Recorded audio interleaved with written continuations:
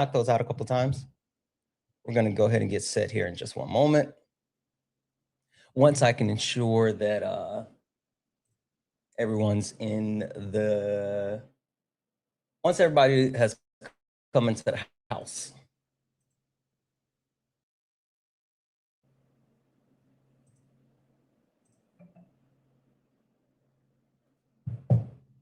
Where's that at? There we go. I put that on the wrong thing, but it's all good. All right. What up, YouTube? I see you guys. Moozy, how are you? More Baked, how are you? Dory, I hope you're doing good over there. All right. All right, guys, we're going to go ahead and get started here. Again, tap the screen, share the live, send your daily heart me. It's only one coin. It'll boost live and push us out to the FYP. I'm going to keep resetting the daily gift goal to these little 1-cent gift goals. If we can knock these out a few times, that'll help boost the live as well. Hey, guys, when you share the live, share it, maybe once or twice. Don't share it too many times, but just share it once or twice. But make sure we do the repost. The reposts apparently help a ton. So make sure you repost the live. And if you disagree with anything on the background, get in the box, because I made a decision. It's time to start looking forward. Yes, it's 2028, but it's 2026, but the 2028 presidential elections will be here in no time. Ryan, you can get the fuck out of my request. You are not getting up here. I don't know why you keep coming back and requesting like I'm actually going to give you a platform to speak. There's no way in hell I'm letting you on my platform. You can leave. Anyway, if you disagree with anything on the background, go ahead and get in the box, because oh, it looks choppy. Dang it. 1 second. There we go. If you disagree with anything on the background, get in the box. I made a decision. Like, this is what the Democrats need to lean into for 2028. We got to start talking about it. And the position that I'm at right now is, if you disagree with any of these things on the background, then you're either wrong or you need to get the fuck out the way, period. There's no in between. There's no in between. The 2028 DNC agenda has to be lock them up, the RNC. And I mean, like, anyone that's participating in all the illegal shit that this Trump administration is doing, lock them all up, every single one of them. It has to be providing universal health care for all Americans. It absolutely has to be protecting women and queer people's rights, codifying a role, ensuring that transgender people are protected, all of those things. Got to have free college. It's time. There needs to be a public option for college. We got to get back to it. And last but not least, non-white reparations. Listen, I didn't just say reparations for Black people. I mean non-white reparations, Black people, indigenous people, hell, Latino people, or people that have been the undocumented immigrants that have been negatively impacted, or anyone who's been caught up in this ICE shit. Honestly, reparations for every single person. Last but not least, if you crash out, you lose. So if you're someone that disagrees with anything on the background, if you are pushing back on my 2028 Democratic agenda, the things that I think the actual top of the ticket needs to run on, which I see, we got people here, right? But this is the person I think should be the president. Anyway, if you disagree with anything, get in the box. We're going to go ahead and get started now. You stepped in the box, now you're in the ring. Ain't no hugs here, you better take your best swing. Mike hot, who wanna step in the flame? This ain't a debate, this a mind game. Facts type lies, get left in chain. One wrong word, you slapped out your name. This ain't TikTok T, this a war zone talk. No script, no filter, no safe walk. Bring stats and get scrambled like a glitch. I got fire in my mouth like I came from the pit. Hey. Step in if you dare. truth hit hard like a punch in the air. Ain't no rules, no plan, no script. One wrong move, get cooked real quick. No cap, no shield. Better know your stuff or you get revealed. Step in, don't you wanna? Sparring with Santana. I don't care what you claim or your background. Hey, Vince from Miami, that's what's up. Left or right, or you don't yes, you know it. If your logic is weak, I'll sink your boat. You talk slick, but who's that in the pic? Source. Which one? Just vibes. That's Gavin Newsom, Jasmine Crockett, Pete Buttigieg, Kamala Harris. I'm snatching it all. That's Donald Trump in the orange jumpsuit. But my person that I'm supporting for 2028, AOC. One wrong move, get cooked real quick. No cap, Thank you no for the cake. shield. Better know your stuff or you get revealed. Step in, don't you wanna? Sparring with Santana. Step in, yeah. You choose hit hard like a punch in the air. Ain't no rules, no plan, no script. One wrong move, get cooked real quick. No cap, no shield. Better know your stuff or you get revealed. Step in, don't you wanna? Sparring with Santana. Hey. Yeah.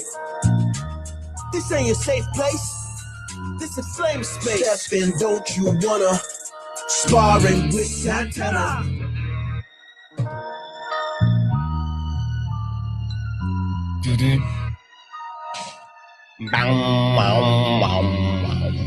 Guys, welcome in. This is Sparring with Santana. One-on-one debates with Trump supporters. If you are a Trump supporter, get in the box. If you're someone that supports Donald Jimothy Trump, or if you disagree with anything on the background, get in the box, because this isn't a matter of left or right anymore. This is a matter of right and wrong. Period. Point blank, period. Marco Rubio for president, cool. Crash Dummy, get in the box. I don't care about you spamming whatever you're saying in the comments. I'm going to send you a request. Come on up here. Listen, specifically for MAGA, my chat is not your safe space. It is not. You guys don't get to run your, almost said some, you know what? I almost got real black for a second. You don't get to yip yap in the chat. You don't get to yip yap in my chat. If you are someone that supports Donald Trump, or you disagree with something on the background, then get in the box. The premise that I have, right? I was listening to Money Hassan yesterday, right? And he made the statement that whoever the 2028 Democratic nominee is, they need to be with all the shits. And I agree. I completely agree. They need to be with all the shits. And if they're going to be with all the shits, then they have to lean into all the things that the people want. Crash Dummy, how are you? I'm doing good. How you doing? Wonderful, wonderful. Hey, so first and foremost, thank you for coming up. Most people don't have the, let's say, testicular fortitude to actually come up. So I commend you for that.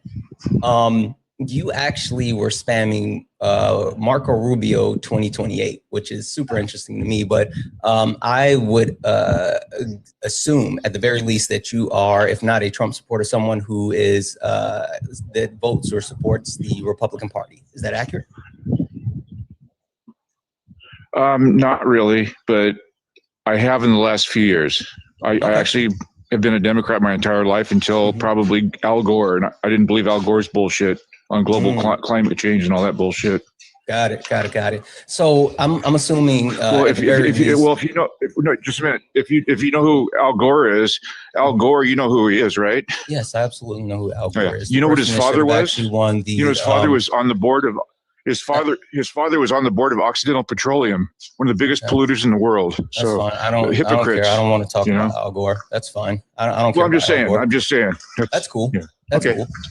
Question for you. So at the very least, I would assume like the agenda that I have listed out on the background, that's something that you don't necessarily agree with. Would that be an accurate statement? No, actually, if Trump's guilty of something, if Trump's criminally involved in something and gets tried by a criminal court, he's gone. I'm done. Yeah, no, I'm not. That's not what I'm saying. A civil court's a different story. Civil court has a much lower threshold of.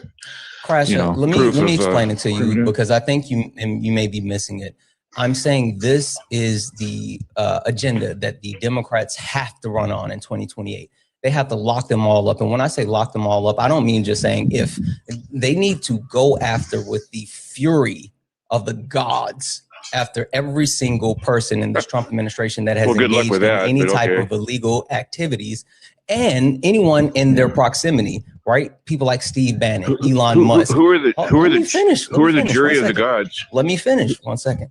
They need to go after all of them, not just one of them, not just specifically Trump, like all of them. So that's my point. But I also think that we have to lean into getting universal health care for all Americans. I think we have to codify rights for women and queer people. We got to give free college to every American. And we also need to give reparations to non-white people. So again, I hear what you're saying, but do you disagree with those things?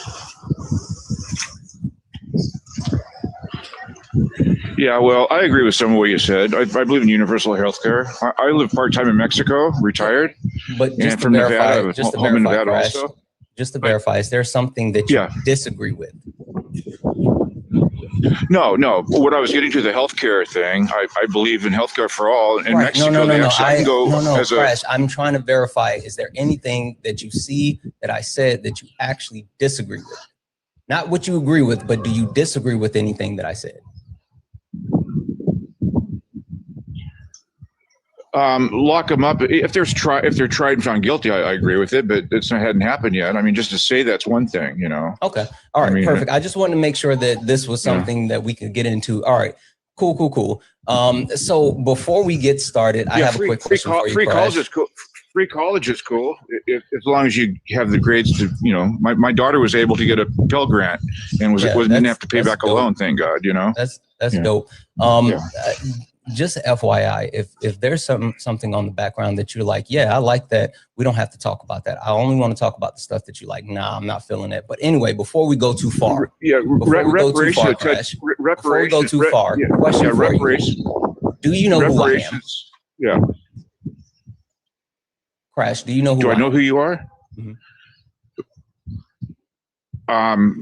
I've seen you on here before. I don't know exactly your background. Okay, cool. Crash, if you don't mind, I'm going to mute you because it's a little windy where you are, but I'm going to give you a quick introduction to who I am and what this is. Yeah. I don't know if he has a delay, but we're going to go ahead and get into it. My Wi-Fi is not working well either. Yeah, I think you have a delay, but I muted you. That was me. I muted you. No, I know. I'm just saying my Wi-Fi is not working well. You freeze up. Stop unmuting. I'm muting you. That's me. Don't unmute.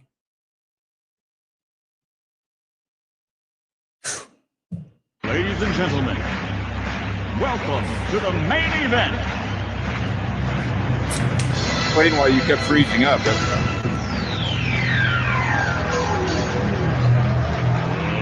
Let's get ready to rumble!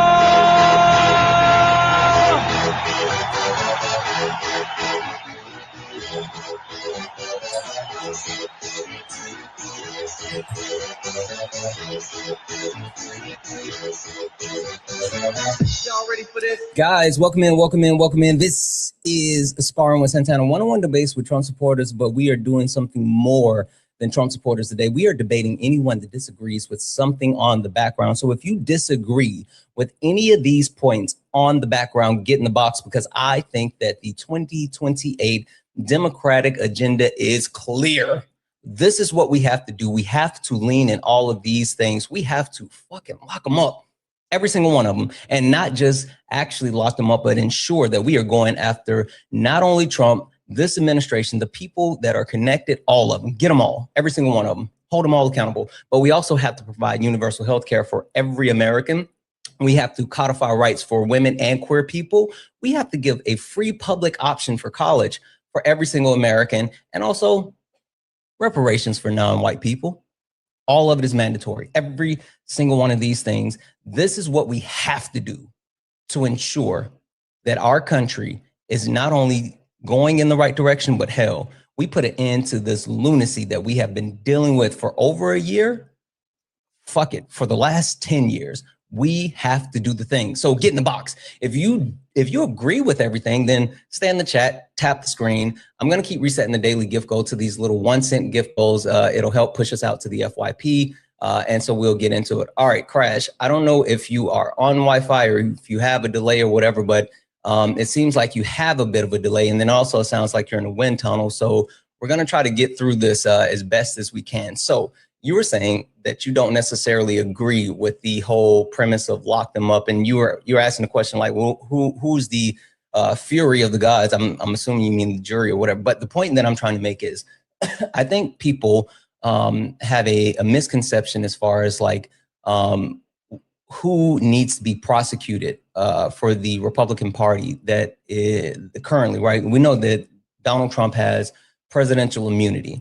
But I think that we need to make sure that any and everything that we can do to hold every single person that has engaged in any type of illegal activities, any type of terroristic, in my opinion, activities, just all of it. And so I'm not just talking about Donald Trump. I'm not just talking about his cabinet. I'm talking about Stephen Miller. I'm talking about Steve Bannon. I'm talking about Elon Musk. I'm talking about every single, we need to go after every single one of them and hold them all accountable. And not only do we need to go after them, but this needs to be the base of what whoever is running, the base of what they do, not just saying like, oh, if there's something, we'll, look into it. No, fuck that.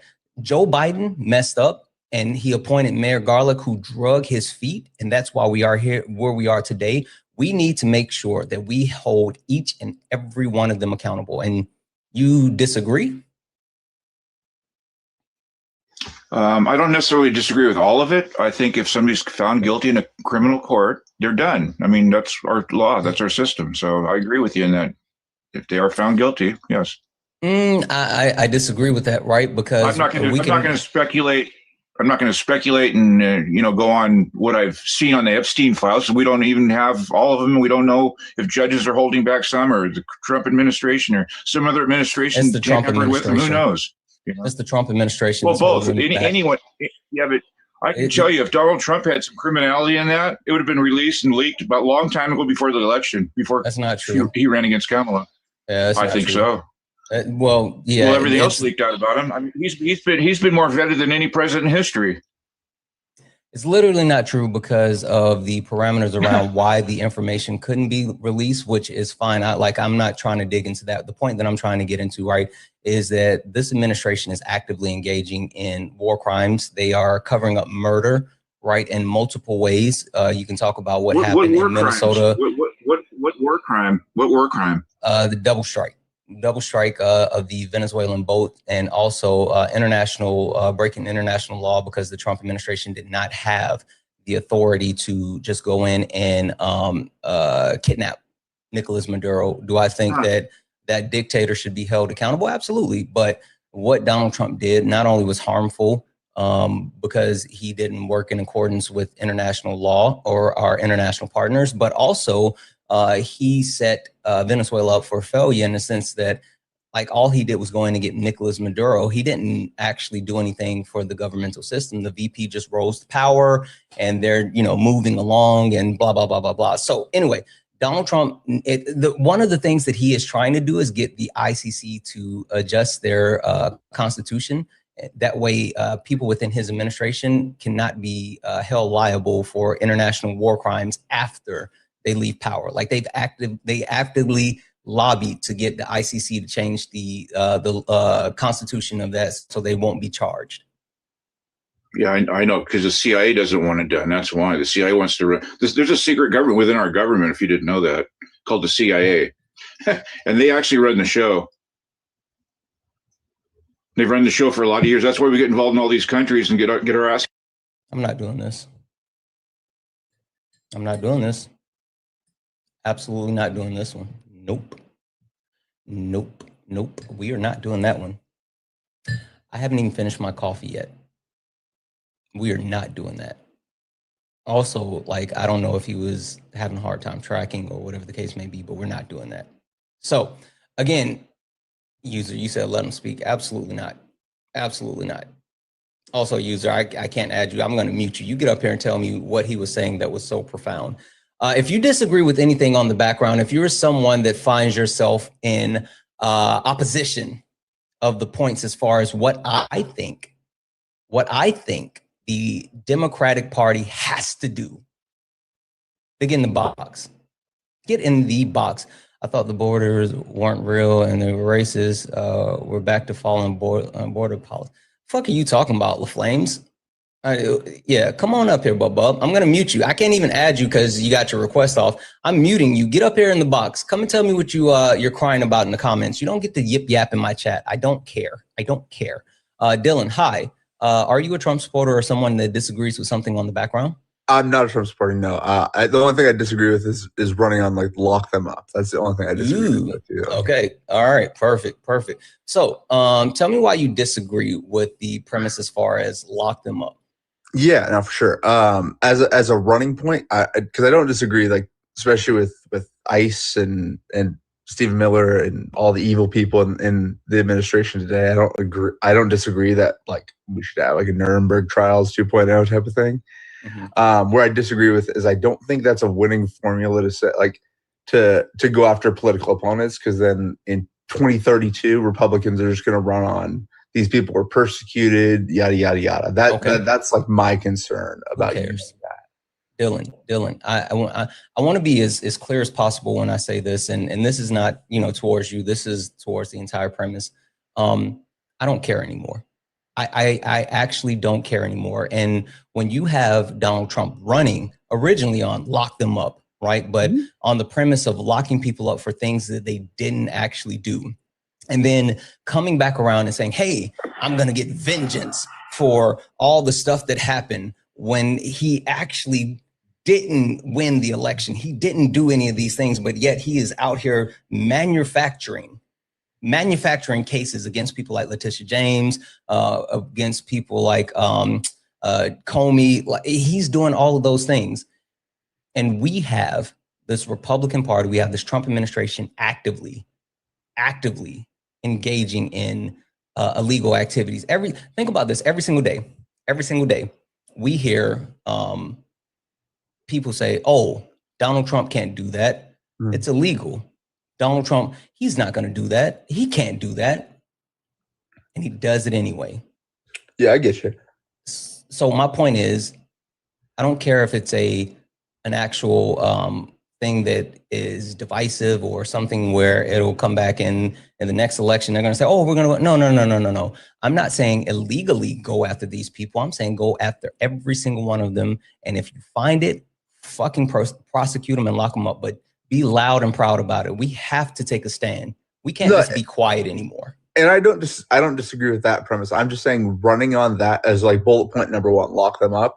I don't think it's a winning formula to win the overall electorate when that's the message. Like the other like 5 things below that are because it actually directly affects the general electorate, right? Like people are tired of their lives being tough. So like universal health care, women and queer rights, like those things directly impact people.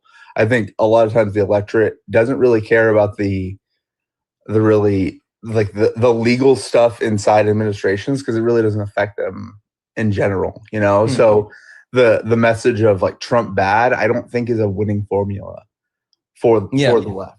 Yeah, I agree. I think running on the premise of Orange Man bad is not a winning formula. That's not what this is. This is saying that you can't do illegal shit and get away with it. That's what this is saying. Politicians, especially currently politicians, think that they have the ability to live above the law. We don't have a history within our country of holding rich nor powerful people accountable for their crimes.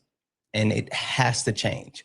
And if we ever are going to shift towards an actual governmental system that is beneficial to all Americans, then we have to let the people know that no one is safe when they do illegal stuff or they actually harm American citizens. And so I'm not sitting here saying, oh, it's only Donald Trump. No, fuck that. Him too, right? Him too, yeah. But all of them. And that's why I said like Elon Musk, right? Steve Bannon. The funny part about all of this, right? I don't know how much of like right-wing content that you actually consume.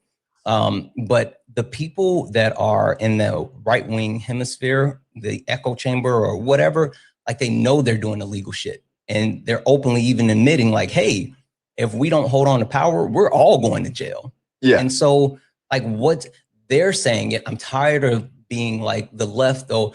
They love saying, oh, the tolerant left. I'm not tolerant. I don't give a fuck. We have to be strong on this. And I think we have to stand up and scream it at the top of our lungs. That's fair enough. Well, I appreciate your time. Yeah, I won't disagree with the fact that people need to be put on trial and stuff like that. It was just the difference of running on it or not running on it kind of thing. But I appreciate like the aggressiveness towards it and addressing it with the general public too. So I appreciate that. So absolutely. Thanks for coming up. I appreciate it. Guys, only request up if you are a Trump supporter or you disagree with something on the background. This is the 2028 Democratic agenda. This is how we are going to do things. If someone wants my vote, they have to be loud, strong, and proud of all of these things, because I'm tired of where we are in the country.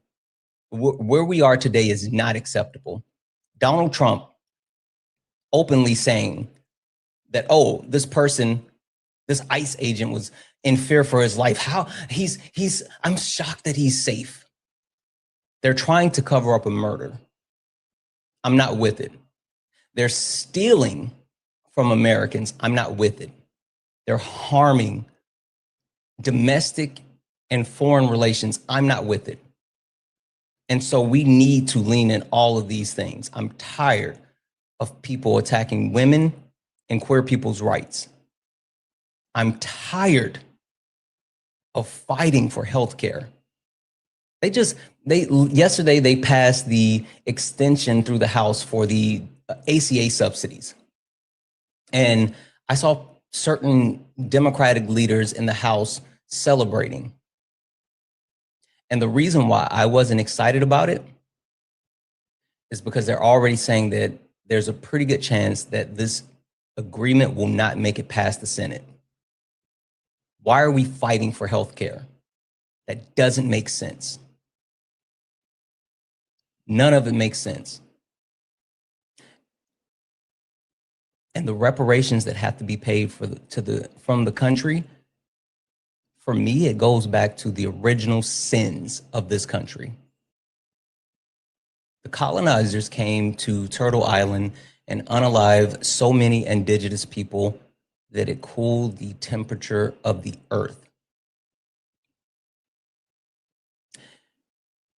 And they gave indigenous people a little bit of land, some government tax breaks, about $1,000 stipend. They stole indigenous people land, indigenous people country, and gave them crumbs. They deserve reparations. They stole Black people from Africa and brought them here and built this country for free. And then when Black people finally took their freedom, ever since then, Black people have been lazy. No, fuck that. Reparations. And hell, right now, the atrocities that are being committed to undocumented immigrants, Black and brown people who are American citizens, today, the modern day Gestapo, the ICE raids, the torture that people are being put through, America has to pay for their sins, and they have to pay through reparations. And I don't just mean money. Yes, money, land, tax breaks, education. There's a shit ton that has to be done. And this has to be the platform for the Democrats. Yuko McGee or whatever, you said blah, blah, blah, cool. I'm gonna mute you, right? Get up here and defend your blah, blah, blah in the comments. I don't care about what you guys are saying in the chat. Get up here and say it with your chest. You said that I said blah, blah, blah. What's the blah, blah, blah? What no, am I said blah, about? blah, blah. Blah, blah, That's blah. what I Sure. said. What am I rambling about? About everything. It's fucking idiotic. Okay. Pick one. Tell me one thing that I said that you think is the most idiotic, and let's talk about all of it. Sure, I hear you. That's not one. Pick one and tell me which one you think is the most idiotic. Your board of all the things you want have already been tried and all failed, and will get Republicans reelected. How about we start there? Hey, right here. Pick one and tell me what's the one you Lock think them is up. the most It didn't idiot. work Cool. last time. It won't work this time. Okay, perfect. Lock them up. All right. You're saying the Democratic Party ran on locking who up? Can you tell me more about that? They ran on locking up Trump. They tried for 4 years and it didn't work. Who ran on locking up Trump? And he got reelected. Who ran on locking up Trump? The Democrat Party. Who? Be specific. All of them. Who? Be specific. Biden, Harris. Okay. When did Biden say that he was going to, when did Biden or Harris say that if they are elected, their administration for 4 years tried to put him in jail? It did not work. When did Biden or Harris run on? I'm not going to have a circular conversation. I just explained you know to what you. it is. You know what it is. It's that you want to talk in generalities, right? You don't have actual information nor actual evidence. And so you want to speak to what you think that, sure, then if you have evidence, then lay it out. Who specifically ran on locking anyone up? The Biden administration. Okay. And what did he say? Went after Trump for 4 years, trying to lock him up with Smith in the Florida case, the Georgia case, and it did not work. And Trump got reelected. Okay. So one, I'm just going to bypass the whole premise as far as running on it, because they didn't run on that. They didn't actually make this a platform point. But when they did get in power, yes, they started investigations into a couple of different things. So question for you, right? The investigations that occurred with Donald Trump specifically, can you tell me one that was actually unfounded, one that was just like made up? I don't know specifically if anything was made up, but they were not crimes. What was not crimes? Give me one then that was not a crime, because it has to be made up, but if it's not a crime, then it's made up. Give me one that wasn't a crime. The Jack Smith whole thing about going after him for espionage was a made up. Jack Smith went after him for espionage. Right. They charged him with espionage in Georgia and Florida. What did Jack Smith? No, that's not true. That is also factual. I think you're a little bit confused as far as like who Jack Smith is and what he did, and then also the actual cases he charged him with espionage in different places. He didn't. What? Yeah, he did. He actually charged him with espionage. Sure. Give me an actual source that proves that Jack Smith charged Donald Trump with espionage. You can look at the court docket. What's the court docket? The court docket that was filed in Georgia and in Florida. Tell me what's the name of the court docket. Tell me what's the name of the court docket. I'm not going to look it up. Again, look That's it up because yourself. you don't have information. You're fucking lying. Either you're lying. Anybody could look not it gonna up. lie. Not gonna lie. It's one of three things, right? One of three things. And I'm gonna just be really truthful. Either you're lying, or you're confusing cases. Anyone can look it up. Or hold on, this is the third one. Or you're stupid. It's got to be one of those three. Or you're a fucking idiot, because anyone can look it up and see who's Jack charged with Smith espionage. didn't charge Donald Trump with espionage. Jack Smith also didn't charge Donald Trump in Georgia. Those things aren't true. Tell me where. I'm not gonna. What's the point of me running for a wild goose chase when you don't have so Florida. Oh, okay. Give me the actual court information. I just told you he charged him with espionage. Anybody could look that up. Okay, then look it up. If you don't believe me, look at the docket. I'm gonna put you on mute. I want you to swipe out for a second. I want you to go look it up, and I want you to tell me exactly what to look for. You do it. Go grab it. Debbie's in the chat for Amber for the $20 donation, saying happy Friday. Happy Friday, Amber. Thank you so much. I just told you to look really at the court appreciate docket. you. Yeah, go get that court docket information. I'm thanking people. Stay on mute. Debbie's in the chat for Mike. Mike sent a $2 donation saying, I think you need to create a Fifi's and their Tum Tum Rasta song as a sound drop. You know what? Might need to do that. Debbie's in chat for Mike. Debbie's in chat for Benjamin for the $1 donation saying, note for today, callers will even more victim blaming the woman unalive. Yeah, I saw that. This is what they're leaning into. It's weird. It's wild. Yeah.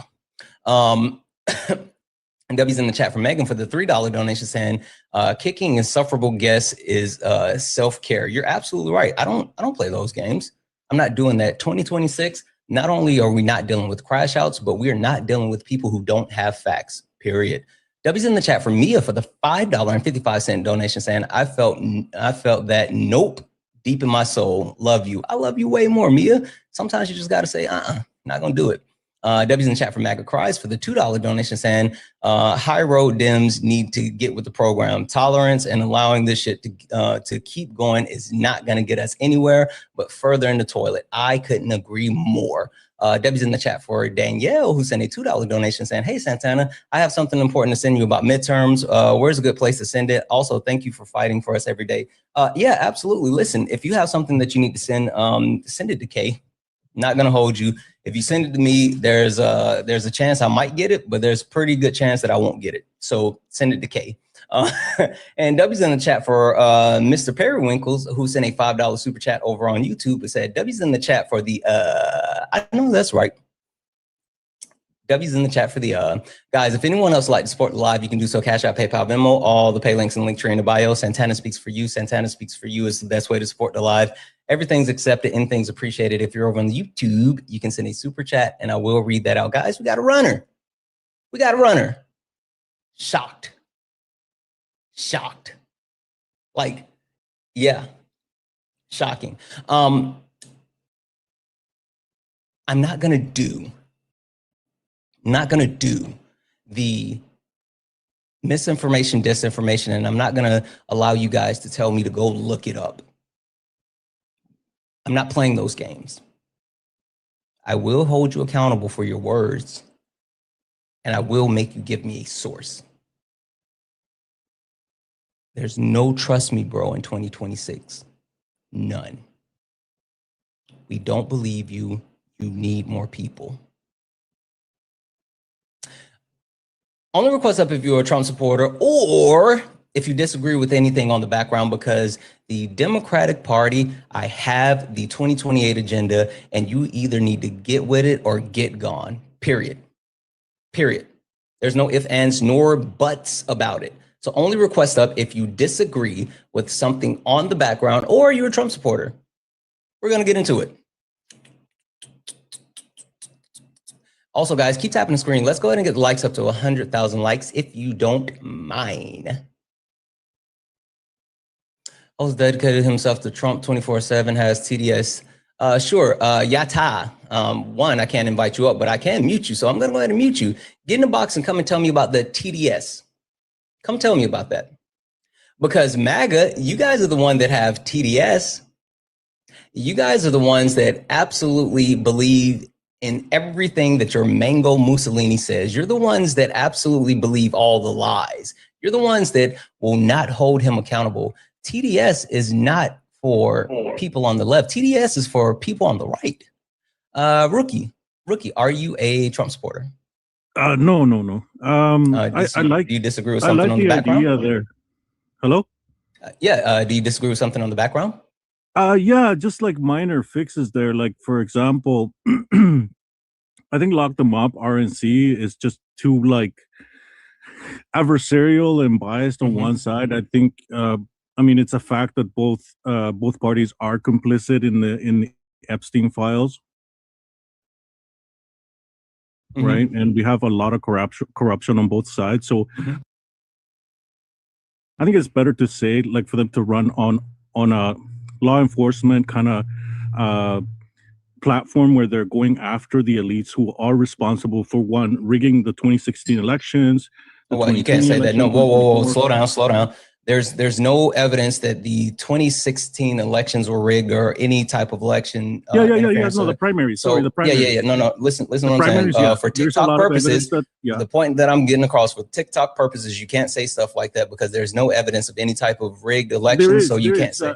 Elizabeth Warren did say. Yes, Elizabeth Warren did admit. So did what's her name? Elizabeth Warren did not admit to rigging the actual election. Elizabeth Warren. I have the video, bro. I was there. Sure, give me the video. I can. How can I give you the video? What's the name of the video? Tell me the name of the video. Just tell me where to look it up because I already know what you're talking about. Elizabeth Warren did not admit to them. Yes, Elizabeth Warren was on CNN. Elizabeth Warren interviewed, and they asked her about. Elizabeth Warren did not admit to rigging the primary for the Democratic National Convention. Elizabeth Warren admitted that they did not get behind Bernie Sanders. And even more so, there were people that put pressure on Bernie Sanders to actually acquiesce to Hillary Clinton. So there was no rigging, but there was internal pressure when it came to the support that was given to Bernie Sanders. So you need to be very clear about what you're saying. So I'm going to send you a request to unmute, and I need you to stop saying that they rigged it, because that's not true. I sent you a request to unmute. Yeah, no, this is true. I mean, I don't understand why you're denying it. This is like what did you hear what I said? There's plenty of video. Bro, did you hear what I said? No, because you were talking over me when I'm trying to tell you. You were talking over me. I'm the host. I muted you. Did you listen to anything that I said?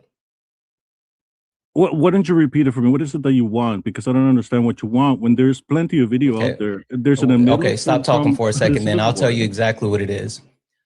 Elizabeth Warren never said that the DNC rigged anything.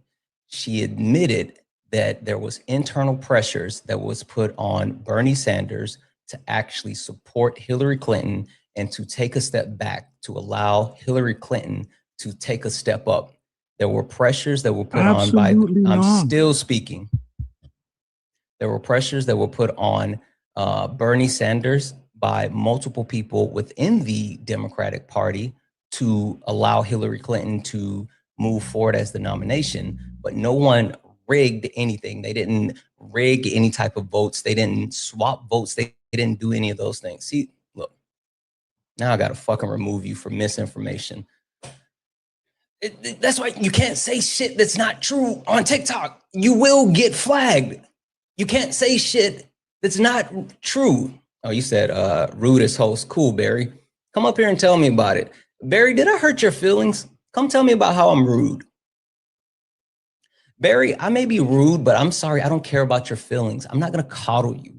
I'm not going to coddle anyone, because the point is like I'm past the niceties. I'm past thinking that we have to acquiesce.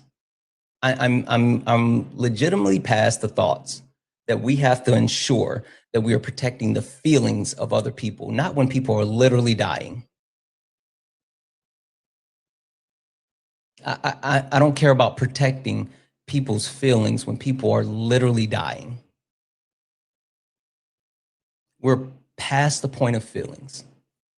And if you have a problem with the way that I am being firm in my position, then come up here and tell me about it.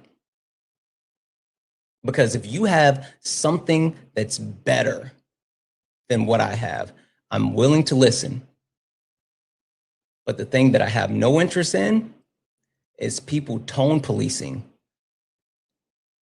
because people are literally losing their lives. Let's see here. CJ, you said Santana's scared to debate. You didn't even say debate. But I'm gonna mute you. You're not even in the request, so like I can't debate you because you're not in the request. Angus 2.3. Are you a Trump supporter or actually disagree with something on the background? I'm sorry, I hit the button on an accident. Okay, Yeah. no worries. No worries. I'll go ahead and drop you down. Thank you. Be rude as you need. Yeah, listen, I'm not gonna play nice with them. I'm not also match energy. So like there, I don't know. Remember a year ago when everyone was calling us unhinged for calling them fascists? Exactly. We were the ones that were wrong a year ago, but now apparently, he's a fascist. W's in the chat. Thank you for the cake. CJ, are you a Trump supporter or someone that disagrees with something on the background? Trump supporter. Okay. CJ, this is the winning formula for 2028. This is the thing that the Democratic Party will do in 2028. And even more so, this is the thing that's going to actually get those people who claim to be Republicans over to our side. Which one do you think? No. Okay. Which one do you think is a failure on our part then? Giving too much money free. What do you mean giving too much money free? Are you talking about universal health care or free college, or which one are you talking about? Social Security, welfare. Where do I have Main social one, I security go to the or store. welfare on the background? The two free things that I have Okay, is Social free Security college is all and right. then, sure, listen, the two things that I have free on the background is universal health care and free college. Like those are the two free things. So do you disagree with those? No, I don't disagree with those. The college, I do. Okay, so you don't think people should have access to But healthcare should be free like Canada. Okay, tell me why you disagree with giving access to free college. I mean, that's like you going to be a doctor, it's free. I'm going to be something else, it's free. I mean, how you gonna pay the teachers and stuff? Through like everything is a cycle of money. The same way, through our taxes, the way that we already pay them. But if you're giving all your money away to people out there on food stamp and housing that's affordable to work, you gonna got enough money to pay for that. That will break the economy. Yeah, that's not true. Give me 2 seconds, CJ. CJ, give me 2 seconds. I need to thank a couple of people and I need to check something in the comments really quick. So 2 seconds, all right? I'm gonna place you on mute just really quick. First and foremost, I want to correct the comments. Guys, we don't use SLOW in our chat. That's ableist, so don't say that, period. My mods will absolutely mute you guys for doing that, so please be very mindful of the things that you're putting in the chat. Got it. Next thing, I want to thank a couple of people, and I'm going to run through this as quickly as possible. W's in the chat for Teresa for the $5 donation, saying happy Friday, and thank you for all that you do. Teresa, thank you so much for the $5 and happy Friday. W's in the chat for Jeffrey for the $5 donation, saying it's incredibly frustrating seeing other streamers not push back on MAGA when they make assertions about the Indianapolis ICE incident. It's nuts that in 2026, some hosts aren't locked in and just letting them lie. Keep up the good work as always, sir. Absolutely. Like, I'm done with them. It seems like some people think the only way that you can actually get them to engage is if you just let them say the random shit. Thank you for the galaxy, but I'm done with it. If me not letting them just lie and say random shit means that I'm not going to get anybody up here to debate, then I guess I'll just talk to the chat, but I'm not letting them do that anymore. W's in chat from Megan for the $5 donation, saying, as a mom of teenage boys, you give me hope that there are men that can actually listen and trust with accuracy. Thank you. I would always say, even with myself and other people that you may trust, make sure you're always verifying, because I know I get shit wrong all the time. So I may say certain things and I try to be as intellectually honest as possible and verify the stuff that I say, but don't just go off my word. Make sure that you are verifying even the things that I say.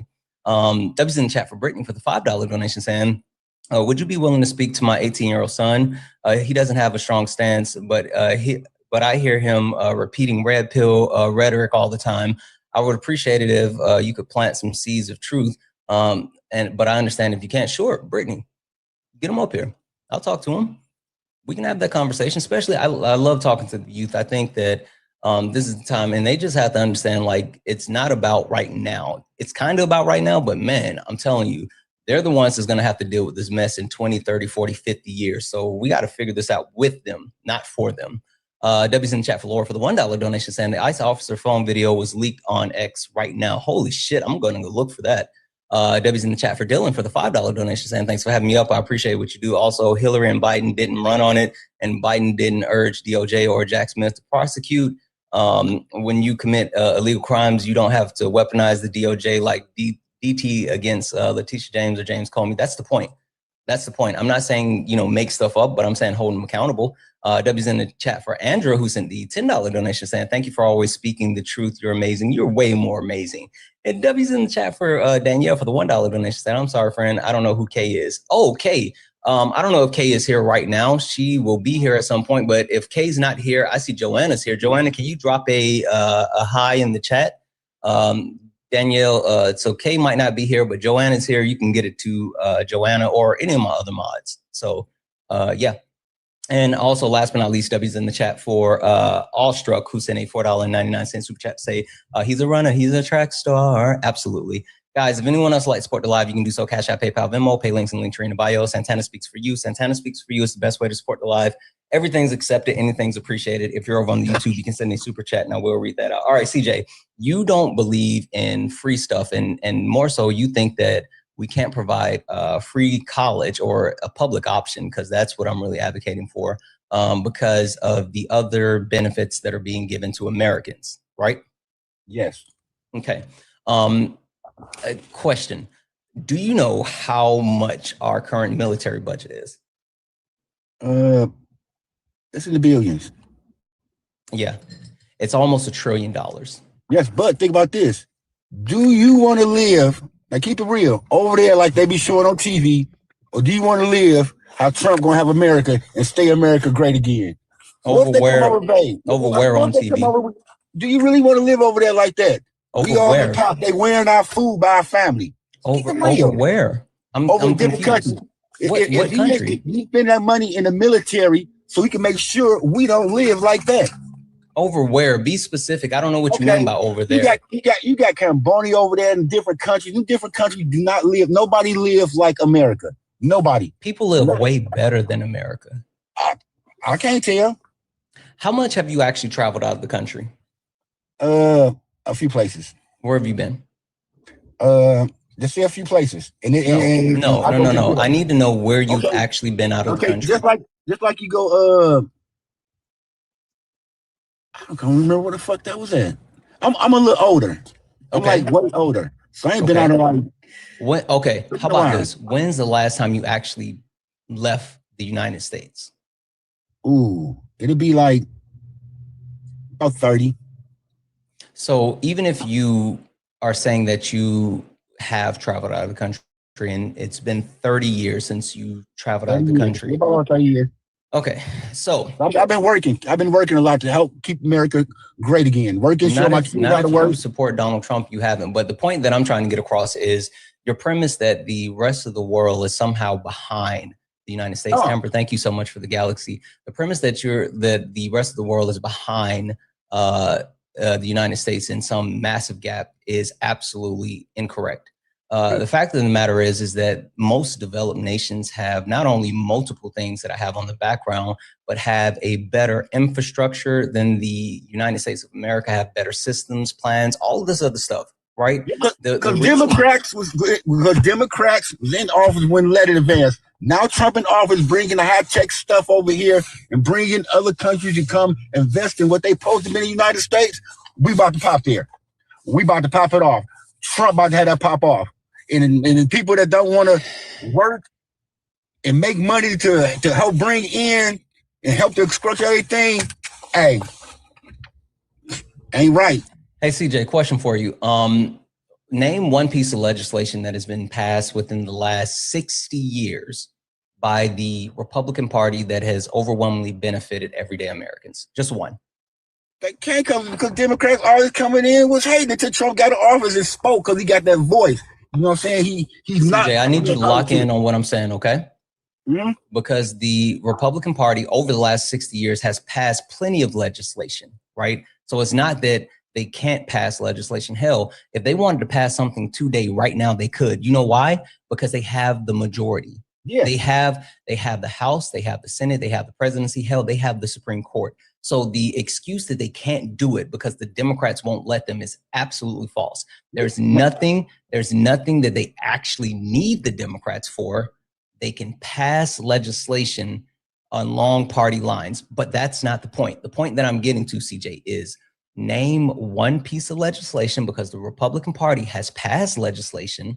Name one piece of legislation within the last 60 years passed by the Republican Party that has been overwhelmingly beneficial to everyday Americans. They want the Democrats did. ACA, Chips and Science Act, infrastructure bill. Now, you name one. Exactly. Yeah, right now. You don't have one. Stop the affordable housing.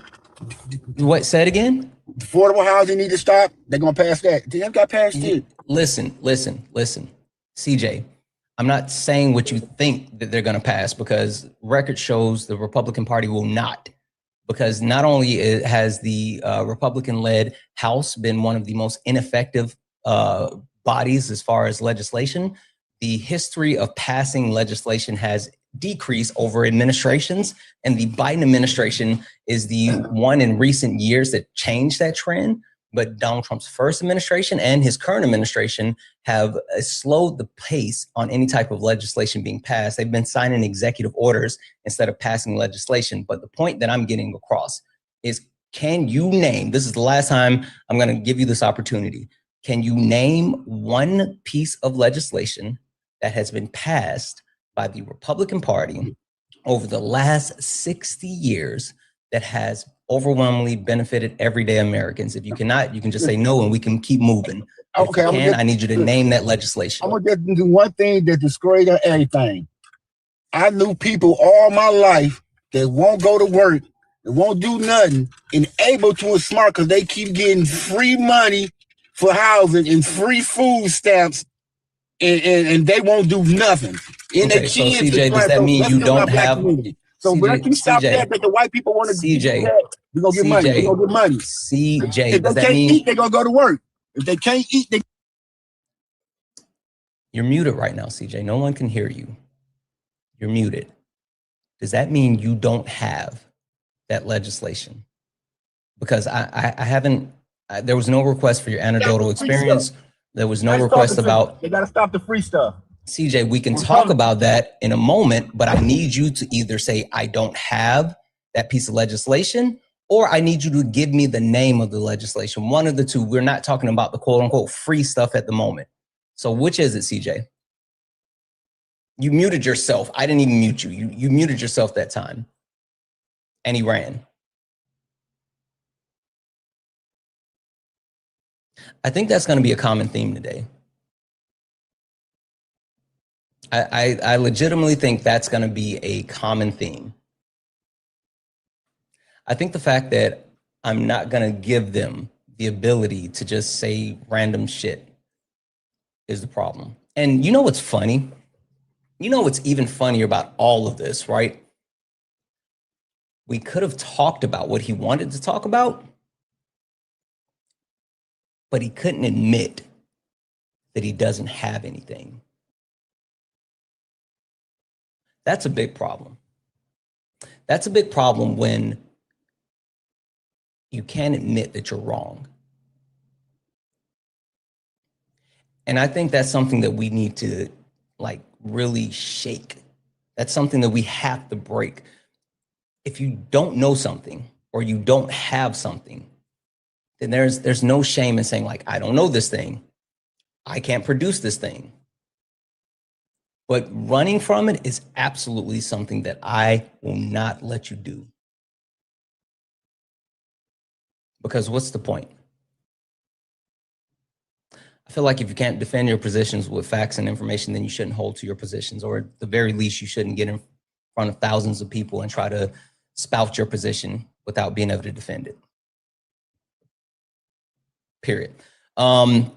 W's in the chat for Jeffrey for the $1 donation saying ice link to the ice butt. Oh, I'm going to check that out. Thank you so much, Jeffrey. W's in the chat for Kelly for the $10 donation saying you need a little drinky after this guest. Yeah, not going to hold you. Yeah. W's in the chat for Meg. I think it's Meg, like MGG. I don't know. For the $4.99 super chat to say America has never been great because it's never been great for any marginalized community. You've educated me so much with systematic racism. Listen, I really appreciate you. And if you think that I've educated you, then I just open up the door. And I think that there's so many more people, so much more information, resources, books, like studies. You can really get into it. I promise you, it's a whole different world. W's in the chat for the donors, guys. If anyone else would like to support the live, you can do so. Cash App, PayPal, Venmo, all the pay links and link train in bio. Santana speaks for you. Santana speaks for you. Holy fuck. Thank you for the motorcycle. Santana Speaks for You is the best way to support the live. Everything's accepted. Anything's appreciated. If you're over on the YouTube, you can send a super chat and I will read that out. Also, guys, look up at the top. If you see the word follow, that means you're not following me. Hit that follow button. Hit that follow button. We're driving to 80,000 followers. We're up to 76,000 followers. So make sure you hit that follow button. Also follow the backup account. I bounce back and forth and do lives on both of them. Guys, if you are someone that disagrees with something on the background, get in the box. We are only looking for Trump supporters or Holy shit. Thank you, Amber. Trump supporters or people that disagree with something on the background, because this is the 2028 Democratic agenda. It has to be. There are no exceptions. And this is how we have to move forward. Ms. K, do you disagree with something on the background, or are you a Trump supporter? Okay, so we're looking at the 22nd. I don't think Ms. K meant. Yes, sir. Check in at 2:15. Gotta go ahead and drop her down because we don't want her business being put out in the lives.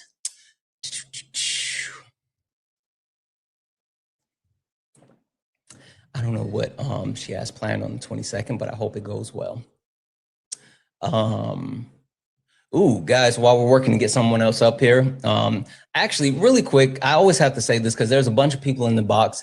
If you are in the box right now, if you look down at the bottom and you see the pink and blue person, you're good. You're not in the request, you're good.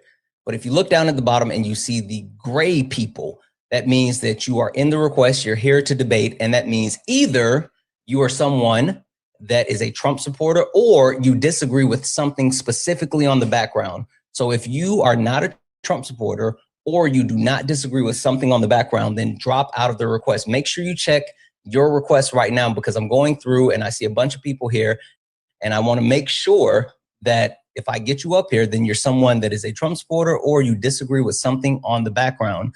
Gene, how are you? Hey, I'm fine, thanks. Wonderful. Gene, are you a Trump supporter or someone that disagrees with something on the background? Disagree with something on the background. Okay, which thing? Well, actually, I caught a question that you asked a gentleman a few seconds ago about bills being passed by Republican Party in 60 years. I'm not sure of the question, but they did do the Secure Act. Okay, what's the Secure Act? The Secure Act was supposed to be a it had something to do with retirement, if I can remember correctly. It had something to do with it's a law that made it easier for smaller employees to offer a retirement to their employees. Employers to offer retirement to their employees. All right, so the Secure Act, which was, let's see here. Right before COVID. It follows, it was followed by Secure Act 2.0. A U.S. law designated to make savings for retirement easier and more accessible by expanding retirement plan options, increasing contribution limits for some, delaying the required minimum distribution, offering incentives for small businesses, and introducing features like the emergency savings account and partially free early withdrawal from certain events. Key changes included workers' contributions to IRA and 10-year payout rule. Most inherit the IRA, enabling auto enrollment for 401ks, providing tax. Let's see here. So the actual piece of legislation. Oh, I'm sorry. Well, no, you're fine. Let me finish pulling this up here. Yeah, sorry. The actual piece of legislation, I want to take a look at the, let's see.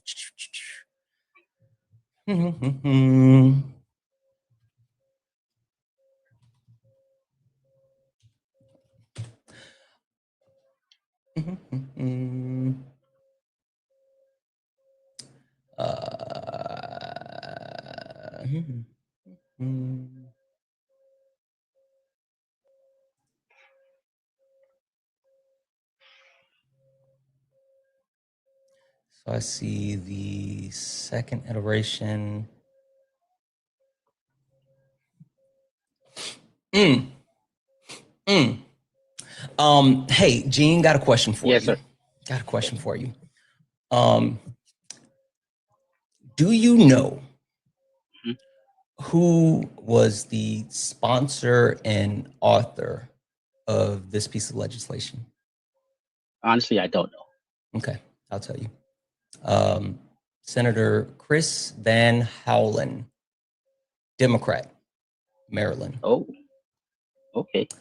So even the Secure Act, right, which definitely goes into a couple of different things in which I do want to take a look in, see more of what it entailed. This was a Democratic-led initiative and piece of legislation. It looks like there's 35 co-sponsors, so let's see what the co-sponsors look like. So out of the 35 co-sponsors, Bernie Sanders there, he is an independent.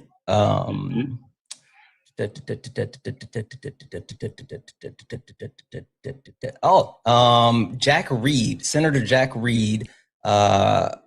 Oh no, I'm sorry. I thought that was Republican, but that says Rhode Island. So he's a Democrat. There were no co-sponsors on this piece of legislation that was a Republican. Out of the 35, so the personal. Okay, wait. There were 23 original people that were co-sponsored, and then it expanded to 35 people that were co-sponsored. And the point that I'm trying to get across is not only is this piece of legislation something that was written by Democrats, it's something that was co-sponsored by Democrats. It was a Democrat-led initiative. So yes, this piece of legislation absolutely made it into law. Right. But this was a Democratic piece of legislation. Okay, so I learned something new. So regardless of the Republicans being the majority at the time. Yeah. Still also, one thing that I do see as well, even though the first initiative was engaged in the, let's see here, you go back the initiative started in 2019 as far as under the congressional, it started in 2019 with the first inception of the bill. The actual bill was driven through and reworked and completed, passed through while Biden was in office with Secure Act 2.0 that passed in 2022. Oh, okay. So not only was this a piece of legislation led by Democrats, passed by Democrats, but it was reworked to be made better by Democrats. So yeah, I learned something new. Yeah. But that wasn't the topic on the background. What do you disagree with the background?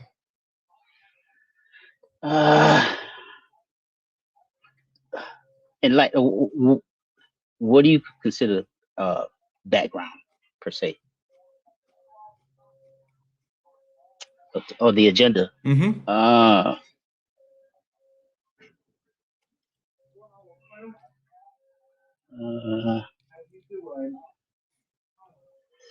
think the Democrats have to run on locking up every single person in connection with the Republican Party that have engaged in all of these illegal activities and overwhelmingly harmed everyday Americans.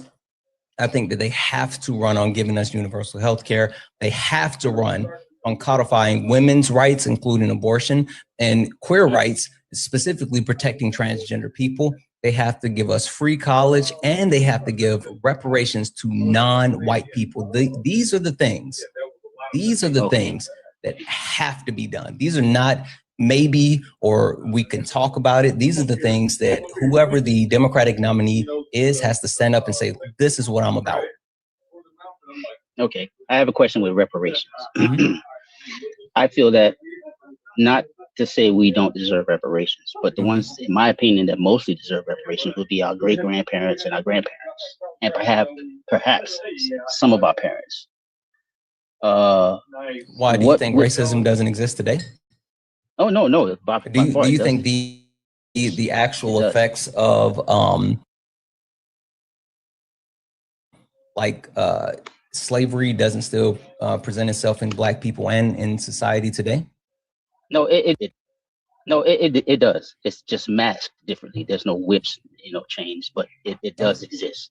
So then why wouldn't you give reparations? And again, just to be clear, I'm not just talking about Black people, because I think reparations are deserved to many different categories of people. Indigenous people, especially, are currently being affected by the initiatives of ICE and the things that they're doing. So it's multiple people that I think should be receiving reparations, not just Black people. But why do you think that people today shouldn't receive it? I wouldn't say shouldn't, but to answer your question, because we're not getting the blunt of what our parents, grandparents, great grandparents got. If you get what I'm saying. No, I don't. Be more specific. Okay, we're not getting whipped, although we. Oh, you mean we're not physically being assaulted? Yes, we are. Well, in that way. We literally are. We literally are. Just because there's more covert ways of it being done. Thank you for the nice start. Yes. Just because people are hiding it behind other different means and metrics does not mean that we are not physically being assaulted, because like there's always something, right? There literally, yes. Someone just, great point. George Floyd. Caden, you said Santana always playing the victim. Oh, thank you for that. Sure, Caden. I'm gonna go ahead and mute you. You literally have no PFP, and I can't request you to come up here. Come tell me how I'm playing the victim, Caden. I would love to hear that. But yeah, like not only Black people, but I mean, again, indigenous people. I mean, you could talk about the current ICE raid and the people that are being caught up, and Black and brown people are literally the ones that are being overwhelmingly harmed. Right, thrown on the ground, maced, hit by vehicles, like all of this other stuff. So the physical preference, do they have us in chains and dragging people through slavery and stuff like that? No, but there is still a physical portion that does still actually exist today. Agreed. But let me ask you, what about those who are prospering? Those who are, I'm not saying wealthy, but those who are actually doing well, doing okay. What about where would they fit in reparations? Are they non-white people that have been harmed by America, or their lineage has been harmed by America? Let's say lineage, yes, lineage. Okay, sure, reparations. But where would they fit in though? Let's say even though their lineage suffered, but they're doing okay. Reparations. The presence of an exception to the rule does not negate the rule. That just means that the actual presence exists. Just because there are people that have been able to thrive within society today, in spite of the ways that the society has been directly geared to harm them, does not mean that this is something that every single person can do. Just because certain people exist does not mean that everyone can achieve the things that they can do.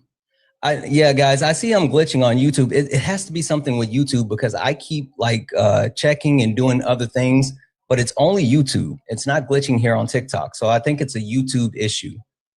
Sorry, go ahead. You were expounding on. Yeah, I was just saying the presence of successful marginalized people does not negate the overall harm that marginalized people have. So that's the point. Okay. We'll have. So do you think, in other words, I think reparations should be conditional instead of non-conditional. Perhaps those who deserve it. I think reparations should be conditional rather than non-conditional. Conditional meaning that not everybody's going to get the same portion. Do you agree with that? No. Oh, yeah. wow. Yeah, and for me, the big thing that I think that we need to understand is, when I say reparations, I'm not just talking about money, right? I'm talking about money for sure, like running pockets.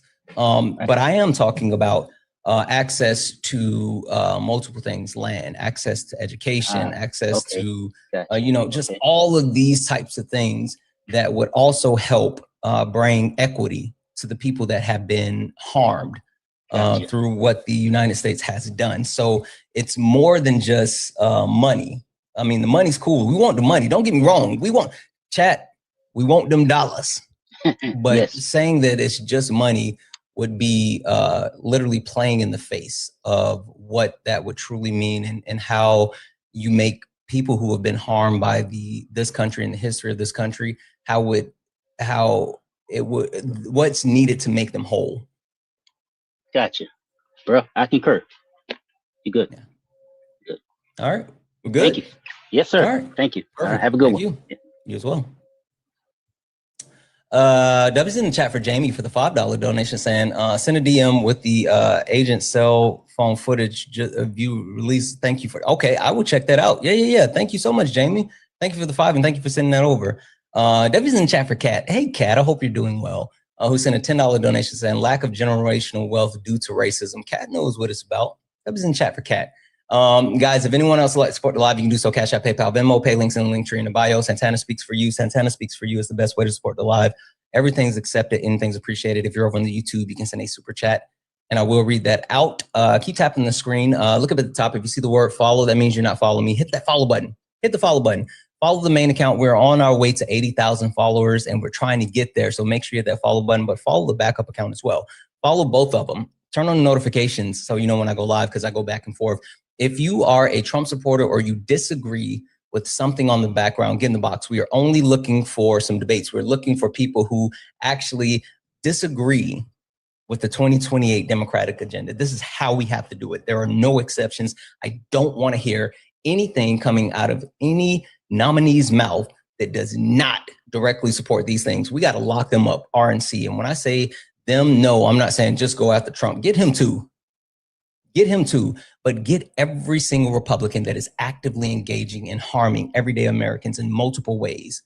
The ones that are scamming money from the American people, they are enriching themselves and we need to hold them accountable. Lock each and every one of them up and not just saying, oh, we'll look into it. Oh, no, be strong, stand 10 toes down and say, we are coming for them. Period. Wait. You don't speak for FBA, sorry, sir. Oh, okay, cool. Guess what, FBA? I'm gonna mute you because I don't care what you think from the comments, but Washington, whatever, I sent you a request. Get up here and tell me about it. Get up here and tell me about it. But also, universal health care. We are tired of fighting and scrounging and scrumming for actual access to health care. We should have health care, period. Women's and queer rights. I'm over the fact that women don't have access to abortion. That needs to be codified. That has to change. I'm over the fact that the queer community, even more so the transgender community, are actively being harmed. We have to codify their rights. No exceptions. Free college. Yes, a public option for college. Everyone should have access to free college. The reason why we don't have access to free college is racism, but that's a whole different thing. No exceptions. We have to have reparations for non-white people. I'm not just talking about black people. A lot of people think we're just talking about black people, for sure black people, but indigenous people and even the people that are currently being overwhelmingly harmed by what ICE is doing today. Every single one of them. So if you are someone that disagrees with anything on the background, or you're a Trump supporter, get in the box because I am tired of playing nice. There's no more room. There's no more room. Either you get with it or you get gone. Like there's no in between.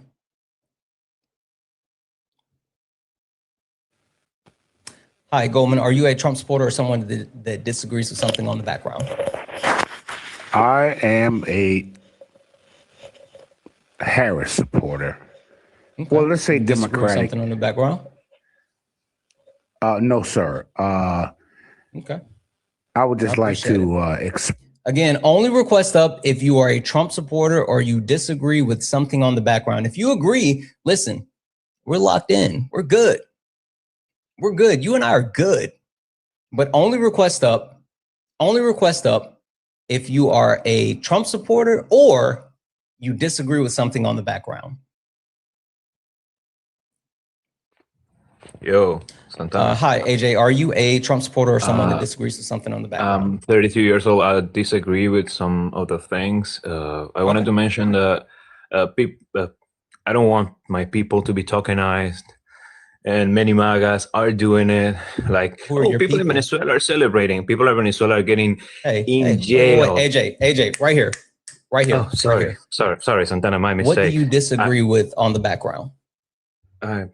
I disagree with the reparations. I don't feel like there needs to be reparations, but I just wanted my people to not be tokenized. I hear you, AJ, but we're that's not what we're talking about. I hear you. I agree. I completely agree, but that's not the topic. So I would love to talk about the topic. You said you don't think that non-white people should receive reparations. Tell me why.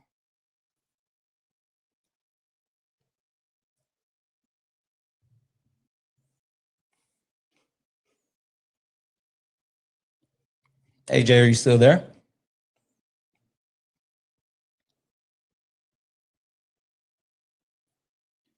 AJ, you got mighty quiet.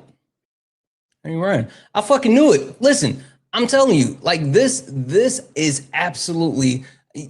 How many people have ran so far, chat? This shit is wild. They're all running. They're all running. Winnie, are you a Trump supporter or disagree with something on the background? Hello, can you hear me? Yes. Okay, perfect. I am definitely not a Trump supporter and I never would vote for him, but I did have a question, maybe somewhat disagree with something on the background. Which one? So my main question is about universal health care. So one of the things I kind of wanted to ask about, if it works with your agenda, was one, the ACA subsidies that were, I think they were just renewed. Is that okay? Can I ask about that? Sure, but tell me why you kind of disagree with universal health care. Yeah, so I wouldn't say I straight up disagree with it. I'm more so like, why is it the better option? So my big question is, right now, the United States really leads the world in terms of healthcare medicine because of a lot of it is private, because these businesses have an incentive to do research on their own and advance all of our research studies into medicine, because they're able to just like skyrocket these prices. So if we were to do healthcare for all, or sorry, if we were to do universal healthcare, then now it's really government funded. I feel like we would lose a lot of money and a lot of incentive to put forth this research. Okay, I disagree. The reason why I disagree is because I'm not actually saying that there is a need to eliminate all private healthcare. The bigger thing that I'm advocating for is a public option, and it's the similar thing that I'm advocating for with college, right? The fact that we should have the ability to have a basic level of healthcare that is free and affordable for, free for everyday Americans, right? And the way that we pay for it can, be up for debate. But the point being is we should have that access without worrying about not being able to live, right? I mean, the public option should exist. And with the private sector, people can still have access to their private healthcare, right? If they want to pay for more, then chat, you guys can stop spamming it. It's good. I see it. There's no need for you to spam those things in the comments. We're good. Also, I'm actually not driving. Yeah, I'm you in don't a have to talk car. about it. It's okay. Okay. It's okay. Everyone gets confused about the TikTok TOS. It's not about the guests. It's about the host. That's why, I ignore it. But anyway, the point that I'm getting to is that the fact that we give a public option will not stifle innovation. The need for advancements within healthcare and medicine will persist regardless of the private sector of the United States being overwhelmingly funded. Even when you talk about the research that is currently being committed, it's driven by private entities, but it's mostly driven and funded by government programs, right? Literally government programs have, or at the base root of a lot of these research, whether it's private entities that start their own research and then they seek out government grants in order to further their research, or they actually are rewarded something by the government and then start working on those actual, medicines or whatever the case may be. So that's just a misnomer. I mean, it's not going to stifle innovation. The need for innovation derives out of need, not out of greed, most times. That's why when you have innovation that's driven out of greed, That's when you have things like iPhones where they put out a new iPhone every single year and it's basically the same phone. Okay, yeah, that totally makes sense. Let's see. I had a follow-up question. Give me just a second to think of it though. Sure, take a second. I'm going to thank a couple of people. Yeah, okay, go for it.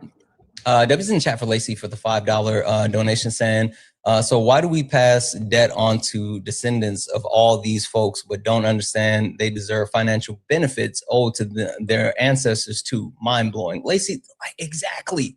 W's in the chat for Lacey for the $5. Fucking W's in the chat for Wanda for the $20 donation saying, thank you for all that you do, Wanda. You are fucking amazing. Thank you so much for the $20 donation. W's in the chat for Laura for the $5 donation saying, I believe that poor woman was unalive, clear as day. For MAGA who think that ICE agents were in danger, who do you think should be held accountable for putting the employee in dangerous position? Perhaps management? Not that management, the other management. Yeah, not like I haven't even engaged in that conversation because it's stupid. Like, I'm not going to sit here and debate with you about whether that woman deserves to be shot in the face or not. Like, the ICE agent murdered her. It is what it is. Like, I'm not going to debate you on that. Nobody. Like, I refuse. Anyway, W's in the chat for Amada, who sent a $4.99 super chat to say, been a while. Good to see a friendly face. Sending some love from a red state hell. W's in the chat. Thank you so much. Take care of yourself. Guys, if anyone else would like to support the live, you can do so. Cash App, PayPal, Venmo, pay links in the link tree in the bio. Santana Speaks for You. Santana Speaks for You is the best way to support the live. Everything's accepted, anything's appreciated. If you're on the YouTube, you can send a super chat and I will read that out. If you're someone that supports Donald Trump or disagrees with something on the background, get in the box. We are only looking for some debates. Please do not request up if you agree with everything. We're not talking to friendlies. We're only talking to people that are Trump supporters or disagrees with the background. All right, Winnie, you said you had something else.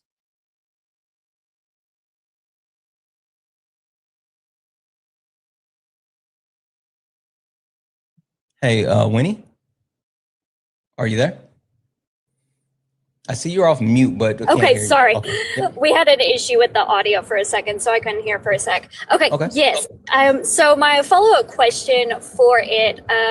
So if we were to do universal health care, I'm assuming this is kind of sort of like Medicare, except without the premiums and without the deductibles. Does that sound about right? Do I have the right line of thinking there? Somewhat. I mean, it would be kind of an amalgamation of what we currently do, but also, you know, looking at the different public options and how we combine it to make it the best thing for Americans. But it would ensure that they have access to not only primary health care, physicians, access to emergency care, and also access to how to partner any type of essential surgeries, specialists, things like that. The only thing, of course, wouldn't necessarily be covered is elective type surgery, like cosmetic surgery. But if there's a necessity for like certain cosmetic surgery, then we could, you know, review that for special options. Okay.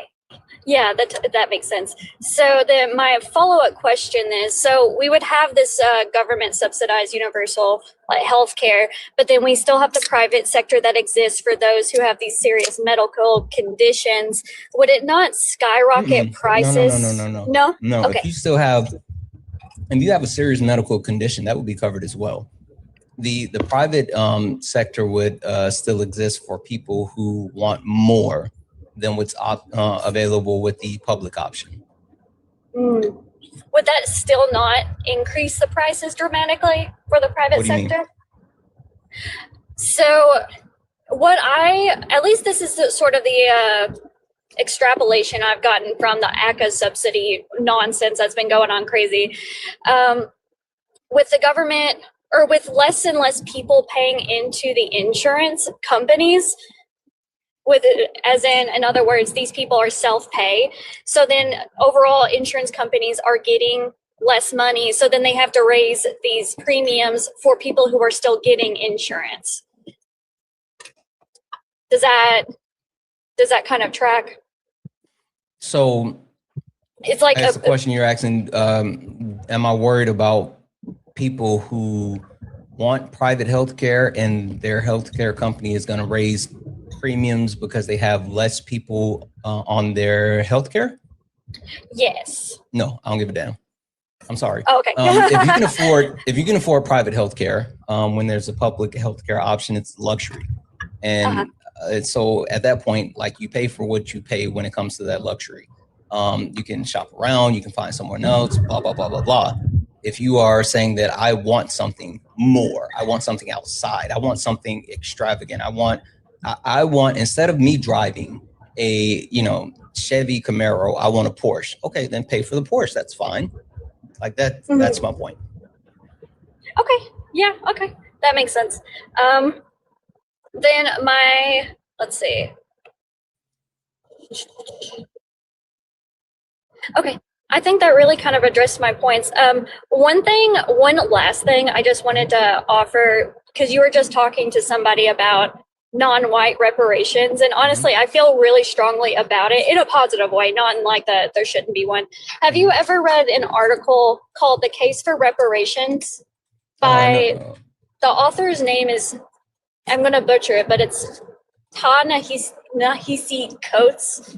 I think anybody should read it if they have any sort of question about systemic racism, because it really gets at the root of why a lot of non-white Americans live in these poor communities, because they've never had the chance to get out of it. They haven't had proper equal opportunities to everybody else. So I think it's something that everybody should read and look at. And I think I used to believe that systemic racism wasn't a thing, but then I read it and I was like, I feel like my worldview changed. Yeah. But yeah, okay. Thank you. I appreciate your time. Thank you. Have a good one. Yes. Big fans. Guys, only request up if you disagree with something on the background, or you are a Trump supporter. We are only looking for some debates. If you are someone that agrees with the background, tap the screen, share the live. If you agree with the background or you're not a Trump supporter, then do all the wonderful things. Can we knock out the high bears? The high bears is the daily gift goal. Can we knock out the high bears, please, please, please? Please, please, please.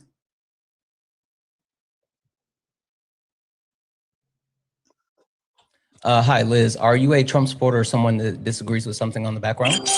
I am someone that disagree with something on the background. Okay. What do you disagree with? I don't disagree with it 100%, and it's the universal health care, which you guys went over just with the last guest. So some of my questions got answered, which makes sense to me. My question would be for since you're calling it universal health care, would that be and let's say us through our taxes paying for that, so everybody gets the universal health care? Yeah, I mean, that's one option. Studies have shown that if we increase the current tax rate by anywhere from 3 to 5%, then we can actually afford universal health care for all Americans. But there's other ways, other options, right? One way that I'm, a big fan of is cutting the military budget, right? I mean, literally, you could cut the military budget in half and provide healthcare for Americans, and even more so, we would still have the largest military budget by $300 billion. We could also look at adjusting corporate taxes, increasing corporate taxes, and having corporate taxes fund healthcare. Or we could even look at closing some of the like ultra wealthy loopholes. Kamala Harris kind of talked about the tax on unrealized capital gains. So like there's multiple ways that we could actually make it work, whether it's just, new taxes or reallocation of current taxes usage through our current budget. But like, it's not something that would even be wildly outside of the realm of what we already do. Okay, so I have a question regarding veterans and the civilian sector. I'm going to call it the civilian sector, because a lot of the veterans are covered at a rate or a percentage of what they can go to the VA for.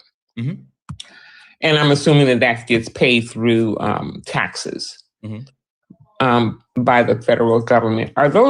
Is the Veterans Administration and the federal government, I'm going to say, yes, they are two different entities, but are they different pots of money? Say that statement or question one more time. So you have the VA, which is the Veterans Affairs or Veterans Administration. I'm a vet.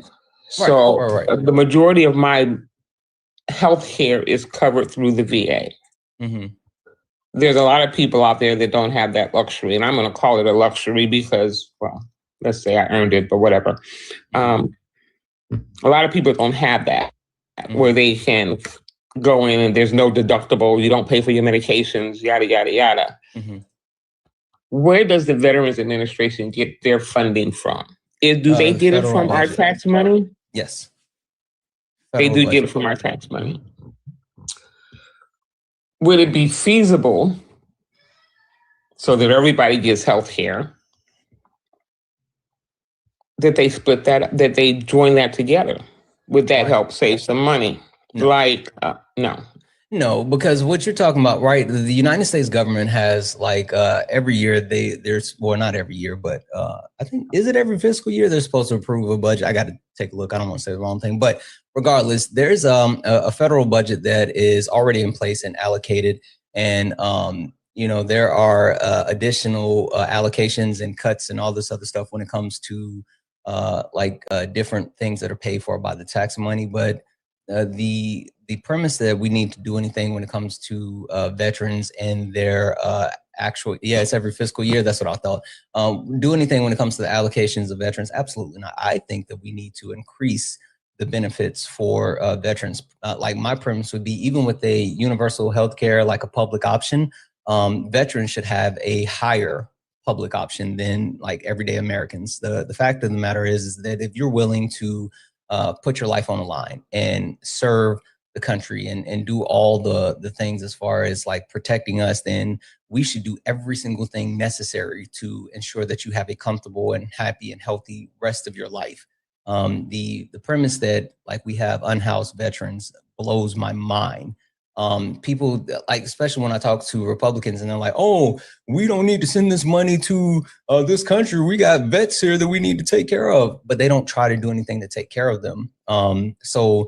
I don't think that we need to combine or reduce or anything. We need to bolster everything for our veterans. I agree 100% with that. I'm not saying that to take it from them. I was thinking that quite possibly maybe it could enhance the level of care that veterans actually do get. Yeah, no. Again, even with this, we need to make sure the veterans are taken care of far and beyond what everyone else gets. That's just what it is. Okay.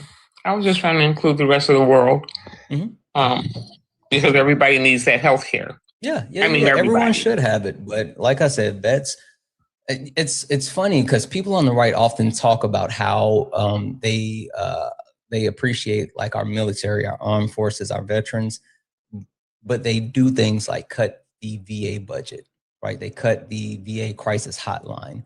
Yes. Trump rolled back initiatives that protect lending agencies or higher education to be able to target veterans who have access to like the GI Bill. Like he removed those actual regulations that protect veterans, and none of that makes sense to me. And we have to, the veterans, you guys actually put your life on the lines for us. We should make sure that you guys can live a happy and safe life. Agreed. With a lot of the changes that they make for the VA and the job cuts within the government, the VA took a pretty nice hit too, where it used to be where you can get an appointment, because it was increasing a lot of the clinics within the areas, the states, where they can go to a clinic instead of going to the main VA hospital. And I'm speaking of my experience only. And they're having such a hard time in keeping those clinics up with the personnel and the doctors and the nurses that they need, that it's very hard to get an appointment in a timely manner. Your appointments are anywhere from 30 plus days out. Yeah. Before you get to see anybody. And that's because they don't have the staffing anymore. Yeah, no, that's unacceptable. While I think like the universal healthcare is a must for all Americans, I think it has to be even more for our vets. So. And I just saw somebody put in there about the mental health care. Yeah, the VA is very bad at that. Yep. All right. Okay, So it sounds like I got you on board with universal health care. You did. All right. Perfect. Perfect. Well, I appreciate you. All right. Bye. All right. Have a good one. How do I? W's in the chat for Roxy for the $1 donation, saying the ICE POV just dropped. Yeah, someone sent me that video. I'm gonna have to take a look at it here shortly. I really want to see what that's about, because apparently he tried to delete the video, a whole thing. So I don't know. Anyway, guys, only request up if you are a Trump supporter or you disagree with something on the background. We're not just talking to friendlies. We want some debates, because this is the 2028 Democratic agenda. If you are not with it, then you got to get out the way. I don't give a shit. I don't give a shit who you are. If you're someone that thinks that this isn't the way forward, then you are the problem. Literally, I want to make sure, first and foremost, lock them up, RNC, and I mean all of them. I'm not just saying, oh, Trump. Oh, we need to talk about Trump. No, him too. But we need to get Steve Bannon, Stephen Miller, Elon Musk. We need to get every single person that has scammed, frauded, or harmed American citizens. We need to be strong about that, and we need to stand up and say we are doing it. The United States government failed twice with traitors. The first time were the Confederacy. All of them should have been treated like traitors and treasonous. Second time, J6ers. There should be no one connected to January 6th, including Donald Trump, who should still be free today. They were all traitors to our country who tried to overthrow the United States government, and they should be treated as such. We can no longer allow these people to be treasonous traitors that are harming Americans. We cannot do that. So lock them all up. And I mean it. No, we're not going to say, oh, let's just say, hey, we're going to hold them accountable. No, name names, be strong. Second thing, universal health care. It's no longer an option. It's no longer an option. The United States citizens deserve universal health care. Everyone deserves health care, and I'm tired of playing games about it. I'm tired of saying, how will we pay for it? Or what are we going to do? Fuck that. We have to have universal health care, period. Women and queer rights. Abortion needs to be codified. Every woman should have the access to get an abortion if she wants an abortion, period. I don't care about your morality. I don't care about your religion. I don't care about what you think. Women's rights need to be codified along with the queer community. The queer community, specifically transgender people, their rights need to be protected. There's no way in hell you should be able to actually attack less than 1% of the population the way that you're attacking them, driving them out of their jobs, ostracizing them. No, fuck that. Protect their rights. Free college. Every single person should have access to higher education. Every single person in our country should be able to go to a public college for free. There's no reason why we can't do it. And the reason why we stopped doing it is literally because of racism. Get back to it. Last but not least, reparations for non-white people. And I mean, not just black people. I know you guys see me up here, and yes, I am a black host and I believe in black people and I want to see black people do better, but don't forget about indigenous people, which was the first sin that occurred by the colonizers when they got to Turtle Island. So I want indigenous people to get more than a couple of tax breaks, a little bit of land, $1,000 stipend. They deserve more. Black people deserve more. Hell, the people that are being massively harmed and over targeted with what this administration is doing through ICE, they deserve reparations as well. Every single person. This has to be what we do. Every single Democrat has to be on board with this. And if you're not, you're the problem and you got to get out of the way. So if you disagree with any of this or you're a Trump supporter, get in the box. Get in the box. We're looking for some debates.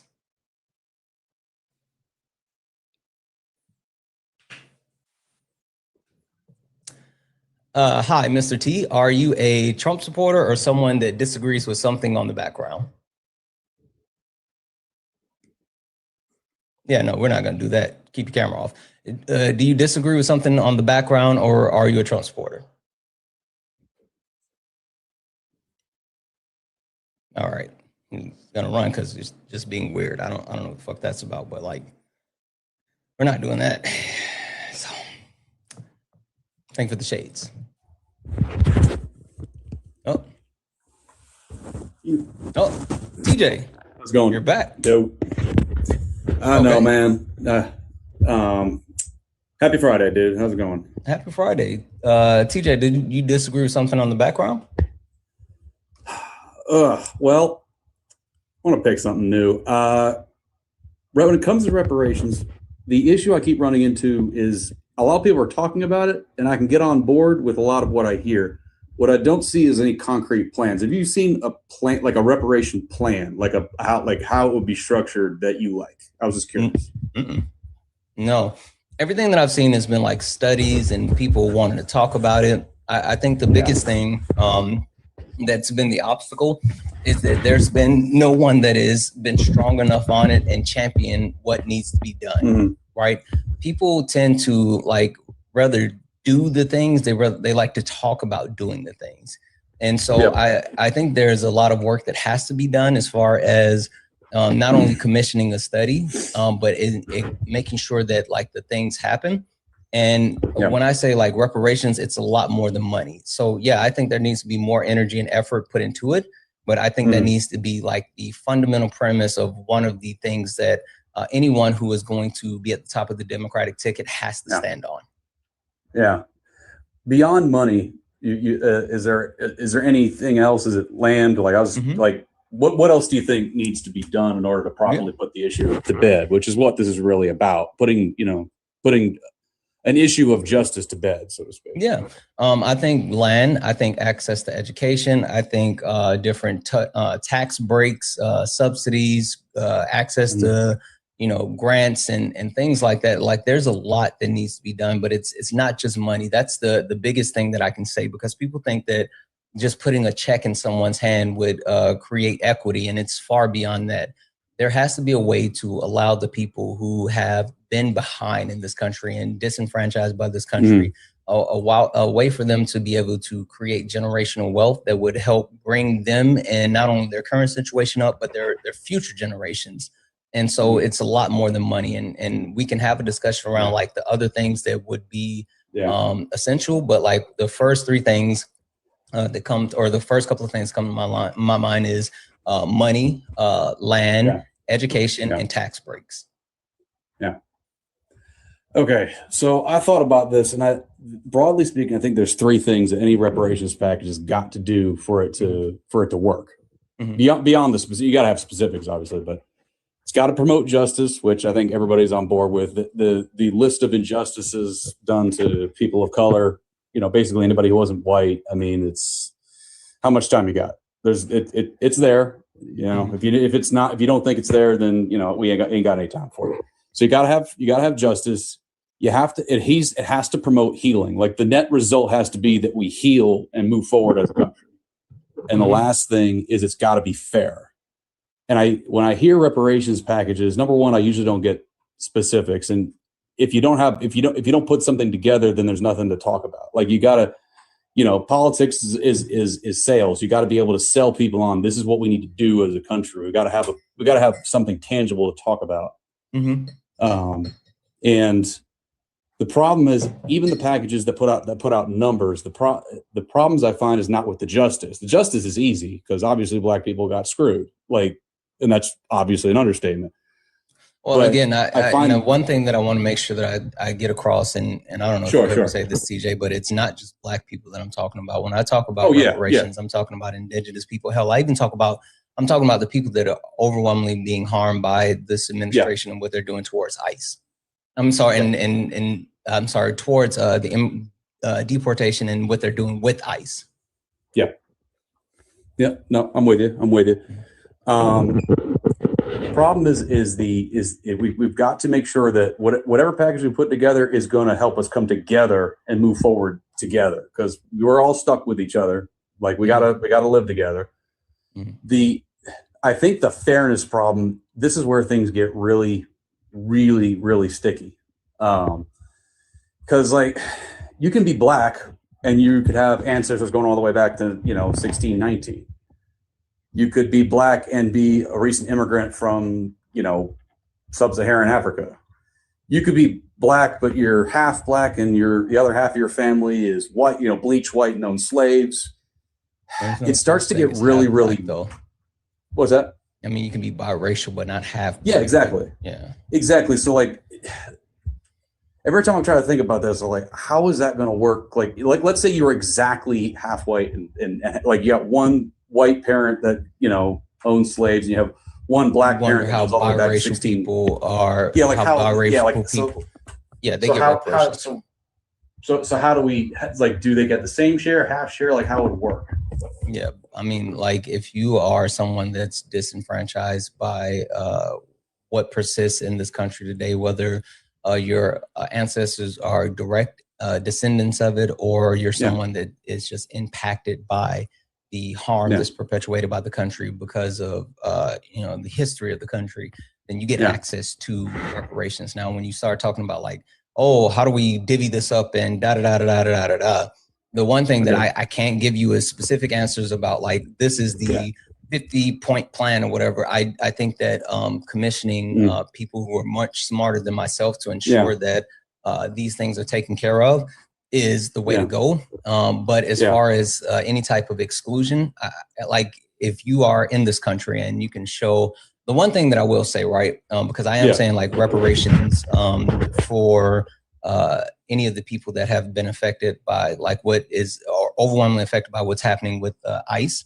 When it comes to like the people that aren't caught up in like the ICE thing, whatever, I do think that we have to talk about people that have been here, not just, like for years, but I would say anyone outside of first generation, because, we don't want a situation where people are just showing up just to gain access to it. But if your parents were here and you were born here, then I'm good with it.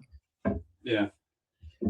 Well, I think for it to work, and I'm not saying it wouldn't work for the for the DNC platform, but it's not going to go anywhere as long as we're just talking about it in theory.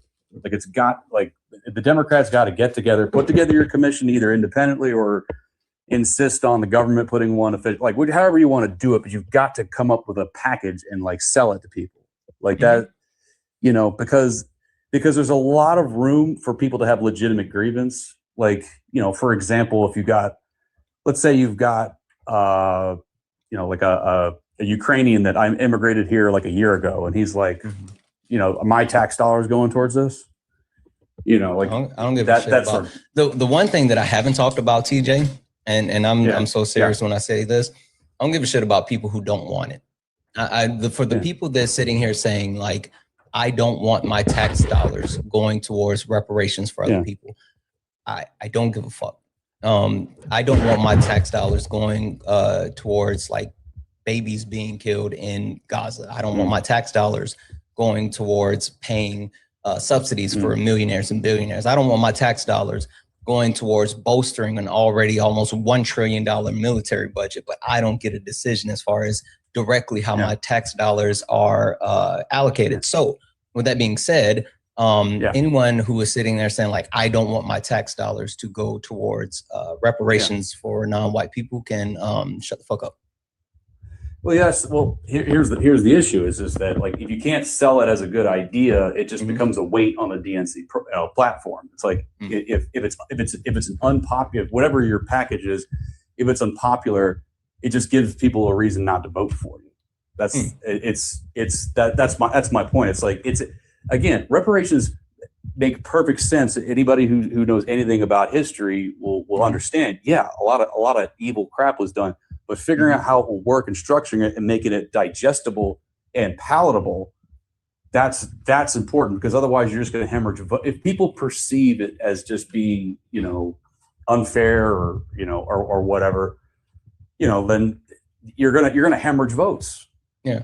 The point that I'm trying to get across is like it's not my job nor my care about how it's made palatable or how it's made to be accepted. That's not the point that I'm getting across. The point that I'm getting across is this is a non-starter for me. Like, this has to be something that they're firm on. How they get it done, I don't care how they get it done. I don't care if they have to beg, borrow, or steal, or if they have to dress it up. Like, the one thing that I will say about Donald Trump and the Republican Party is they lie about things all the time. They hide things in bills and they lie and they pass it through because that's how they want to get it done. And if that's what it's got to be, then that's got to, like, I don't care. I don't care what it is, but like, this is how we do it. Like, Donald Trump sat there and lied and told Trump supporters, and you told people like, hey, I'm going to lower your prices and on your groceries by putting tariffs on people. And then, like, we all on the left stood up and screamed, that's not how it works. And Donald Trump just kept saying it over and over and over. And people start saying, yeah, we're going to put tariffs on everybody and everything's going to be super affordable. And we stood up and screamed at people like, hey, that's not how it worked. And they didn't care. And they said, you know what, we're going to vote for Donald Trump because he's going to put tariffs on all these other countries and they're going to have to pay us. And then it's going to make stuff less expensive. If we have to lie to stupid people in order to do things that benefit everyone, then fuck it, I'm ready to lie. And that's just where I am today, because I'm tired of people who don't understand how beneficial certain things will be for everyone. The universal health care, the reason why I'm so big on that is because if we address the healthcare issue within the country, it's two birds, one stone, right? Not only are we addressing healthcare, but the biggest driver to people being unhoused in America is healthcare debt.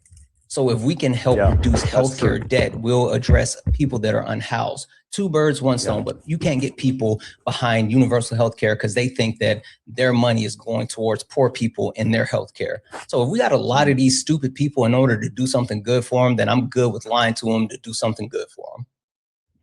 I mean, I get it, but again, we kind of touched on it before. I won't, like a previous session, I won't harp on it, but if there was one thing that's absolutely killing the Democrats and the left right now, you got too many non-negotiables. I mean, when you have so many non-negotiables, all you're doing is just kicking people out of the tent. Like what?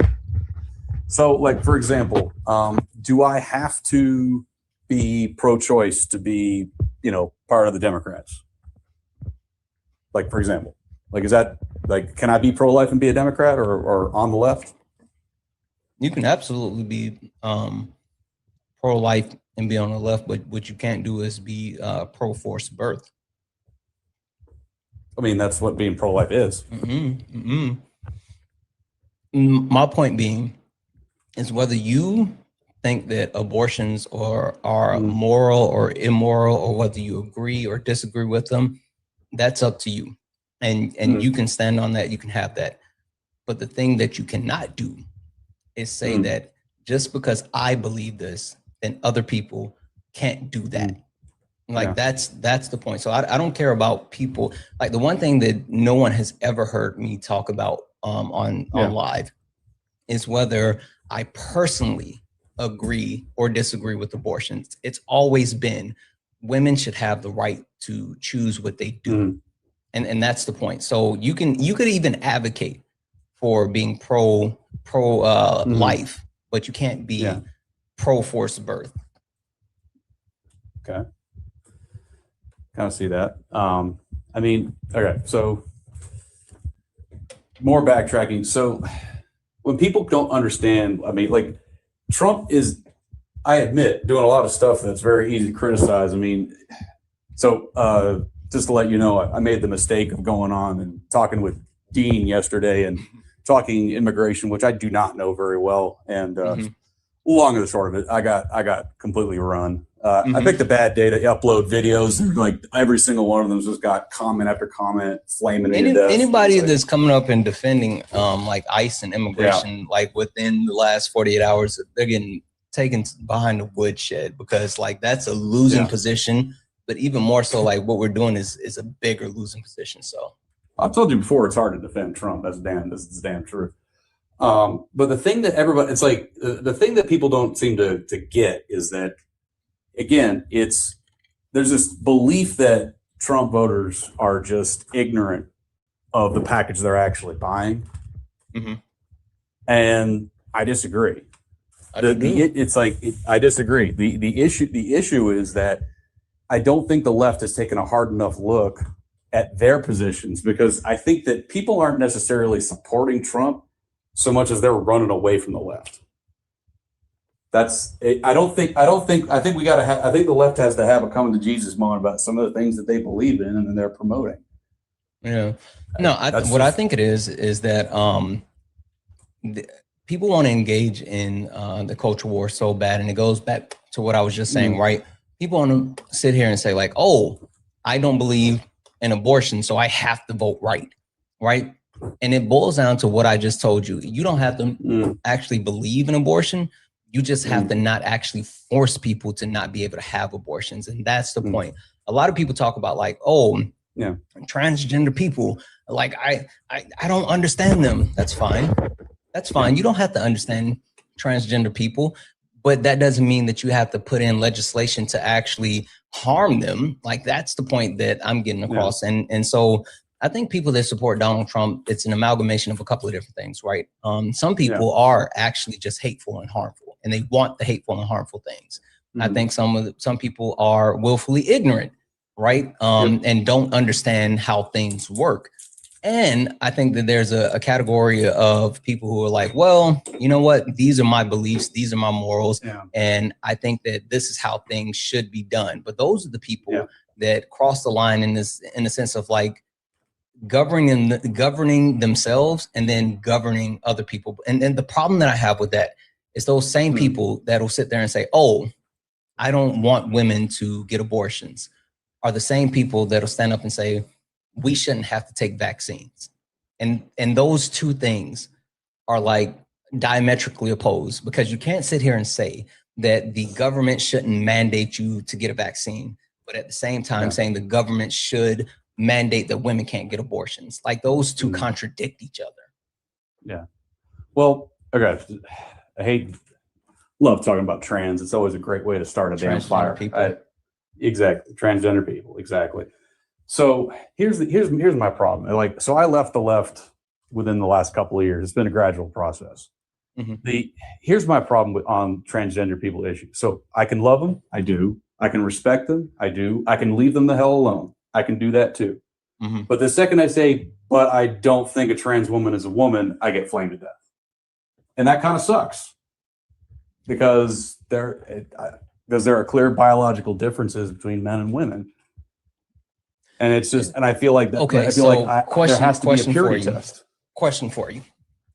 When you say you don't think that transgender women are women, is it a stop there, or is that followed with, so since I don't think that transgender women are women, they shouldn't do ABC? I don't care what they do. That's fine. But I do know that men have 40 to 70% more upper body strength, and I do not think it's fair to stick transgender women in with a women's sports. I don't agree with that. So that's where you run into the issue, right? Yeah, because then if it's a full stop at, oh, I don't think transgender women is women, like, okay, that's your opinion. No one, like, who cares? We're not going to argue about opinions, right? Yeah. But then when you start to say, therefore, I don't think they should be able to do A, B, or C, that's when you hit the wall. Because even when you talk about like transgender women, and it's always funny that people have the smoke for transgender women, but never talk about transgender men. Like that's always the interesting part for me. But that's because they don't have women, I think it's because of the sports issue, to be honest with you. I think that's why it's such a lightning rod. Cool. Let's play this whole, cause it's funny. I just posted this video on my main page about like the whole sports conversation. So really quick, TJ, are you saying that you don't think that quote unquote men should be in women's sports? There are too many biological advantages that a biological male has over a woman. It's okay. It's not. I'm just trying to verify that's what it is. All right, cool. Number one. What's your favorite women's sports team? Well, it's stereotypical. I did last year. I didn't watch the games, but I did follow the Indiana Fever just because. Okay, the Fevers. Everybody's talking about. Okay, cool. Yeah, everybody's talking. Name someone else on the team that's not Caitlin Clark. Oh, geez, I used to be able to do this, but I'm not even going to pretend. Okay, cool. I'm not going to front. Can you name 3 other WNBA teams? No, 4 other WNBA teams that are. You forgot. Indiana Fever. You forget. You actually challenged me on this. I think it was actually my first time on TikTok. You brought. Oh, I don't remember that. Yeah. Yeah. Well, I mean, you do a lot of lives. I don't expect you to remember that. So, let's see here. So we got. I hear you clicking. I heard you clicking. Connecticut. No, Connecticut. That's me walking. Connecticut. So we got. I'm not Connecticut. So we got the Connecticut Sun. We got the New York Liberty. We got the L.A. Sparks. For Pete's sake, I know there's more. Don't forget the best team in the WNBA. This is so sad. I don't watch the Las Vegas Aces. The Aces. Yeah. Cool. Name 5 WNBA players that are not Caitlin Clark. Can I cop out and do past players, or do they have to be current? Current. Sabrina Ionescu, that's one. Golly. For Pete's sake. Yeah, because okay. The point that I'm trying to get across, it's all good. It's all good. The point that I'm trying to get across is like normally when people take this position and they say that they want to protect women's sports and all this other stuff, it's usually the ones that don't partake in women's sports at all, right? It's the same ones who have an issue when WNBA players talk about like their contracts and how their contracts should be just as much as the men, right? Like that's the problem that I have. So for the people that stand up and say like, oh, we protect women and we want women's sports and they don't even engage in it, right? They just don't want quote unquote men in women's sports. But then even you know, like you can get into, I don't want to even get into like the whole medical aspect of it, as far as like when a transgender woman, the amount of the way they have to transition and the way they lose like bone density, muscle mass, all this other stuff. Like that's completely different, and that changes the actual dynamic. The one thing that I do want to make sure that I call out, and this is one of my favorite stats.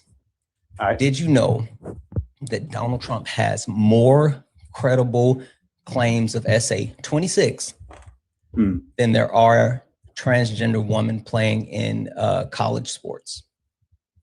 Did not know that. Yeah, people sit here and they do all this, and it's all a culture war because it's easy to vilify transgender people. Transgender people is less than 1% of the population. Most people don't know transgender people, so if you don't know someone, it's easy to vilify them because it's not a real person. It's just a thing. I get you. And I mean, I don't pretend to be a fan of women's sports or follow women's sports.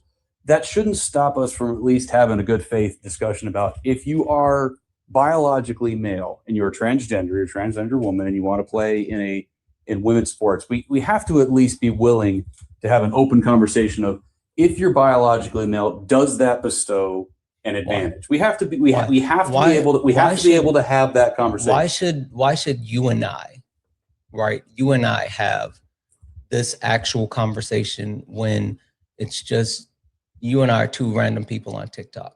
And what I mean by that, not as saying like, oh, there shouldn't be a debate, but like if this is actually going to be a debate, right? If it's going to be actually fruitful, then why not only have the people that are directly impacted by it, right? The people within the transgender community, but the people that have the direct medical knowledge, the direct information, and not just like the pro position, but the con position. And then even more so people that are connected with, sports and all this other stuff. The point that I'm trying to get across is that most people that come out here and say, we don't want men in women's sports, not only do they not actually engage in women's sports, they actually don't know anything about like the process of being a transgender person. And so if you're speaking from a place of ignorance, whether it's willful ignorance or just ignorance, period, then it's not a beneficial conversation. That's the problem. Well, and that's totally fine. But again, we just have to have discussion. And obviously we have to have medical experts to weigh in on this.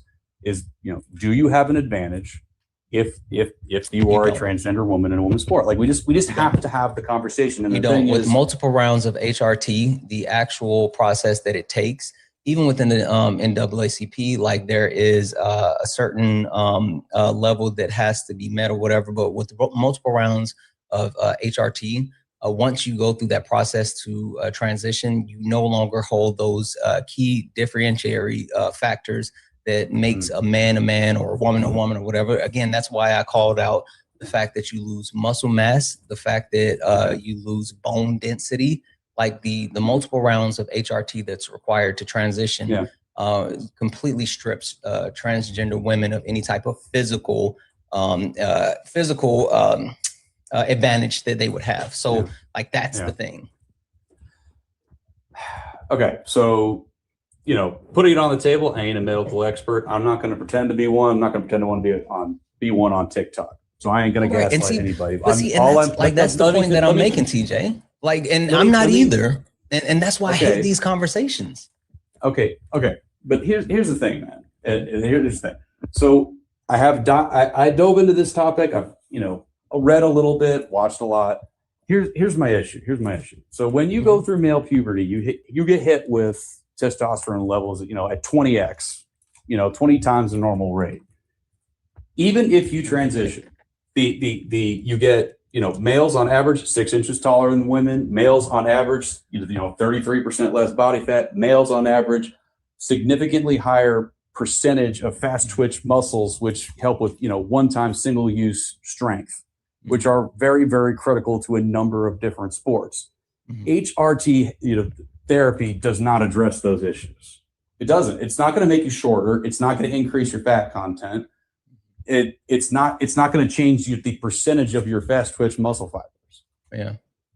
It's not. Hey, I got a question. It doesn't do that. I got a question for you. Doesn't do that. Yeah. Quick question. Do you like the NBA?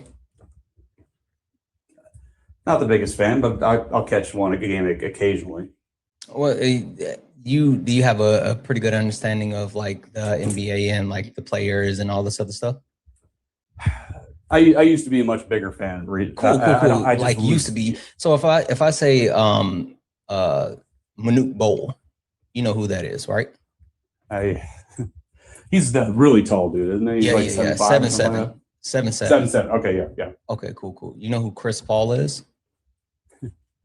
Oh yeah, I'm an NC State fan. We faced him when he was at Wake Forest.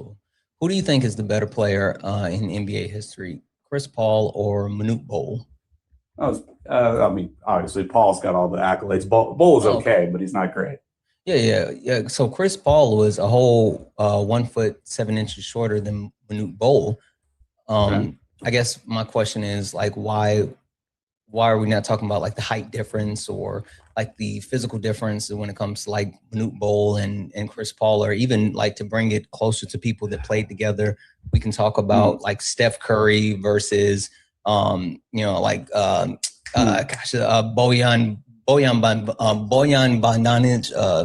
I forgot what his name is, but he played like Philly and all this other stuff. He's massive. We go all the way back. Let's do Muggsy Bogues at 5'3", man. Yeah. But the point that I'm making, right, is even the premise that you sit here and say, well, they're taller or whatever, and you mentioned muscle or fast twitch fibers. Again, all of those are affected by HRT. But the point that I'm getting across is like once you start to dive into all of those things, like again, medical experts would be even better to have these conversations. I don't see the value when we start to talk about these things. And the transgender Boban, that's who I was talking about. Thank you, fine Jonathan Ross. I appreciate you, Boban. But when we start having these conversations and we exclude people within the transgender community, people that within the scientific community, people within the sports community, the specific like people who are set to create like rules and regulations, I think that sure there can be a conversation with that, but like I think that everyone, you know what it is, TJ, and I'm gonna be honest with you. Yeah. The one issue that I have with social media and where we are today as a society, and this is gonna be kind of weird with me sitting here saying this as a streamer. Everyone thinks just because they have an opinion, it should be shared. And I disagree. Not everyone's opinion needs to be heard, and not everyone needs to be a voice on every subject. Some people just need to shut the fuck up, even myself sometimes. So sure, like yeah, that's like, the point. Yeah, and I get it. All I can say, man, is that I've done a fair bit of research on this, man. It seems pretty dang conclusive. If Why? you're biologically male, Like serious look, question. Why are you hyper fixated on transgender people? What do you mean hyper fixated? It's a If mission. you've done like quite a bit of extensive research on transgender people Yeah. and, you know, quote unquote men and women's sports, right? Yeah. Like what's driven that research? Is it a stance as far as like, I want to be able to debate about it, or, this is something that interests me? Like what has driven you to dig so deep down the rabbit hole that you want to learn all about transgender people and the effects that they have on sports? Well, because I mean, really, what it on that particular subject we're talking about 2 years ago, it was trans women, trans men being asked to be called women and men, and it was like, and I had, I had to look at them like, okay, well, they are asking me to do this, and also, we are setting policy based around it, and that's what this is really about. It's not about oppressing trans people. Is we have to set policy. Either we include them in the sport that they prefer to identify as, or we don't. So we have to make a decision on this. So that's what led me down the hole. We don't. We don't. Like, see, but that's the thing. See, what's funny? People think that we need to make legislation that directly is geared towards transgender people. And no, we don't need to make legislation that's geared directly towards transgender people. We just need to make legislation ensuring that they have the same rights as you and I. Yeah. We need to make sure that transgender people are not less than everyone else. That's it. That's it. We don't need to manufacture legislation to say whether they can or cannot play in sports, or can or cannot go into bathrooms and all this other stuff. Like, this is silly. This is silly. And the whole idea of culture war has been so emphasized by the right. Again, Donald Trump spent $215 million on misinformation and disinformation towards the transgender community. The point that I go back to is the transgender community is less than 1% of the US population. And they're made to be the boogeyman because people don't know it. TJ, it's easy to either hate or vilify people that you don't know. It's hard when it's your neighbor. Them. I'm not saying you, I'm saying the Republican Party. The Republican Party has literally the Republican Party always has a villain. They always have a boogeyman, no matter if it's transgender people, no matter if it's migrants coming on caravans, no matter if it's the black or brown people taking jobs with DEI and all this other stuff. It's always a boogeyman. They prey on the fear of the right, and they lean into the fear and the ignorance and the lack of understanding of people on the right. Most people on the right aren't like you, TJ. They're not going to go do the research. They're just going to lean into the shit that they hear, and they're going to keep repeating the shit that they hear. TJ, I talked to a guy the other day, right?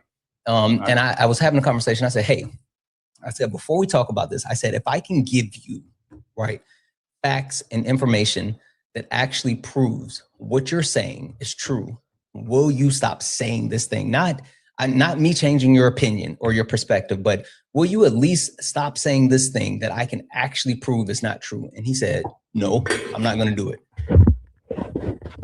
Like he literally told me that he wouldn't stop saying something that he knows is not true because he just wants to lean into it. And so that's the point. Yeah, like some people just want to do the shit.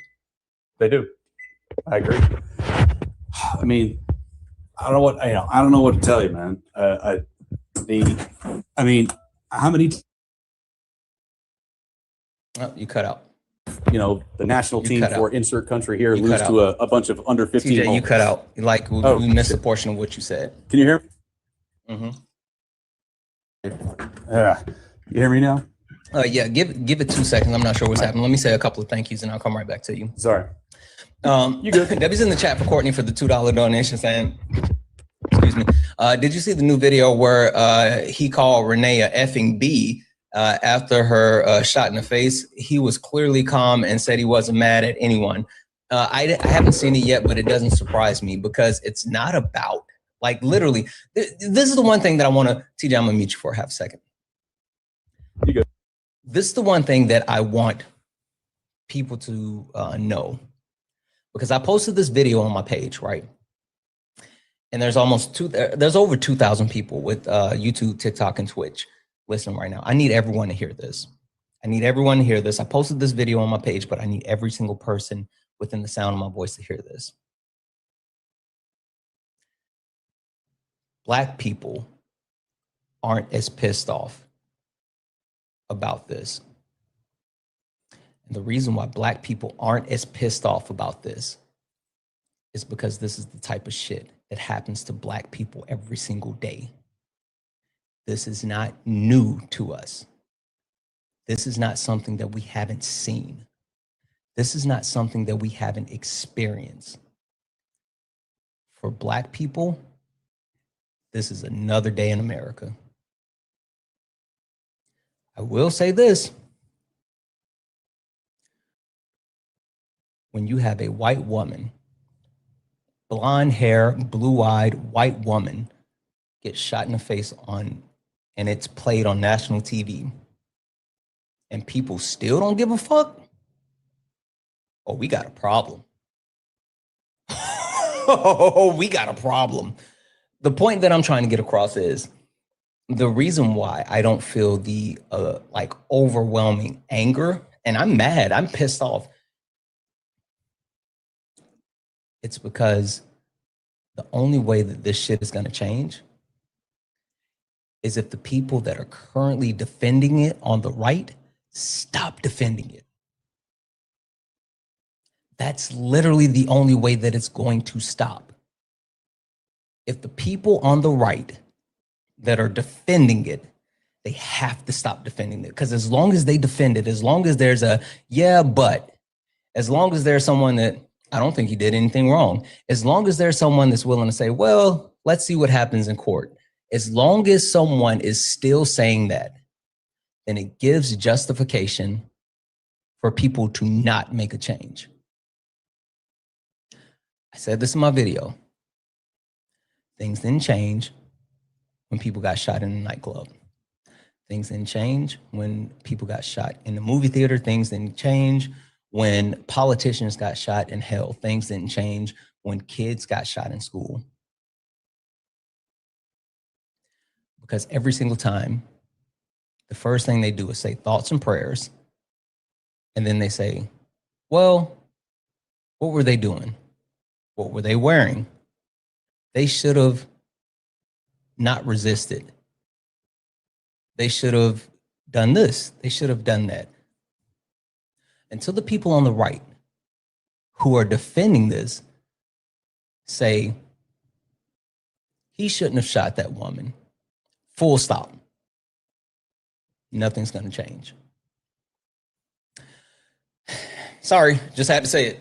W's in chat for Harry for the $2 donation saying, people can say their ancestors didn't own slaves, so they shouldn't have to pay reparations, but it's nations that owe the debt, not the individual, period. Like, I completely agree. It's not about the individuals. Everyone thinks it is like about the individual. It's about the country. Like, it's the blood-stained country.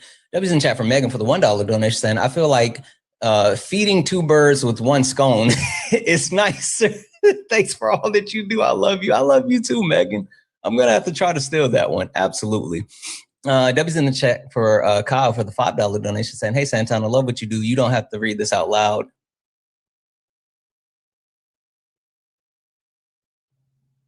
Yeah. Kyle, get it to one of my mods, specifically normally K, but any of the mods can get it to me. Kyle, yeah, just send it over. Thank you so much. W's in the chat for Estella for the $2 donation saying, I think free college is important. I think free children care is more beneficial. I agree. Actually, fucking W for you, right? That too. You're not going to get pushback from me on that one. That was, listen, absolutely. W's in the chat for Jared for the $1 donation saying, dude, I'm exhausted. I saw the video. 2 U.S. citizens arrested by ICE while working in Minnesota Target. Saw that one as well. I'm only 2 generations removed from my family escaping this in Europe. How do you stay hopeful? I'm having a hard time finding hope. I'm not, honestly, if I'm going to be honest with each and every person, I'm not hoping for hope. I'm hoping for rage. I don't think hope changes anything. I don't think complacency or holding hands is going to change anything. I see the people getting out in the streets. I see the people marching. I see the people standing up. That's going to be change, not necessarily being hopeful. W's in the chat for Jared for the also $1 donation saying, I guess we should have banned Michael Phelps for his biological advantage producing 50% less lactic acid than the swimmers he competed against. Exactly. Michael Phelps was a physical freak. He also had like web feet or something. Like it was weird how it was. W's in the chat for Gary for the $3 donation saying Elon and Republicans spent $420 million.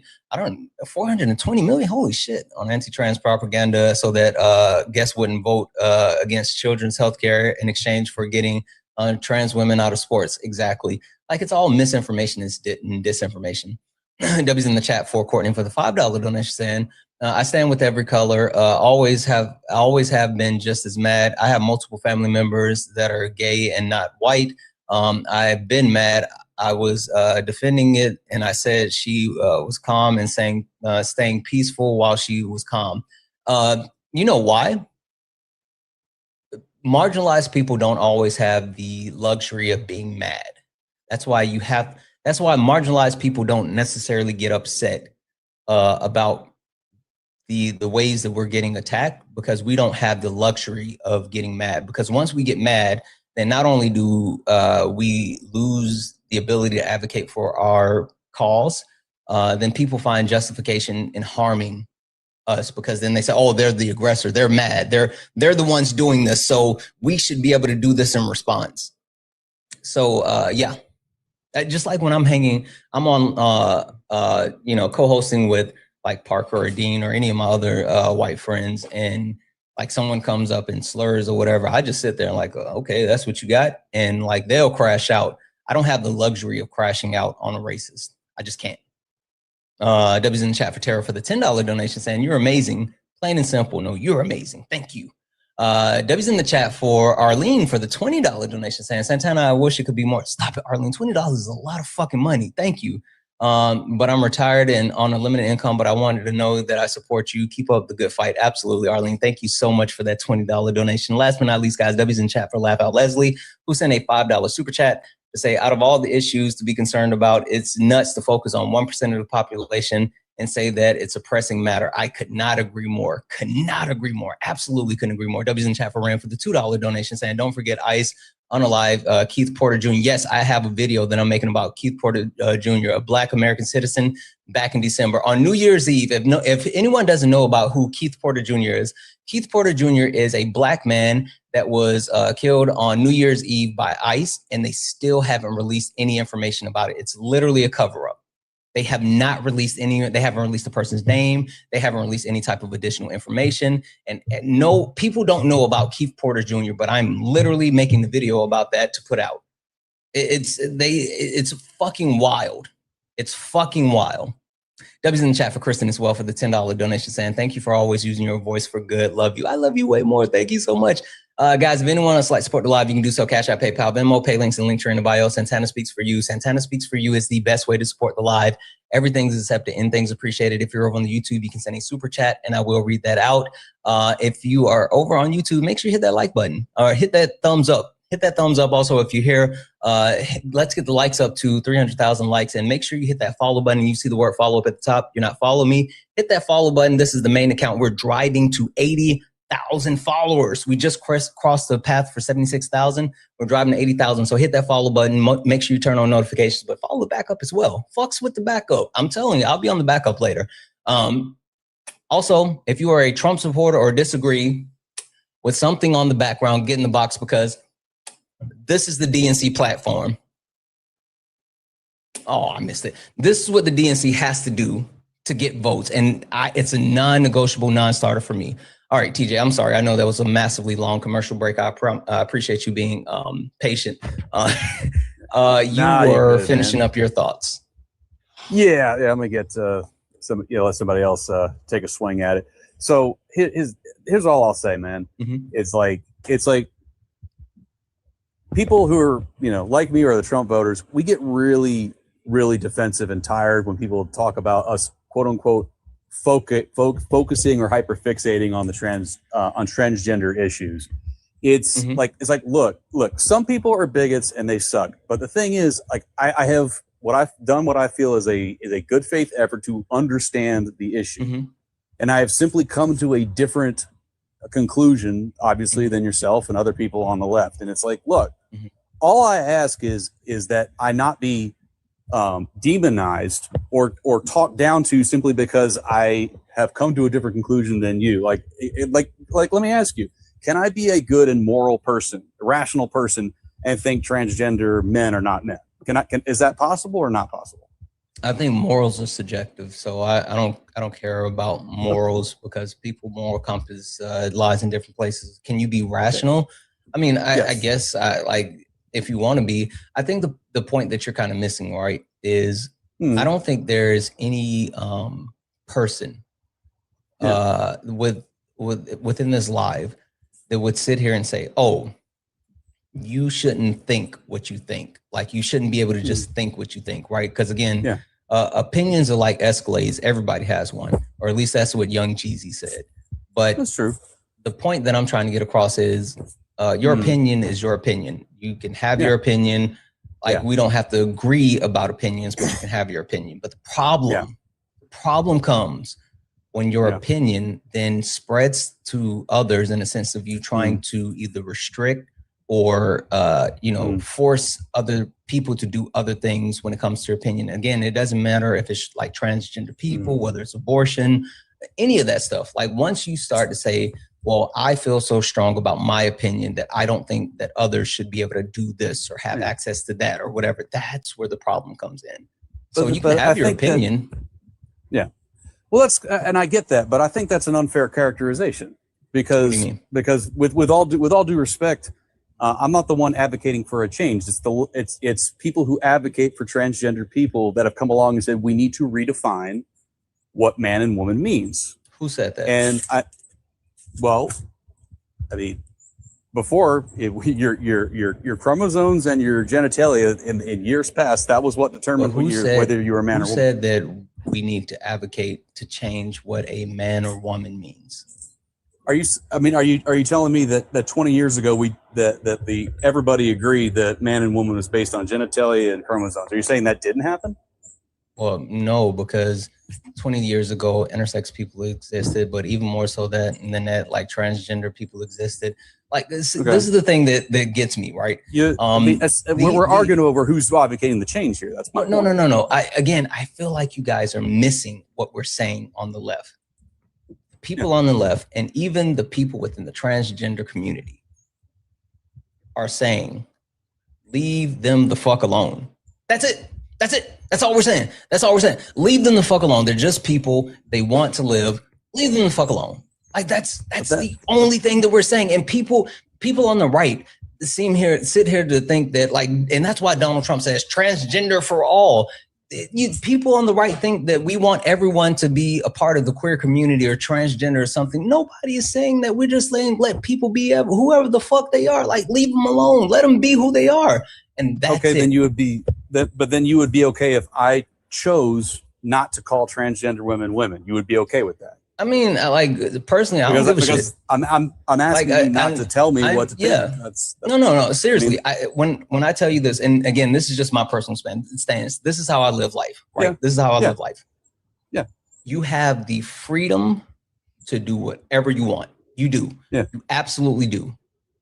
But you don't have the freedom of consequences.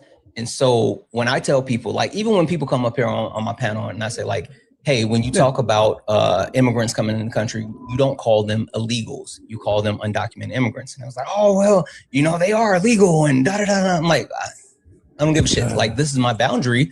And so if you want to engage with me on my platform, then this is the rules that you have to play by. And if you don't play by those rules, then you have to leave. And that's the point. So you can do whatever you want. Yeah. TJ, if you want to call somebody whatever you want to call them, that's fine. But you just have to understand with doing so that then the burden shifts to you as far as whatever reaction that comes next. I understand, but that doesn't change the fact that historically in men's and women's sports in this country, your genetics That was the basis for which sport you played in. Yeah, and again, that's all my point is. That's all. I hear all I'm you. trying to say. I hear you. And the point that I'm making, and this the same point that I started off with, is yes. I'm tired of people talking about things as if they're experts. And everyone who does a Google search or everyone that has an opinion shouldn't have their Google search or their opinions, expressed to every single person. That's my point, right? Like if you have this conversation in your own home and all this other stuff, fine. But just like leave transgender people alone. That's it. That's it. Full stop. Period. End of subject. Understood. Yep. It's just, I mean, again, no. I understand. That was the end of subject on that one. No more words about transgender people. I got you. Somebody else deserves a turn. I always appreciate the time, dude. Yeah, you have a good thank one. you for coming up. I appreciate it. Yeah. Debbie's in the chat for Brenda for the $5 donation saying liberalism is based on capital accumulations, just like fascism on the right. Anyone not in elected office needs to understand why both parties are awful, since they keep the economic disparities in place. Exactly. Couldn't agree more.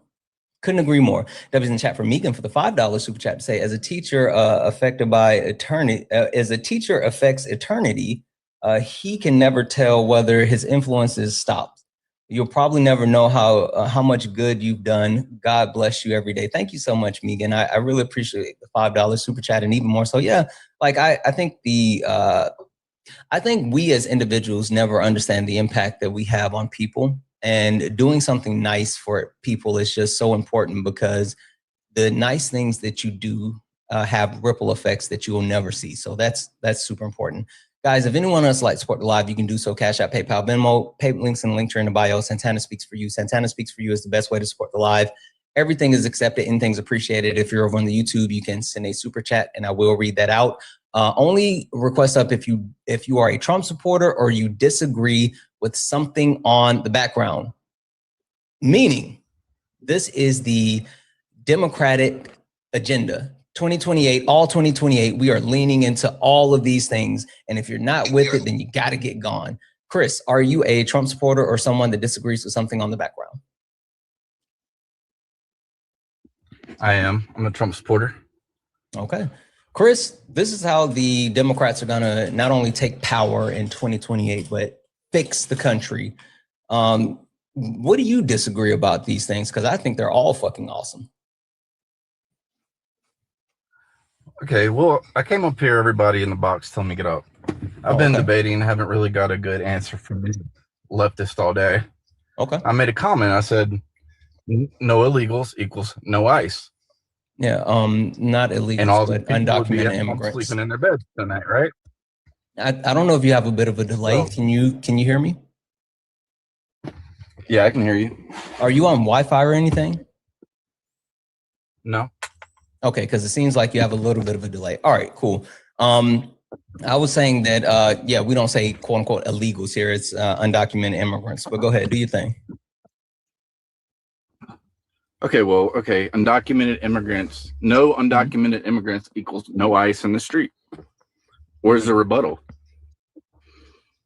You know, this young lady would still be alive, right? With no ICE in the street. Mm-hmm. Okay. Question for you. Why was ICE created? To protect our immigration laws. Incorrect. Enforce our immigration laws.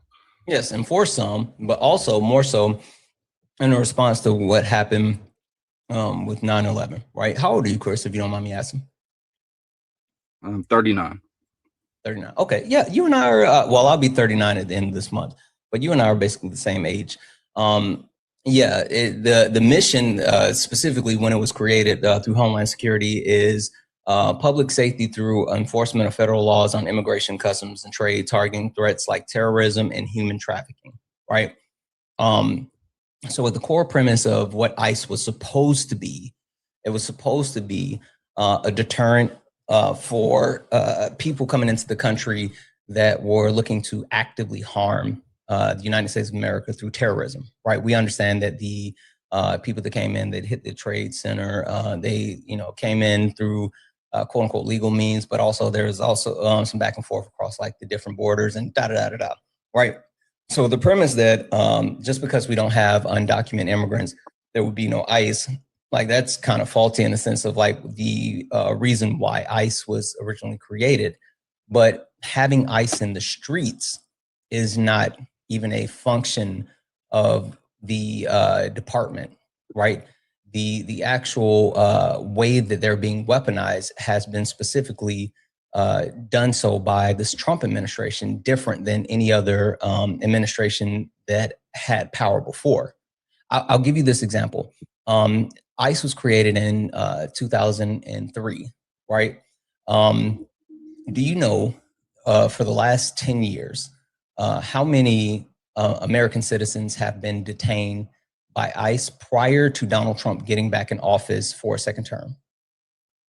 No, I have no idea, but I do know that Trump ran on doing what he's doing, and that's he got fine. We can voted talk in. about that in a second. I just want to get to this one point. So no, you don't know. Okay, cool.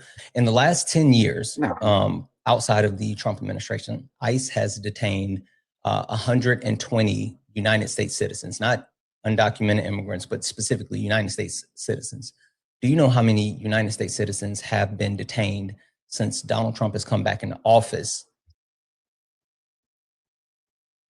I think I read it was like 150 or something to that nature. Over 170 plus, and that was at the end of October. There hasn't been an update on those numbers for November or December, but over 170. So in a span of 10 months versus 10 years, there were already over 50 more people, right? 50 more American citizens that have been detained. The point that I'm trying to get across is the way that the Trump administration has made the decision to implement ICE efforts have gone against what it's been used for in the past, whether we talk about the quota system that has been implemented by Stephen Miller and people within the administration, where instead of targeting like drug dealers or like the criminals and all this other stuff, they're now switching to a 3,000 person a day quota where they're just saying get everyone. And so they're doing things like going towards schools that they know that like undocumented immigrants kids attend certain schools, and putting down gosh, what is the stuff called? Not mace. What's the gosh, what's the stuff called, Chris? They use it in crowds, but it's not mace. What am I thinking? Tear gas. There we go. Tear gas.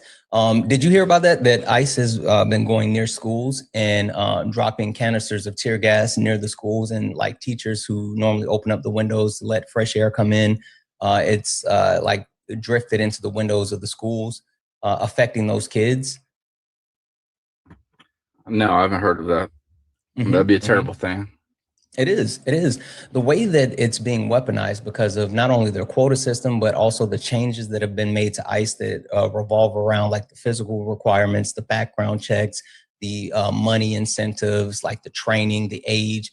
All of these things lends itself to where we are today, where ICE is not only being weaponized and has been given money and military grade equipment, but it's also been infiltrated by people who aren't properly qualified. Chris, did you know that it takes longer to become a barber, to like get a barber's license in the United States than it takes to train to become an ICE agent? I believe that. I mean, I believe he's trying to recruit people quickly. Yeah. Yeah. But not only that, right? Because it used to be about 27 weeks for training. They've reduced that from 27 weeks to 13 weeks.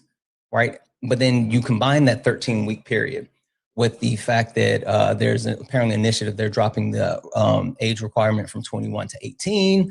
And then you talk about the background check. They massively reduce the background check that you have to go through in order to pass to become an ICE agent. And so do you know who have been some of the more popular groups that are now joining ICE? Who's that? Oath Keepers, the Boogaloo Boys, and the Proud Boys. You know who they are? Yeah, I know who they are. Yeah, the Proud Boys, like created by a Cuban American. The races, they're white supremacist groups, right? Racist, active hate groups, and they have infiltrated ICE to get across their hateful ideology and do it legally. So the point that I'm trying to make is even when you talk about like the intended purpose of ICE, where ICE has a function, I may not agree with ICE, right? Just because like I don't necessarily agree with the police, they do have an actual function. The problem is this current administration has weaponized them and bolstered them and then given them federal immunity in multiple places and then turned them on the American public. And that's why you see instances where like ICE agents are not only directly going after undocumented immigrants, but they're harming and attacking American citizens. They're pulling weapons in the face of American citizens who are using their First Amendment right for protest, not fighting them or running them over or anything like, but just standing. They shot a preacher in the face with rubber bullets. Like a preacher who was standing there saying, "I'm going to pray for you." They literally shot the preacher in the face with rubber bullets. Like it's fucking wild. All the terrible things that have happened, my point still stands. If the previous administration had not let all these people in our country, then there wouldn't be this amount of ICE agents in the streets, and nothing would. How'd they let them in? Happened. How'd they let them in? Leaving the border, not enforcing the immigration laws, leaving the borders open. What law did they enforce, or what did they do to open the border, or anything like that? Just letting people come in. What they did is they give people court dates, and people do not come back for their court dates, and that's how the majority of people got in. That's not true, but that's not how the majority of people got in. But if they get court dates, then doesn't that mean they came in through legal means? Well, they're required to return to court, which they don't. Right, but I'm not talking about whether they do or do not return for court. But the point that I'm making is, if they come in and they get a court date, then that means that they came in through legal means, They knew they weren't coming back. They knew they weren't coming back. How? They literally axed the Trump's first administration policy on that. Wait, how could you know that if a person comes into the country and they're granted asylum, right? Because that's what it has to be in order for them to get a court date. They have to be granted asylum. And if they're granted asylum, which asylum is a process that is heavily scrutinized, and only a small portion of people that actually file asylum claims get accepted for asylum claims. So they're already in rarefied air. If they are accepted into the country, their critical threat assessment is completed, and they say, "Yep, you have one, and we're going to grant you asylum here within the United States, and you have to come back on this date." What premise should they have known that these people who have made it through multiple cuts in order to be able to even qualify to receive a court date? Why would you believe that they just knew, like, oh, they're just not going to come back for the court dates? Well, that's what I'm saying. They weren't vetting them at all. They were just giving the paper saying, "Come back." That's not true. Where previously Trump had said, "That's not true." Where are you getting that information from? I'm close to the situation. I got a lot of sure. That's a trust me, bro. And I'm sorry, but I have a saying here. It's, "We don't believe you need more people." That's from a famous poet, Sean Carter. But Biden. Sure, that's fine. I'm willing to accept your actual information as far as them just being given a piece of paper and let in, but you have to tell me where I can verify that. Well, I mean, if you don't want to take my word, I mean, okay, Remain in Mexico was axed by the Biden administration. Why?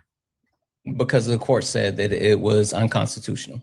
The Supreme Court literally ruled on it. On Remain in Mexico? Yes, said that they couldn't do it.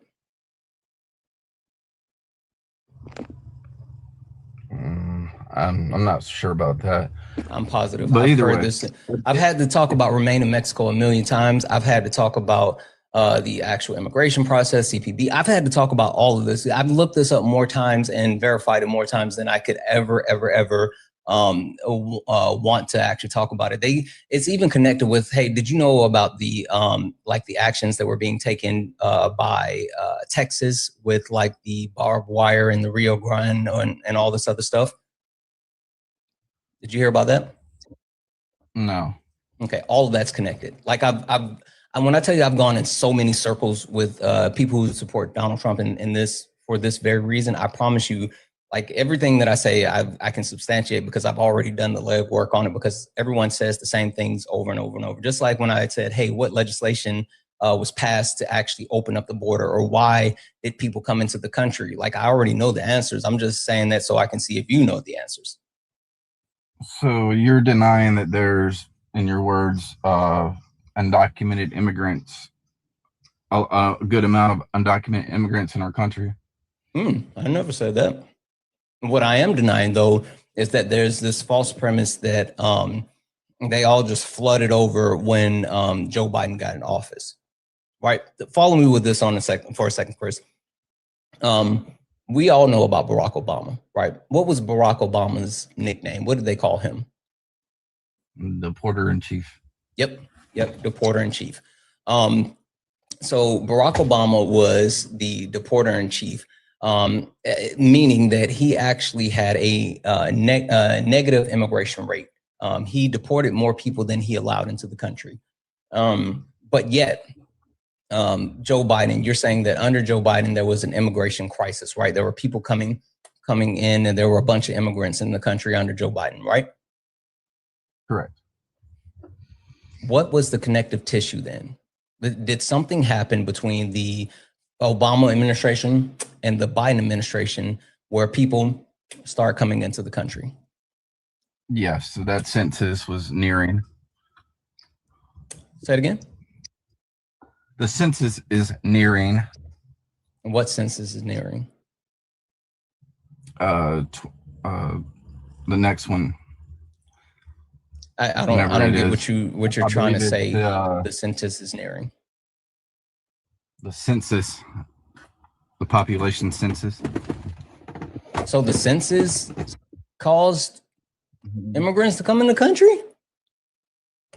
Well, it's what Elon said, right? When you count the wait, so Elon said that the census is causing people to come into the country, and you was just like, yep, that makes sense. Well, it does make sense if they're not counting actual citizens, because you get more representation. Wait, so Elon said the census is what made people. I'm so confused right now. I'm not even going to hold you. Make it make sense. Elon Musk, how did the census cause more people to come into the country? I'm confused. They allowed more people to come into the country. How did the census allow people to come in the country? The Biden regime. Okay, so if Biden would have won, no. We're not talking about the Biden regime yet. The question I have, and I need you to like, maybe you missed the question. If you and I can agree that under Barack Obama, he was the deporter in chief, and he had a negative immigration rate, but under Joe Biden, there was a immigration crisis. There were a bunch of immigrants coming in the country. Is there something that happened between Barack Obama and Joseph Robinette Biden that would have caused immigrants to come in the country? What's in the middle between Obama and Biden? What happened in between Obama and Biden? Time.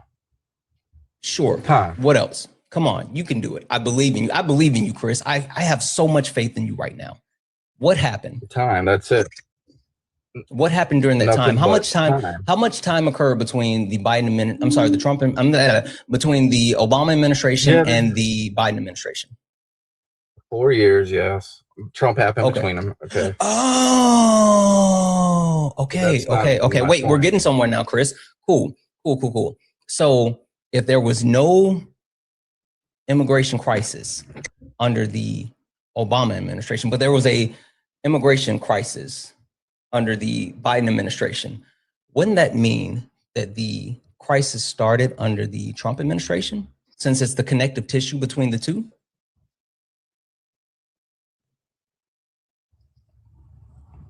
I would think that if I was trying to hold power, I would let a lot of immigrants in so they can be counted as in the census and get more representation in government. Sure. How would you do that? So is that what you're saying what Donald Trump did? No, I believe that that's what Biden or the Democrats were trying to do. Yes. Wait. Again, we've already agreed that the actual immigration crisis was already there when Biden took over. Again, what did Trump do? Or I can tell you if you don't know. Would you like for me to tell you? I a crisis of immigration under Trump. Oh, we absolutely did. When Biden You know why we had a crisis under Donald Trump? It's because Donald Trump created the crisis. And when I say Donald Trump created it, what I mean is Donald Trump created a self-fulfilling prophecy. Donald Trump for years stood up on podiums and screamed at the top of his lungs as much as possible, the borders are wide open. The borders are wide open. They're coming. The borders are wide open. You need me. The borders are wide open. They're here. The borders are wide open. They're coming in caravans. The borders are wide open. They're coming in from everywhere. The borders are wide open. And you know what happened, Chris? When Donald Trump went on his press junket and stomped and made that a part of his campaign and his personality and everything that he stood for, people all around the world, while the United States of America destabilize countries and governments, especially the countries, you know, in the global South, destabilize those countries. They heard Donald Trump saying the borders are wide open. They said, you know what? Shit's kind of fucked here. The borders are wide open. I guess the getting's good, so might as well get it. And so they came to the United States of America. And you know how I know that Donald Trump realized that he fucked up? Do you know what Donald Trump did to the Army Corps of Engineers? What did he do? Yeah, in his first administration, Donald Trump wanted funding for his border wall and couldn't get funding for his border wall because he couldn't address the immigration. He couldn't address the amount of undocumented immigrants coming to the country. And so he wanted that border wall so damn bad, and Congress wouldn't give him money for that stupid ass wall. And so he took money from the Army Engineer Corps and reallocated it to try to build the border wall. That's what he did. He knew for a fact that his actual immigration record was so bad that he needed to do any and everything that he could. But you know what the one saving grace was, Chris? You know what was the one thing that allowed him to not have a worse immigration rate than he had? What's that? Title 42. You know what Title 42 is? Explain. Title 42 is the piece of legislation that allowed Donald Trump to shut down the borders due to COVID, a global pandemic. That was the only reason that Donald Trump slowed the immigration or the undocumented immigrants coming into the country. That was the only thing that saved him, because he created a crisis and he couldn't fix the crisis, but he had a pandemic that allowed him to stop it. And who lifted Title 42? The Supreme Court. I knew you, Chris. I walked you right into that one. Chris, you should like you and I know you and I've only been talking for a few minutes. I know you and I've only been talking for a few minutes, but you should know that I'm walking you into don't fall for my trap. No, you're not, because you didn't answer my original question. Tom Holman. You said who lifted it when Trump was running? Tom Holman you said who lifted that it? ICE would be out, and Oh no, we'll go back to that. Sure, we'll go back to that. It ran out of time. It didn't run out of time. The Supreme Court said that Joseph Robinette Biden could no longer keep it in place because the pandemic had been deemed to be over. So Joe Biden didn't lift it. The Supreme Court ran out of legislative time. Yes, it did. Okay, cool. But answer the question. You're not going to blame Biden for lifting Title 42, though, right? No, it ran out of time, but he didn't. Okay. He didn't try to fight to continue it. Because he couldn't, because the Supreme Court said he couldn't do it. How can you fight if the Supreme? Who's the highest court in the land? It was not a law. He could have went to Congress and made it a law. Who's the highest court in the land? Everybody wanted him to go to Congress. Chris, that's fine. Who's the highest court in the land? The Supreme Court. So who can he appeal the actual ruling to if the Supreme Court says that it's illegal? It had a time limit. Title 42. Joe Biden literally went to get it extended, and he took it all the way to the Supreme Court, and the Supreme Court said no. That's the point. You're sitting here saying that Joe Biden tried to keep it in place. He tried to extend it, and the Supreme Court said no. Anyway, you want to talk about Tom Holman and all this other stuff, so let's get jiggy with that one. Yeah, okay. Let me say, actually, give me 1 second. Let me say thank you to a couple people really quick, and then I'll let you give me your question. W's in the chat for Jessica for the $2 donation saying, did you see the video leak from ICE agent on cell phone? There's also a video of him walking away from Renee Good's car after murdering her, damning the self-defense claim that he made. Yeah, no, I've heard about it. I haven't had opportunity to watch it just yet, but I'm definitely going to check that out. W's in the chat for Mike for the $2 donation saying, you're a gem. I don't know about that one, Mike, but I appreciate you. I appreciate you. What is that? I don't know what's that. I don't know what that's saying. Okay. W's in the chat for Wendy for the $10 donation saying, I'm sorry for my hostility towards the trans bigot, but I've run out of patience with false information. Thank you for your even temper and trying to correct these people. Much love to you as well, Wendy. Listen, Wendy, you guys can go off. Sometimes I have to, treat them with kid gloves because I'm trying to get something accomplished, but you go off, Queen. W's in the chat for MAGA Cries, who sent a $2 donation saying, no, we actually don't have to talk about it, TJ. We're just tired of the bullshit talking points. Exactly. That was earlier with TJ, but then followed up with another $2 donation saying, just when I thought MAGA couldn't come up with even new bullshit, Chris shows up and how stupid is he? God damn. W's in chat for Jared for the $1 donation saying, dude, guess last census under Trump. Next one is in 4 years. Oh my God, as bad as an unfrost mini wheat. Yeah, we were going to get to that. W's in the chat for Candace, who just sent a $2 donation, just said thank you. Candace, thank you. You're fucking awesome. Guys, if anyone else likes support the live, you can do so. Cash App, PayPal, Venmo, pay links and Linktree in the bio. Santana Speaks for You. Santana Speaks for You is the best way to support the live. Everything is accepted. Anything's appreciated. If you're over on the YouTube, you can send a super chat and I will read that out, guys. Also, hit that follow button. Look at the top. You see the word follow. You're not following me. This is the main account. We're driving to 80,000 followers. 80,000 followers on the main account. Make sure you hit that follow button, turn on your notifications, send your daily heart means. If it's gray, you haven't sent it, do all the wonderful things. And also follow the backup account. We bounce back and forth. We'll be on the backup account next. So you want to make sure you follow both of them and turn on your notifications. With that being said, Chris, you were just about to tell me something about Tom Holman. Yeah, when Trump was running the second time or third time, Tom Holman said it was going to be the largest deportation effort in American history. They said they were going to be out in the cities and the streets, right? Yeah. Catching the undocumented immigrants. Yeah, he did. Okay, so that's my point. No undocumented immigrants equals no ICE equals that young lady has her life today. That's not true. You know what the flaw is? You know what the flaw is? Because I've already addressed the premise behind why your statement is false in the sense of like what ICE was originally intended for and how it has been changed. But you want to like actually he's not. What it's intended for, what it's used for, if it's legal, it's legal. That's fine. That's not even my point. You got to let me finish so you can hear my point. The point that I'm trying to get across, right, is that while ICE is out in full force and harassing American citizens, which they never said that they were going to actually do the things towards American citizens, right? Donald Trump campaigned on getting criminals. That's what he said, literally.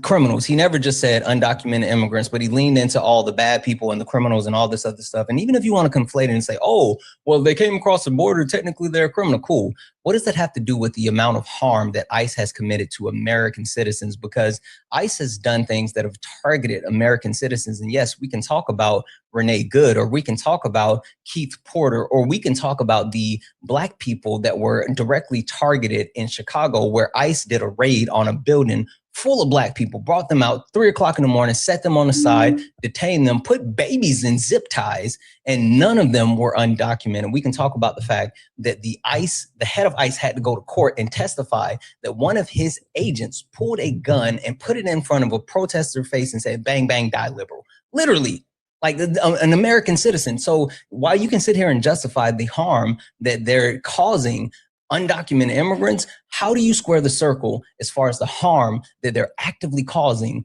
American citizens? Well, the same thing you were just talking about in Chicago, those apartments, yes, they pulled people living there out of there, but they said they got 17 Venezuelan gang members out of there. That's not true. Literally not true. Literally, they detained multiple people and they made no arrest. Well, from what I saw reported, it was 17. What did you see? Where'd you see that at? Tell me where I can find it. I'll take a look at it right now. Tell me where to find it. It was mainstream media something. Where? What mainstream media? What mainstream media? One of the big news channels. Which big one? Know. Tell me the name. I don't know if it was NBC. Okay. What was the title for NBC? Because they were talking about what was the title for NBC? Innocent people. Yeah, that's fine. What's the title for NBC? The title for NBC? Yeah, the mainstream news that you said that was talking about it, that said that 17 Venezuela gang members were arrested. Cool. I'm willing to accept it. Tell me exactly where to find it. CNN, NBC. Sure. Tell me what was the title of it. You know, because of what it is, Chris, and it goes back to what I said earlier. If you can't substantiate the thing, then you don't get to say the thing. I will accept that. I'm telling you, Chris, if you can show me where it is, I will accept it. You wanted me to accept that they didn't. You wanted me to accept that they didn't. Yeah, because there was no arrest of there. Again, the actual information is out there. There were no actual arrests. I mean, that. What the fuck are you talking about? I do know. What I'm telling you is every source that I have says that there were no arrests. I need you to tell me where's this mysterious source that you have that says that there were 17 Venezuelan gang members that were arrested, because every source on the reporting as far as what happened in Chicago, which not only do I know about this, but I made extensive content about this because it was targeting Black people. Like literally, this was something I made, I want to say about 2 or 3 videos about. And so I know for a fact that all the reporting that came out, there were no Venezuelan gang members arrested. But I'm saying that if you have some mysterious source that I didn't see, I'm willing to accept that maybe I missed it. Maybe something came out and I didn't have it. Maybe there was some new information. And Chris, I can accept it. I need you to find it.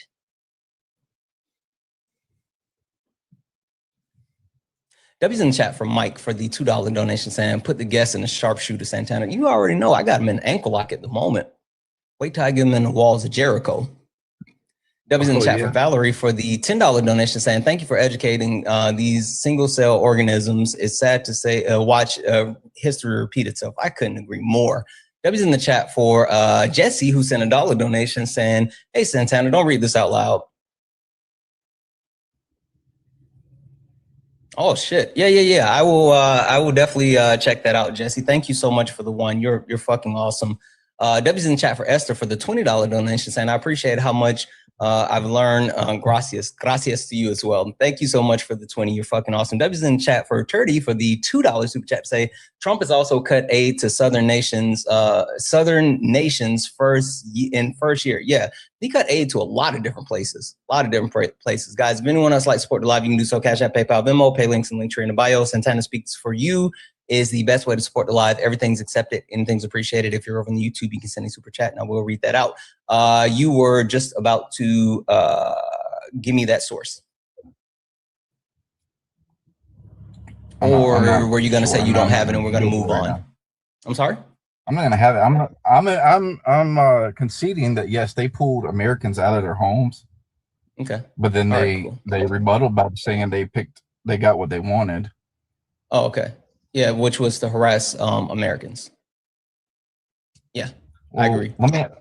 If you're ICE, how would you do it? I would do it the way that was done under the Obama administration and the Biden administration. What's funny? You lead me right to my next point. That's where I was going to go. Even under the premise, right, that Donald Trump said that he was going to do this. Donald Trump said that he was going to actually have this mass deportation effort and was going to follow all these paths and all this other stuff. Donald Trump said, yeah, he was going to do all of this. You know what he also said that he was going to do? He said that he was going to deport people, right? And the problem is Donald Trump is deporting people at a lower rate than Barack Obama or Joseph Robinette Biden. Chris, how is it that Donald Trump ran on deportation? Donald Trump funded ICE at the 14th highest level of any type of military budget for countries, not, just for what we have. ICE has the 14th largest budget if you stack it up against world military. So he funded ICE. He said that he was going to do this. he has allocated over 20% of all of our federal policing agencies. That includes like the FBI, the U.S. Marshals, things like that. Over 20% of all of these other places, and he's given the green light to ICE. It said that they have federal protection to do whatever they need to do. How is it, Chris, that he's done all of that, but yet they're still deporting people at a lower rate than both Barack Obama's administration and Joe Biden's administration? Well, I don't believe that about Biden's administration. Yeah, no, the numbers don't No lie. one knows These numbers are the numbers being reported by Donald Trump. Donald Trump's administration is the one that's putting out these numbers. So, like, are you saying that Trump is lying about how many people that he's deporting? I'm not sure, but I know it's got to be more than Biden. And Donald Trump's numbers, I'm not even saying like, oh, we can talk about Biden's number. No, I'm saying that the numbers that are being published under the Trump administration are lower than the numbers that were published under the Biden administration. I mean, maybe this far, maybe. Think about how many people aren't out in the street, though. How many people are hiding? And you don't think, so did they not hide under Biden or under Obama? No. I mean, not like that. I mean, you didn't have ICE agents in the street. They did. You know what's funny? Having ICE agents in the street would make it even, listen, when you make the block hot, you lay low. Like when they make the block hot, you gotta lay low. So the point that I'm getting to, Chris, and you might not understand this, but being loud about like raids. Look, let me tell you something, Chris, and don't tell people this because like racist I don't think they've started the raid. Sure, listen to this. I'm gonna tell you this, Chris, and don't tell like the racist white people on here because they'll try to use this against me. But I'm gonna tell you because I like you, Chris. I'm from the hood.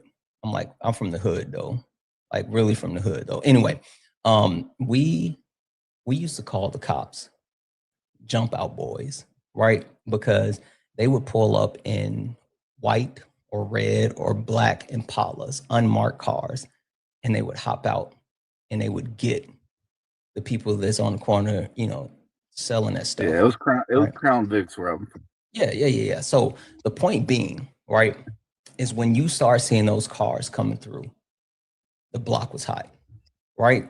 And so since you knew it was hot, you were in the house.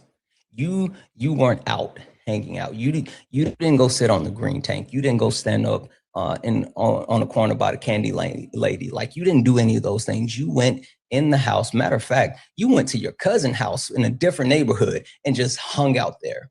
The point that I'm making is that the deportation effort that the Trump administration is currently engaging in is loud. It's so loud that anyone who is an undocumented immigrant will take extra precautions to make sure that they're not caught up because the Trump administration is announcing themselves. So the point that you're making that, oh, they were not hiding under the Biden and Obama administration, the Trump administration has given them even more reason to hide, period. Okay. I don't think they've really started doing the raids yet. So they came to my city, right? And they only got like they're literally already doing ICE raids. And not only are they doing ICE raids because it's been documented, but the Department of Homeland Security has been putting out information talking about their ICE raids. They're literally saying we're doing raids. You just said that he allocated 20% of the budget, right? No, 20% of all military forces 20% of other agencies that are not ICE. He's giving them additional resources. He allocated the funds. He hasn't spent them yet. No. We're not talking about funds, Bub. We're talking about people. 20% of, listen to what I'm saying. Yeah. When I say allocated 20%, I mean 20% of the FBI, the actual people that work for the FBI are now working with ICE. 20%. And they're trying to recruit ICE every day, and they're offering $50,000 signing bonuses and all that. Yeah. So it's not about spending money. I'm telling you, they're moving people over and saying, you know what you're doing in the FBI, that's not important. I want you to work on this. What you're doing as a U.S. Marshal, that's not important. I want you to work on this. That's what I mean when I say allocate. Well, when they came to my city, I scratched my head, right? They only got 120 That's because they're not good at what they're doing. That's because the But they were block is right- hot, Chris. They were Chris, in the fucking right block is area. hot. Yeah, exactly. They're The not fucking block stupid. is hot. They're It's hot. not stupid. Why did they need could a have hot got? They were boy. in the right area of the city. They Where could have you got at, Chris? I need a hot thousands boy. of them. Where you at, Chris? I need a hot boy. I like them hot. The ones that don't know how to stop. Anyway, listen, Chris, the point that I'm trying to get across, and I haven't even gotten to like my main point. The biggest point that I'm getting to is because the reason why the deportation rate is lower is not because people are hiding, or not because there hasn't been enough funds, or not because they're not actually doing the raids. The reason why the actual deportation rate is lower is because Donald Trump is using ICE to put undocumented immigrants in concentration camps for free slave labor. That's why. He's not deporting them back to their home countries. He's literally using them for free slave labor. Free slave labor. Well, I disagree with you. I think they're going to spin the block when everybody thinks they're done and come back and get a lot of them. But can you engage with what I just said? Why do you disagree with what I said? Because I'm telling you, Donald Trump is putting them in concentration camps for free slave labor. It's literally proven. where are they performing this labor at? All across the country and out of the country as well. Maybe in El Salvador. That's one place, yeah. Donald Trump is sending them to CONVICTS as well. Yes, absolutely. That's one of the places. It's multiple places. Question I don't for see you, how America Chris. would benefit that, but He's selling them into slave labor. They get paid. Question for you, Chris. Did you know that slavery is still exists in the United States today? no, I don't believe that. You don't believe it? Not in America, no. Okay. In the world, yes, not in America. Okay. I want you to be doubly sure. I want to say thank you to 3 people. If you want to check it before I tell you, then you can do so. But Chris, I'm telling you, again, I don't say stuff that I can't If you're prove. talking about as part of the prison system, that's, to me, that's not slavery. But It doesn't matter what it is to you. It literally is in the Constitution as slavery. it's in the law that you can use prisoners as slave labor. Yeah, that's why I said there's literally slavery here in the United States today. So you do agree that there's slavery in the U.S. today? I don't think there's open slavery. I think we're abiding by the laws in the books. How is it not open slavery when literally it's legalized and it happens? I'm confused. Because I can't go take a slave as a citizen. No, but it's still legalized slavery. What does that matter whether you can own people or not? Because it's in our law. So again, it's legalized slavery. When did I say not? When did I said we have legalized slavery? Yeah, absolutely. Okay, well, not in the same context as you're trying to portray. Yeah, we do. It's just because it's not chattel slavery does not mean that it's not slavery. See, you're thinking of chattel slavery. And I'm not talking about chattel slavery. I'm talking about slavery, period. We're all subject to the punishment of prison, though. Okay. And that's part of it. Does that, again, does that negate the fact that there's legal slavery? Any of the words that have come out of your mouth so far, does that change the fact that there's legal slavery in the United States that's codified by the Constitution? I guess it's how you look at it. I don't look at it that way. I'm not looking at it any way nor shape. I'm just saying what the Constitution allows. What's free slave labor? What does that mean? Unpaid labor to the person. Okay. So if we have people who are deemed to be slaves by the Constitution and they're in our prison system and they're being used for free labor, would that make it's part of their punishment? But still, would that make it free slave labor? It's part of imprisonment. You're not free. Sure, that's fine. But would it make it free slave labor? Yes or no? I guess yes. Okay, cool. But cool. I mean, and then so if that makes it free slave labor, then what would you say if I told you that you're not a free person in prison, though? That's no. When I say free, I'm not talking I don't mean like, oh, I can go do whatever I want. I mean free meaning they don't have to pay them. That's what I'm talking about. No, they don't have to pay them now. Yeah, that's why it's free slave labor. I'm not saying the individuals are free. I'm talking about the labor that they do is free. So you disagree with that? I'm just telling you that you're missing the whole point, Bubba. The point that I'm making is Donald Trump is specifically using ICE to round up undocumented immigrants, to use them for free slave labor. He is literally sicking ICE on undocumented immigrants and then putting them into the private prison system and then detaining them for months on months on months, instead of actually deporting them back to their home country where he would actually get credit and his deportation rate would go up. He's utilizing them in the United States for free slave labor. And then when it meets the time threshold and they've had their day in court and they're deemed to need to be deported, instead of him sending them home, he's sending them to other countries to sell them into slave labor in their countries. That's what I'm saying. Okay, but in this country, where are they doing this at? Because I feel like if this was true, every single state. What state are you in? Every journalist out there what state on the are side you of the in? road watching them pick up trash. What state? North Carolina. It's happening in North Carolina. Where? What city are you in? Raleigh area. It's happening in Raleigh. Where? Whatever Raleigh's prison is. I think you're missing. You know what it is, Chris. I don't know if it's just. It seems like such a far-fetched concept that it's alien to you at this point. But what's happening is Donald Trump doesn't care about actually getting these people out of our country. This administration cares about using these people as capital. That's the point. That's why Donald Trump even said at one point, because he was talking about deporting undocumented immigrants that work on farms, right? And then he immediately backed off of that idea. And then he started talking about, well, you know, these people who have been here for years and they work on these farms and da-da-da-da-da-da. Well, maybe what we can do is work with these farm owners and they'll assume responsibility for these people. And if they do something, then yeah, we can actually deport them then. So literally, the farmers could already support them on a work visa. They could already do that. Yeah, I'm not talking about a work visa. You're talking about H2B B2 visa. Yeah, I agree. I'm not talking about that. I'm talking about Donald Trump saying undocumented immigrants that are currently here working on those farms. He said that they can keep working here and the farmers would actually have more management of them. And if they then do something that the farmers don't like take the farmers could go say, actually, you know what? I think you need a pay cut.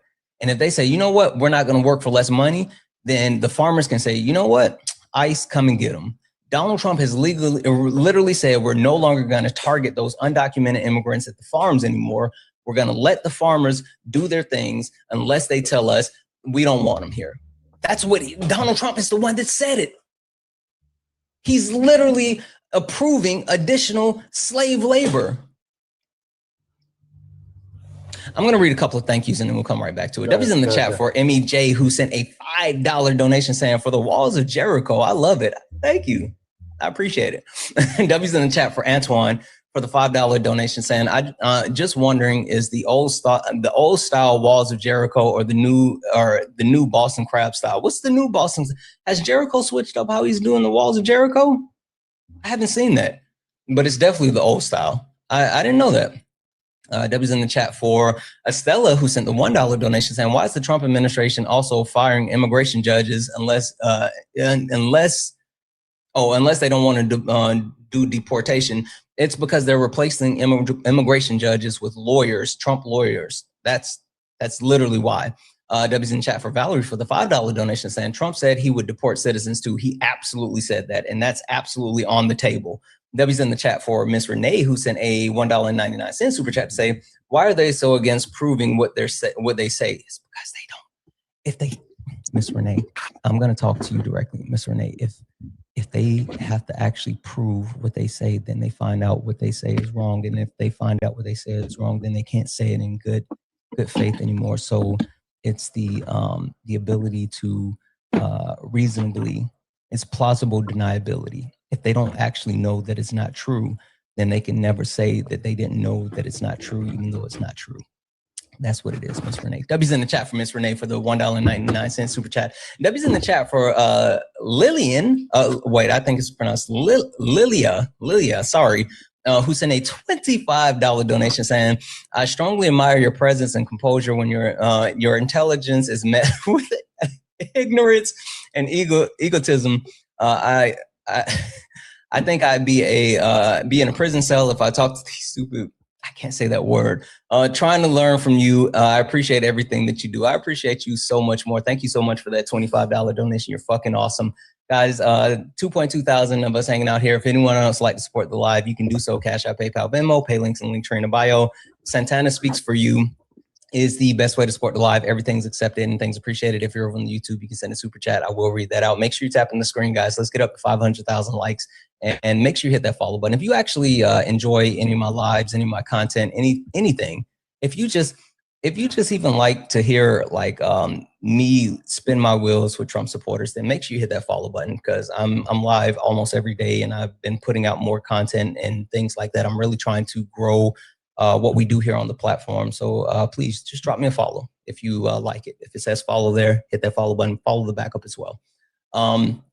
Chris, I guess to boil it down to what you were originally saying, your premise was if there were no undocumented immigrants, then they wouldn't, the lady wouldn't have lost her life yesterday. And the big problem that I have with that premise is that anytime you have any type of law enforcement officials that get a sense of power without regulation, there's a history of abusing said power.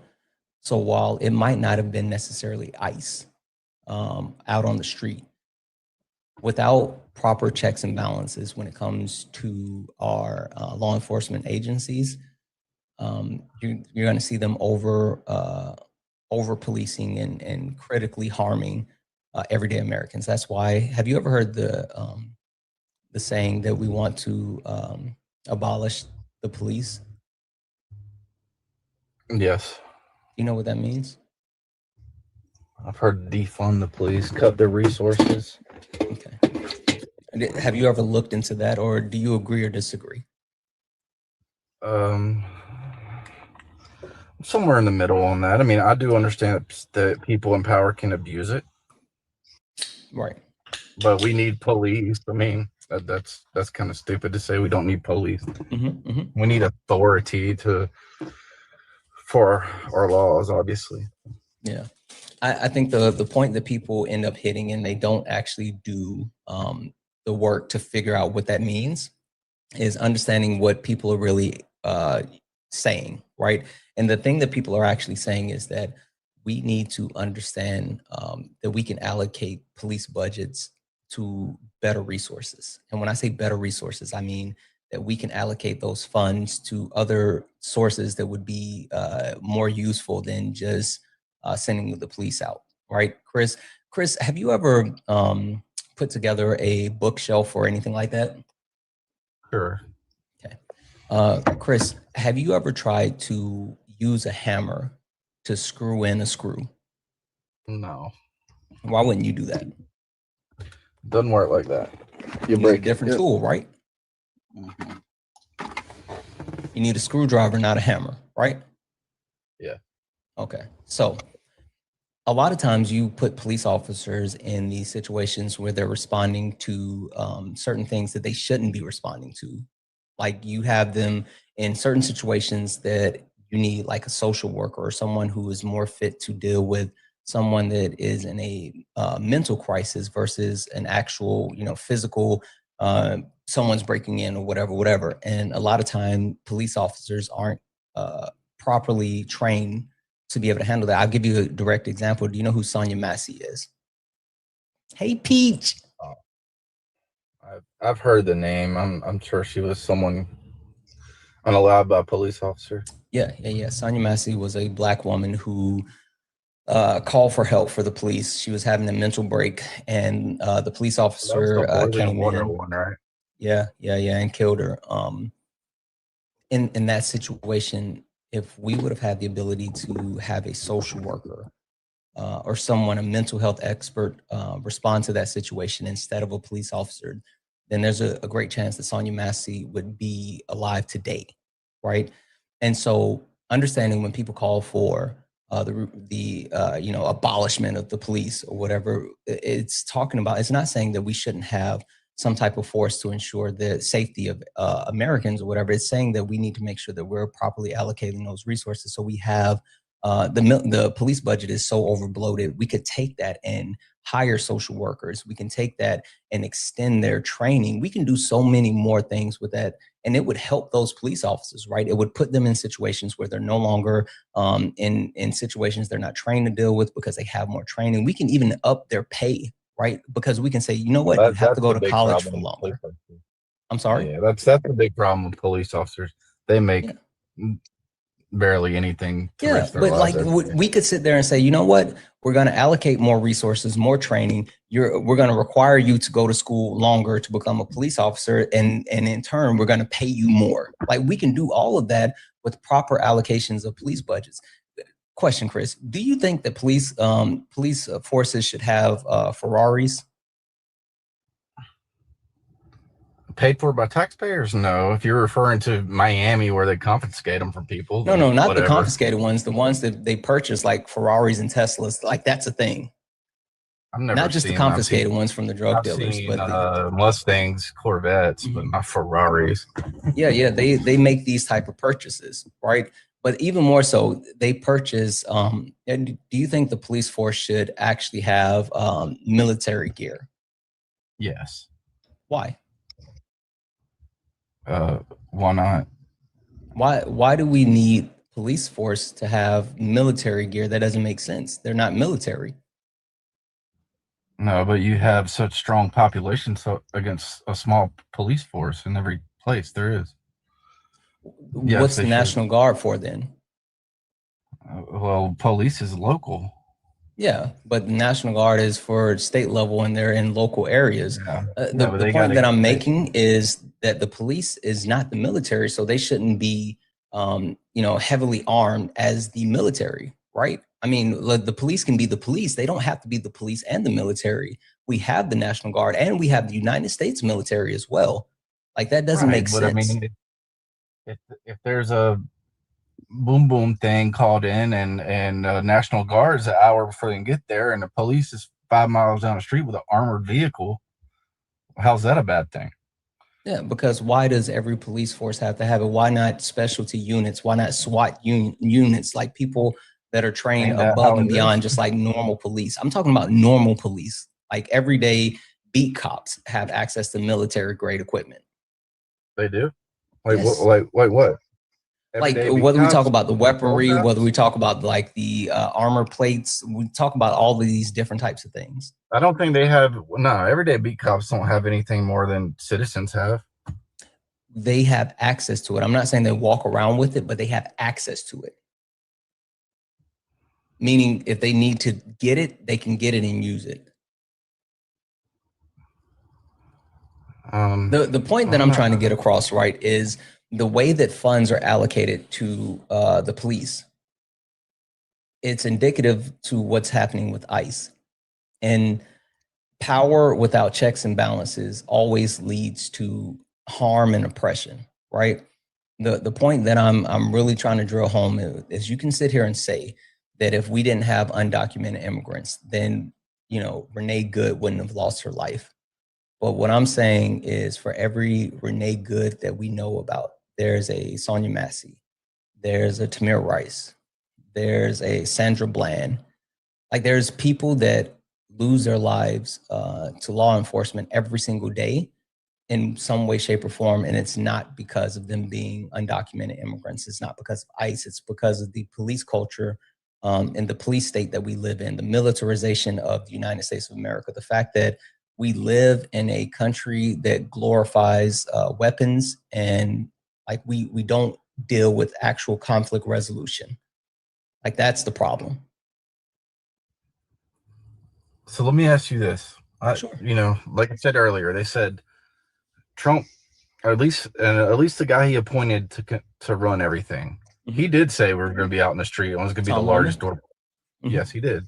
Mhm. So I voted for that. Yeah. So why are people not respecting the winner of that?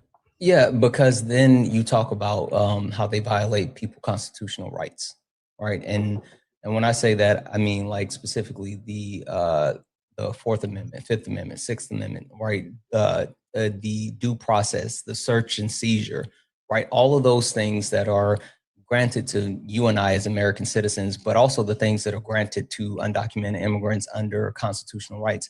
Donald Trump deported Kilmar Aburgo Garcia, right? And with deporting Kilmar Burgo Garcia, the Supreme Court, you know what the split is on the Supreme Court, right? Yeah, majority is Republican. Yeah. Yeah, 6-3. And 3 of those Supreme Court justices were appointed by Donald Trump specifically. The Supreme Court ruled in a 9-0 decision. All the Supreme Court justices together, which is a fucking wild thing. Like, can we agree that that's not normal?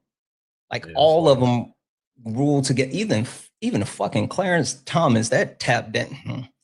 All of them agreed together in a 9-0 decision that Donald Trump violated Kilmar Aburgo Garcia's constitutional right, and they had to bring him back. Yeah, he did. And that's the point. Like, even with the stuff that Trump is doing, this stuff is illegal and also violating the Constitution, and that's what people have a problem with. Yeah, I mean, yeah, there's going to be isolated incidents. Like, I don't believe that you can do what he wants to do without profiling people. I don't believe you can. I think that's impossible. Why? But why should we have to accept profiling? Why do we have to accept undocumented immigrants? What does that have to do with my question? I'm asking you a really direct question, Chris, and I'm having a genuine conversation with you. Because we can't do that. We can't follow this law without violating this law. What do we do? What do we do? I'm not talking about the law. I'm talking about the justification that's being used to say just because someone looks this way, then they should be targeted. Question for you, Chris. You don't think they should be questioned? Do you think they should be questioned at all? What do you mean? What do you mean? Okay, so if we have a bunch of Hispanic people, right? Mm-hmm. How do we know if they're legal or not? You mean without undocumented asking, or not? Without yeah, asking. I mean, I think there's ways to justify probable cause, but I guess the problem that I have, right, Chris, is can you tell? Am I from El Salvador? Am I from Venezuela, Brazil, Colombia, the Dominican Republic? Can you tell where I'm from? No. Are you offended for asking? No, I'm not. But if you had to guess one, what would you say? Dominican. Okay. No, I'm not from the Dominican Republic. I'm not from any foreign country. No, I'm American. I'm Black. I'm not even Hispanic. No. Yeah, that's what I was about to say. I'm not Latino at all. I mean, I wouldn't say any. Yeah, no, I'm not from any. The point being is that the premise behind racial profiling or profiling period opens up the door to people who shouldn't be affected being affected. And that's the problem. Yeah, you got to keep that in check, but we got to go one way or the other. Like, we're either going to let everyone stay or we're going to get I said we let everyone stay. Why? I literally say, have you heard of mass amnesty? Okay, but we can mass amnesty, but we need to know who's here. That the problem is we don't know who's here. That's part of mass amnesty. Did you know if we offered mass amnesty, then not only would that give us an opportunity to properly identify how many undocumented immigrants we have in the country, it would also give us the ability to properly vet them so we would know their background. And then also any of those undocumented immigrants that don't come forward, right? Because if you're sitting here saying, hey, if you're in the country and you, I'm sorry, give me 2 seconds, Chris, really quick. Sorry, 1 second, guys.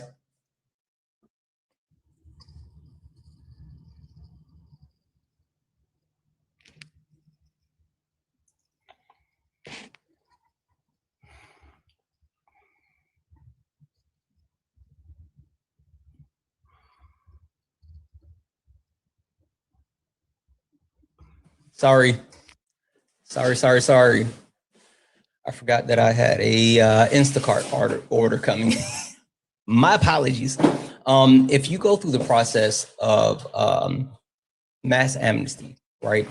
Not only do you give those people who have been in the country, those people who have added to the development and the success of our country, you give them the ability to become American citizens. But even more than that, those people, Chris, that was like, nah, I don't want that. Why would they say they don't want legal citizenship, Chris? Well, is mass amnesty worth another 9/11? No. Answer the question. Why do you think that people, if we're giving them mass amnesty, if we're giving them access to become American citizens and actually no longer have to worry about being deported or, not having access to benefits and all this other stuff, if we're giving them a pathway to be able to gain all of those things, why would people say no? What would be the reason they would say no? Think about it, because there's going to be some that would say no, but why would they say no? I don't see why anyone would say no that it was want to be here for the right reasons. Exactly. That's why you can't do mass Exactly. That's what I'm saying, Chris. You got it. The people that are here for nefarious reasons, right? The people that are here for nefarious reasons would not engage in mass amnesty. They would not self-identify. They would not want to subject themselves to a background check because they're here for nefarious reasons. They're criminals. They're the people that we actually want out of the country, Chris. So if we get you on never board, know intent. I mean, that's not really a good argument. Their intent is very subtle. What do you mean their intent is very subtle? 9/11. Well, yeah, that's fine. But what I'm saying though is, what I'm saying is, like, if we have the ability to not only vet these people and identify these people and get a proper account of these people and do background checks, but even more so, we can reduce the amount of people that are here with non-nefarious intentions. And we can at least in confidence say, these people are here, they have no criminal background, and we know who they are, we know where they live, all this other stuff. But there's a group of them that's still out there that didn't do it. That would give us the ability to freely go after the really bad people that we need to get. Like that would open up the door to being able to really target those people that Donald Trump said that he wanted out of the country. Because Donald Trump talked about getting criminals out of the country and the worst of the worst. Well, if we give people a pathway to citizenship through amnesty, and the people who make the decision to say, nah, I don't want that, then like those are the people that we need to figure out, like, why the fuck wouldn't you do that? Like, that's the point. But that's what I'm saying. What if we get them all out and then we let the ones back in legally with good intent? Then we don't have to worry about the other people, the other part of it. Because the process that we're going through with mass deportation, not only is it costly, right? Over $88 billion a year. So it's massively costly, but it's also massively ineffective. Ineffective in multiple ways, right? Whether we talk about the current deportation rate, whether we talk about the unrest that's occurring within our country, or even if we talk about the actual financial impact to our country. Did you know that you said you're in North Carolina? I'm from South Carolina, right? And our neighbors to the south of us, Florida, did you know that they implemented pieces of legislation to do exactly what you're saying that you wanted them to do? Like Florida specifically targeted undocumented immigrants and tried to drive them out of the state of Florida. Did you know that? With intent of bringing the ones back that want to be just here? To get undocumented immigrants out. Okay. Yeah. You know what happened to their economy? The farms went broke and all that. That's what you're Well, say. yeah, not just that, but inflation skyrocketed in Florida. Like the economy took such a massive blow in Florida that they had to stop those efforts. So the point that I'm trying to get across, right, is even like with the premise that you're trying to get across, it's harmful in so many different ways. But can you give me like one real negative that occurs from mass amnesty? One thing that's like tangibly, like, this is a bad reason why. When you don't know who's here, yeah. That's everything. That a part of mass amnesty is identifying people that's here. That's why you do it. So I don't believe that would happen, though. You're what do talking you about mean? blanket amnesty. blanket What amnesty. do you mean? You can't get it if you don't come forward and self-identify and then subject yourself to like a background check. How It would doesn't that work be? that You way. think that would be regulated over how many people? 30 million people? That's a part of. I don't know. Do you not know what mass amnesty is? I think there'd be too many people to just say, come in here, interview, we'll give you permits or whatever you need. No, I don't believe it works like that. Your premise is okay. So the reason why you can't get behind it is because you don't think it would work. Not that there's an actual tangible impact, a negative impact that would actually occur. You just don't think it will work, so you don't want to do it. That's what you're saying. Well, I mean, you don't have a real reason, Chris. I think if you do interviews coming back from another country or on the other side of our border, you could definitely. What's the difference? What's the difference versus doing it here versus saying leave and then we'll do it another place? What's the difference? Because Chris, can I keep it funky with you for a second? More. Can I keep it funky with you, Chris? Because you and I have been up here talking for a while, and I think that you know, like I think we can get to the point where we're being pretty honest. Like, you know, we've had a good conversation. At least in my opinion, I think we've had a good conversation. Chris, if you just hate the brown people, just say you hate the brown people. Like, you can keep it funky with me. If that's the whole premise of what you're building this on, just because you don't like immigrants, then just say you don't like immigrants. You don't have to hide behind like the false niceties. Hey, look, it's okay. Look at my profile picture, bro. I don't care That's my about your wife, profile right? picture. Bro, do you No, think but just I want because people you to do it the right way, man. do you think that just because you actually marry someone who is black or brown that you can't engage in bigotry or racism or xenophobia or any of that? Do you think that excludes you? I think that people need to do it the right way, and it's unfair. Sure, but that's not the question. That's not the question. question, Chris. The question is, do you think that your proximity, do you think your proximity to other races excludes you from being racist or bigoted or xenophobic? No, I don't. But I think you're going on the wrong path there. I'm not, Chris, because I'm sorry, and I'm making a conclusion, right? And this is the summation of the time that we've spent talking so far, right? And Chris, you haven't given me any like reasonable explanation about why you can't get behind it, besides the fact that you think people should quote unquote do it the right way. Like, you haven't given me any type of like positive economic impacts or anything. Listen, I've spent 30. What if I spent 30 grand getting her papers, right? And now you want to give mass amnesty to all these people? Okay, that's something. That's something. So, Chris, if it's about, now I understand you more. It's about the fact that you had to go through this legal process, and it took time, energy, effort, and money, and now giving people that same access without having to go through it, that's something that you can't get behind. Is that what you're saying? Yeah, and that's how it should be. And there was extensive vetting, interviewing, all this shit, right? Yeah, no, we can't just do that for everyone. No. Okay, all right. That's what I was saying. So, yeah. Now, see, that makes a little bit more sense, right, Chris? I hear you from that standpoint. That differs from me just saying that, you know, you don't like brown people or black people. Like, so now that one's out of the window for me. I mean, there may still be a little bit of that, but that's no longer the first thing that I'm thinking of, Chris. So the premise is you guys had to do it this way. Other people should have to do it this way, right? Correct. Is that accurate? Correct. Okay. Correct. Chris, what if I sat here and told you that just because you all had to do it the hard way doesn't mean everyone should have to do it the hard way? We should fix it so people don't have to do it the hard way, period. The experience that you and your wife went through should not be the experience that everyone has to go through. We should make it better for everyone. And I feel you lost out on time, energy, effort, and money, but I don't think that's justification for everyone else to have to do the same. The hard way is the needed way.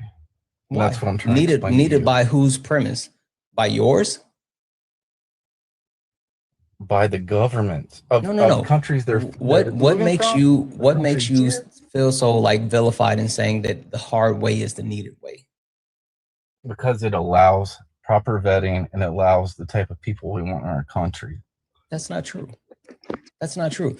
Literally. Okay, so all right. So are you saying? Wait, hold on. Question for you, Chris. Are you saying that if you're Chris, are you saying that if it would have taken, let's say, half of the time and a third of the money that you spent, that it still wouldn't, your wife shouldn't have been here? I mean, what I'm saying is, no. Answer that question directly. Answer that directly. If it was half of the time and a third of the cost, would your wife be any less worthy of being here? No, but do you want to lower the standards on everything? Yes. Do you want to lower standards on everything? Yes. Everything I have in life. We should lower standards. No, we're not talking about everything in life, Chris, because now you're being you're being hyperbolic. We're not talking about everything in life, Chris. We're talking about immigration. We're specifically talking about immigration. And yes, I'm good with that. I'm good with making it easier to allow people to get into the country. Chris, you and your wife should not have to spend $30,000 and spend years. Like, that's ridiculous, Chris. That's ridiculous. That shouldn't be the case. The point that I'm trying to get across, and this is not a privilege. It's not a privilege to be here, is what you're saying. No, it's not. And even more so, you're talking to someone. No, it's not. It's not.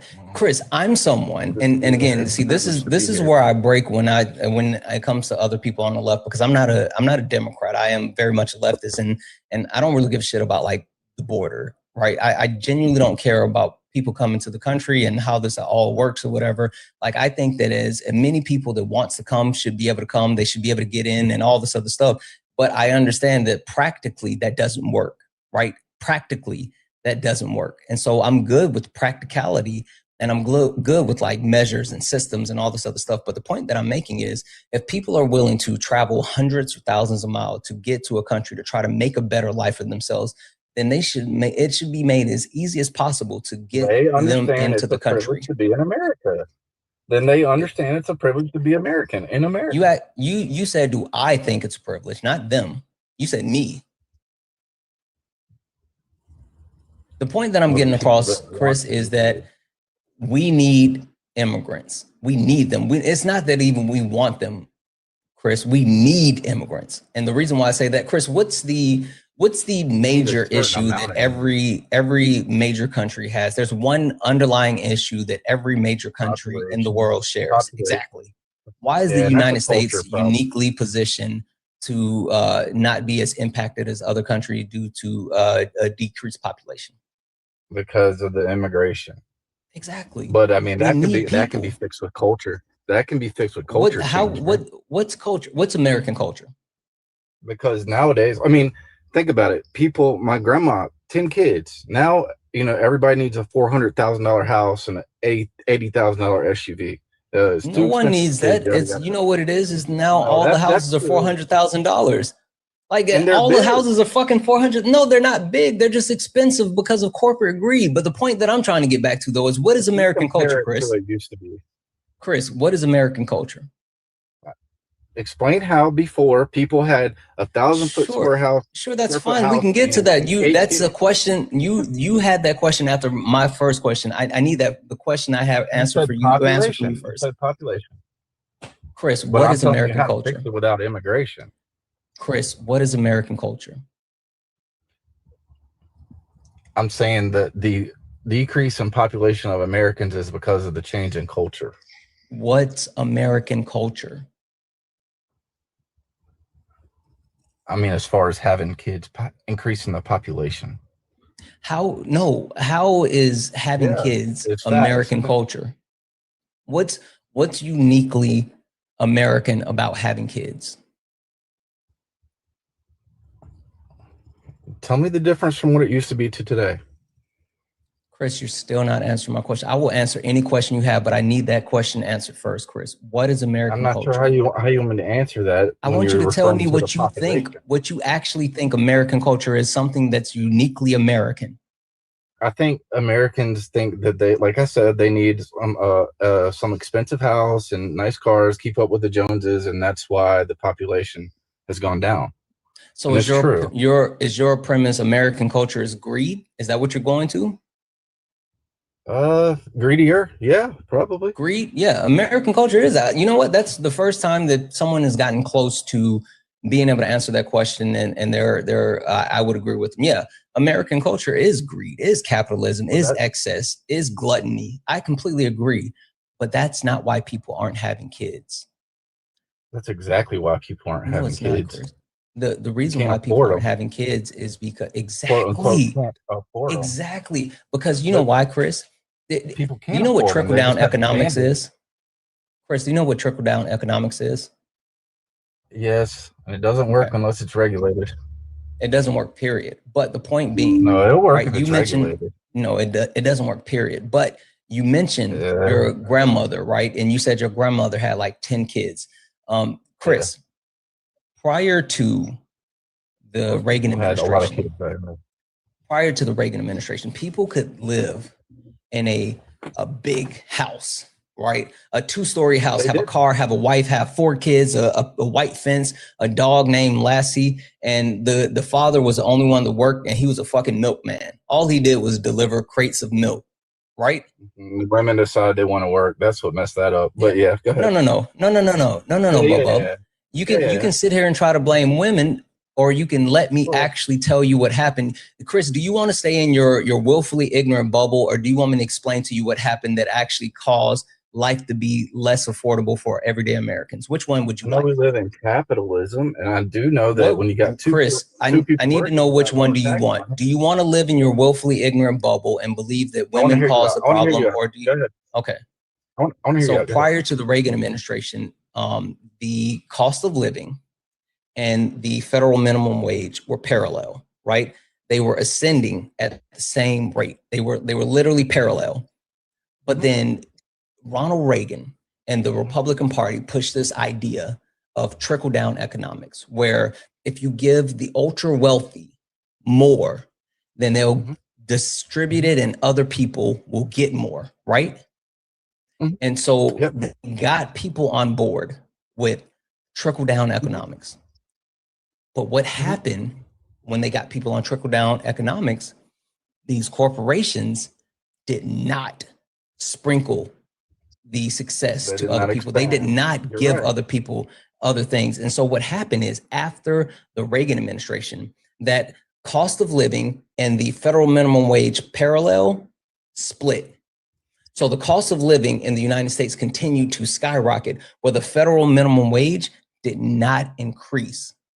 So due to trickle-down economics and the premise that we need to invest in these big companies and give them the money, the cost of living continued to increase without people having the ability to make more. So that's why people can't live off one income anymore. And then you have other people that come in, other presidencies like the Trump administration that deregulated the housing market under his first term, rolling back regulations for Dodd-Frank, which allow corporations to come in and purchase single-family homes at a rate where they could overpay for it, and they no longer had to wait the moratorium period to actually be able to purchase the home.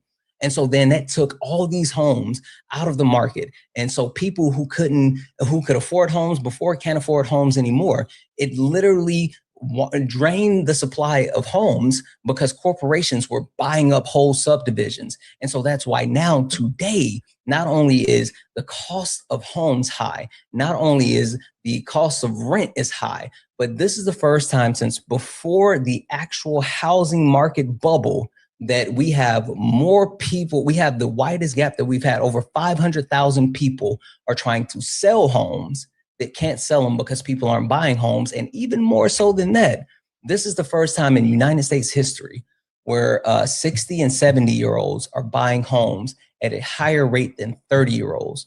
We can't afford it because of the different types of policies that were put in place specifically by the Republican Party. That's the problem.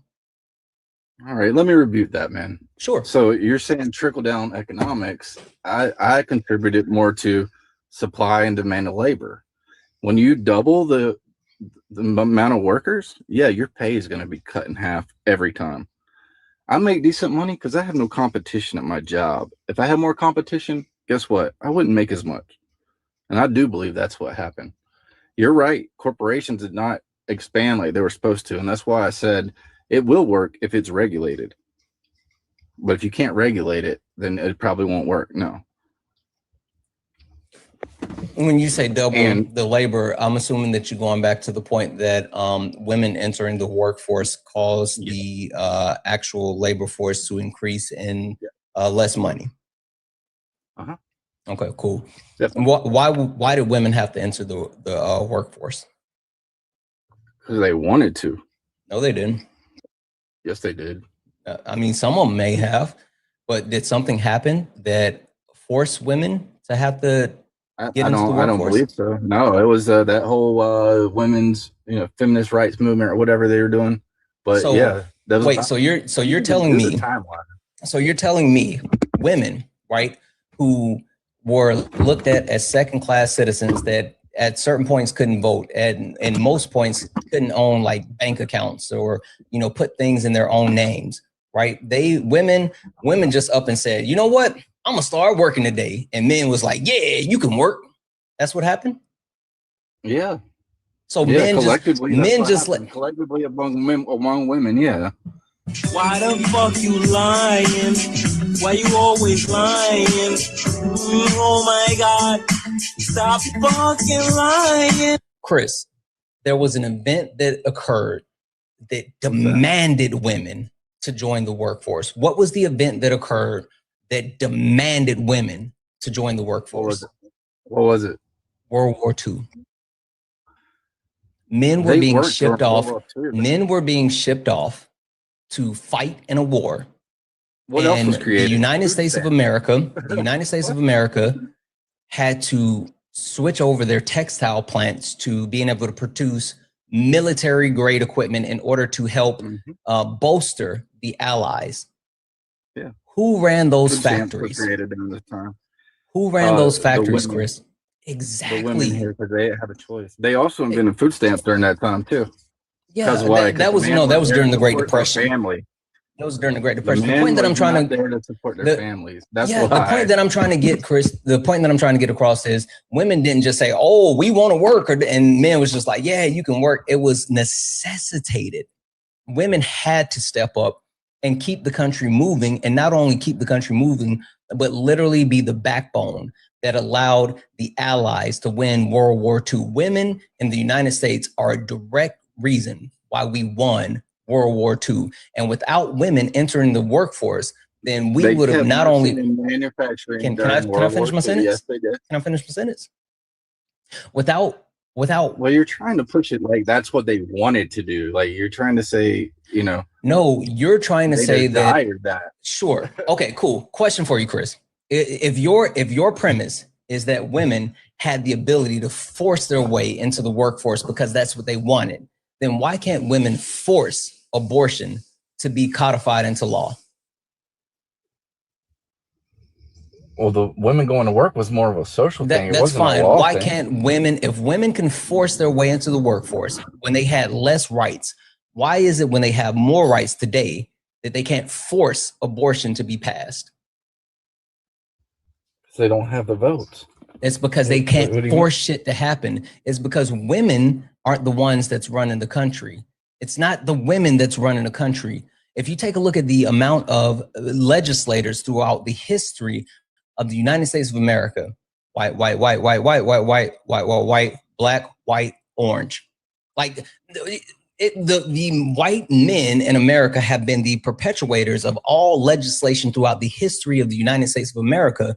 And so while women wanted to help support the country, they didn't force anything to happen. That's why they can't force abortion into law today. It doesn't work that way. And you sitting here working off that premise, you're just a misogynist.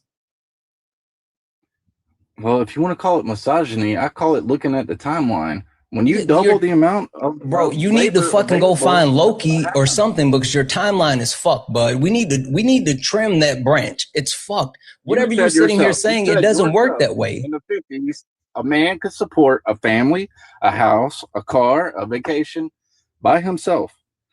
As soon as women entered the workforce, I didn't say it was the women. I sat there and told you it was fucking trickle down economics. Literally trickle down economics. I'm telling you that's not all it was. Sure. Can you give me any time? Because I can give you actual studies completed on trickle-down economics prior to and then after the institution by Ronald Reagan. Were women, I can show were women you. working before Reagan? Listen what I'm saying. Women Listen what working I'm before saying. Reagan? Listen to what I'm saying.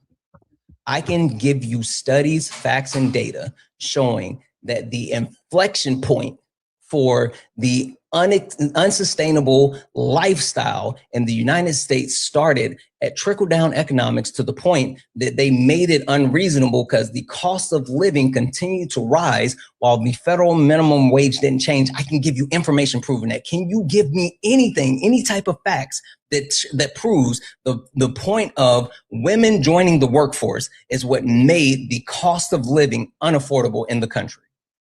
Yes, women were working before Reagan was ever in office. No, that's fine. Give me something that actually proves it.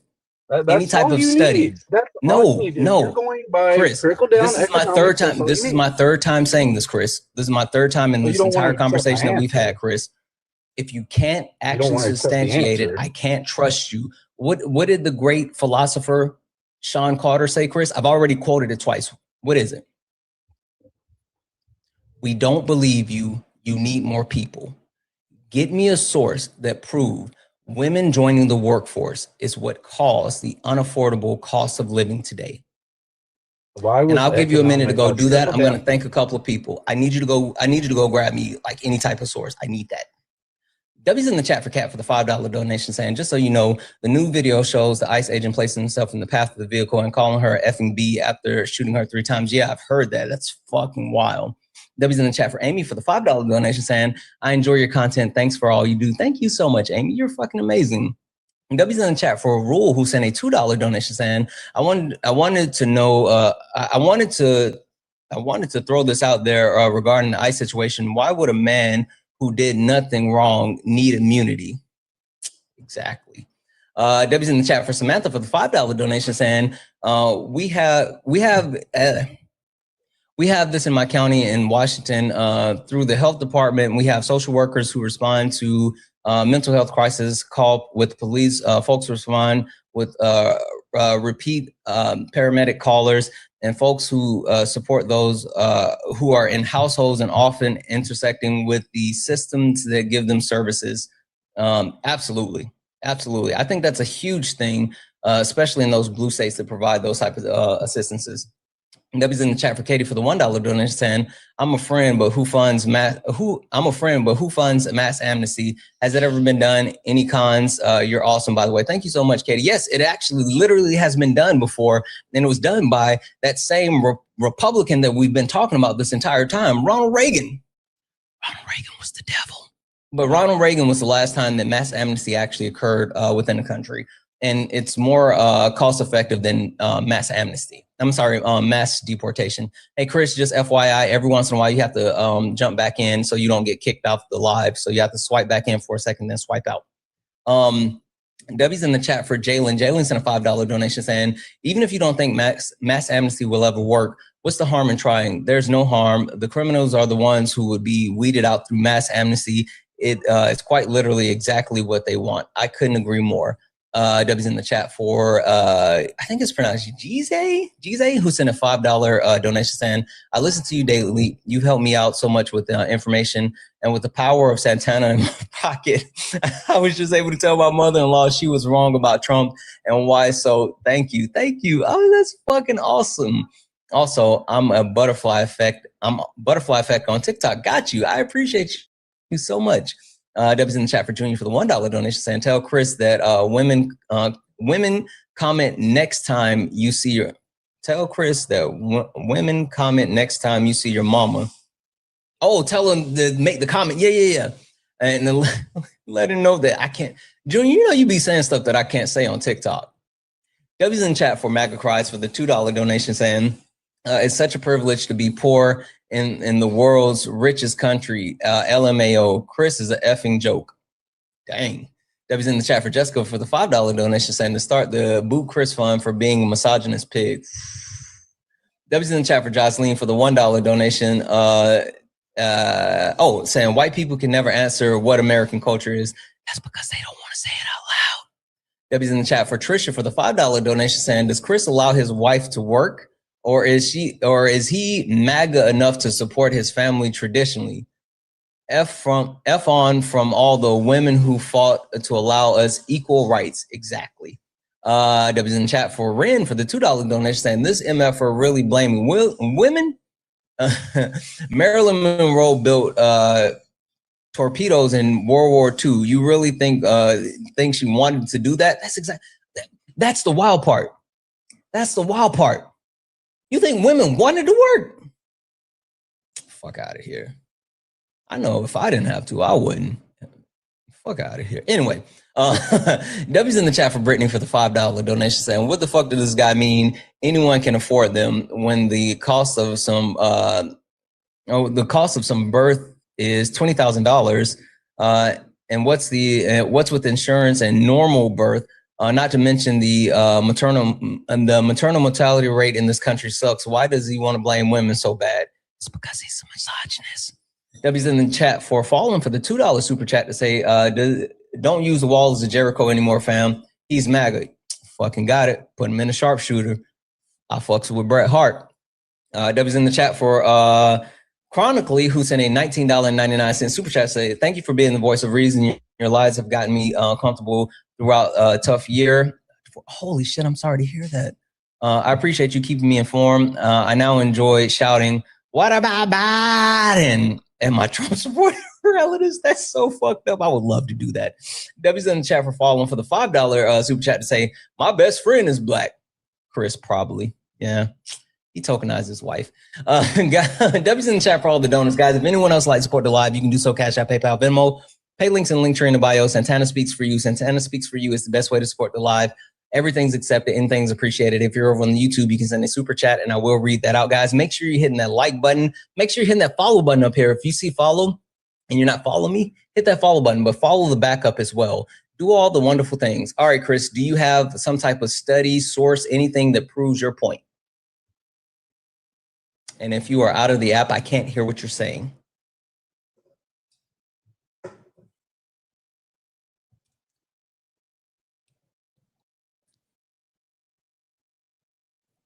Yep.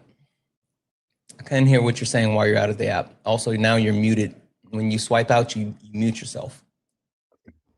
I said all I did was Google it, and the Google AI overview says exactly what I said. Yes, it contributed. Okay, is Google AI overview a source? Well, I think what it does is takes collective of many articles and puts it together. I think that's how it works. Did you verify any of the information from the collective Google AI overview? I don't know, man, but it's common sense when you. It's not.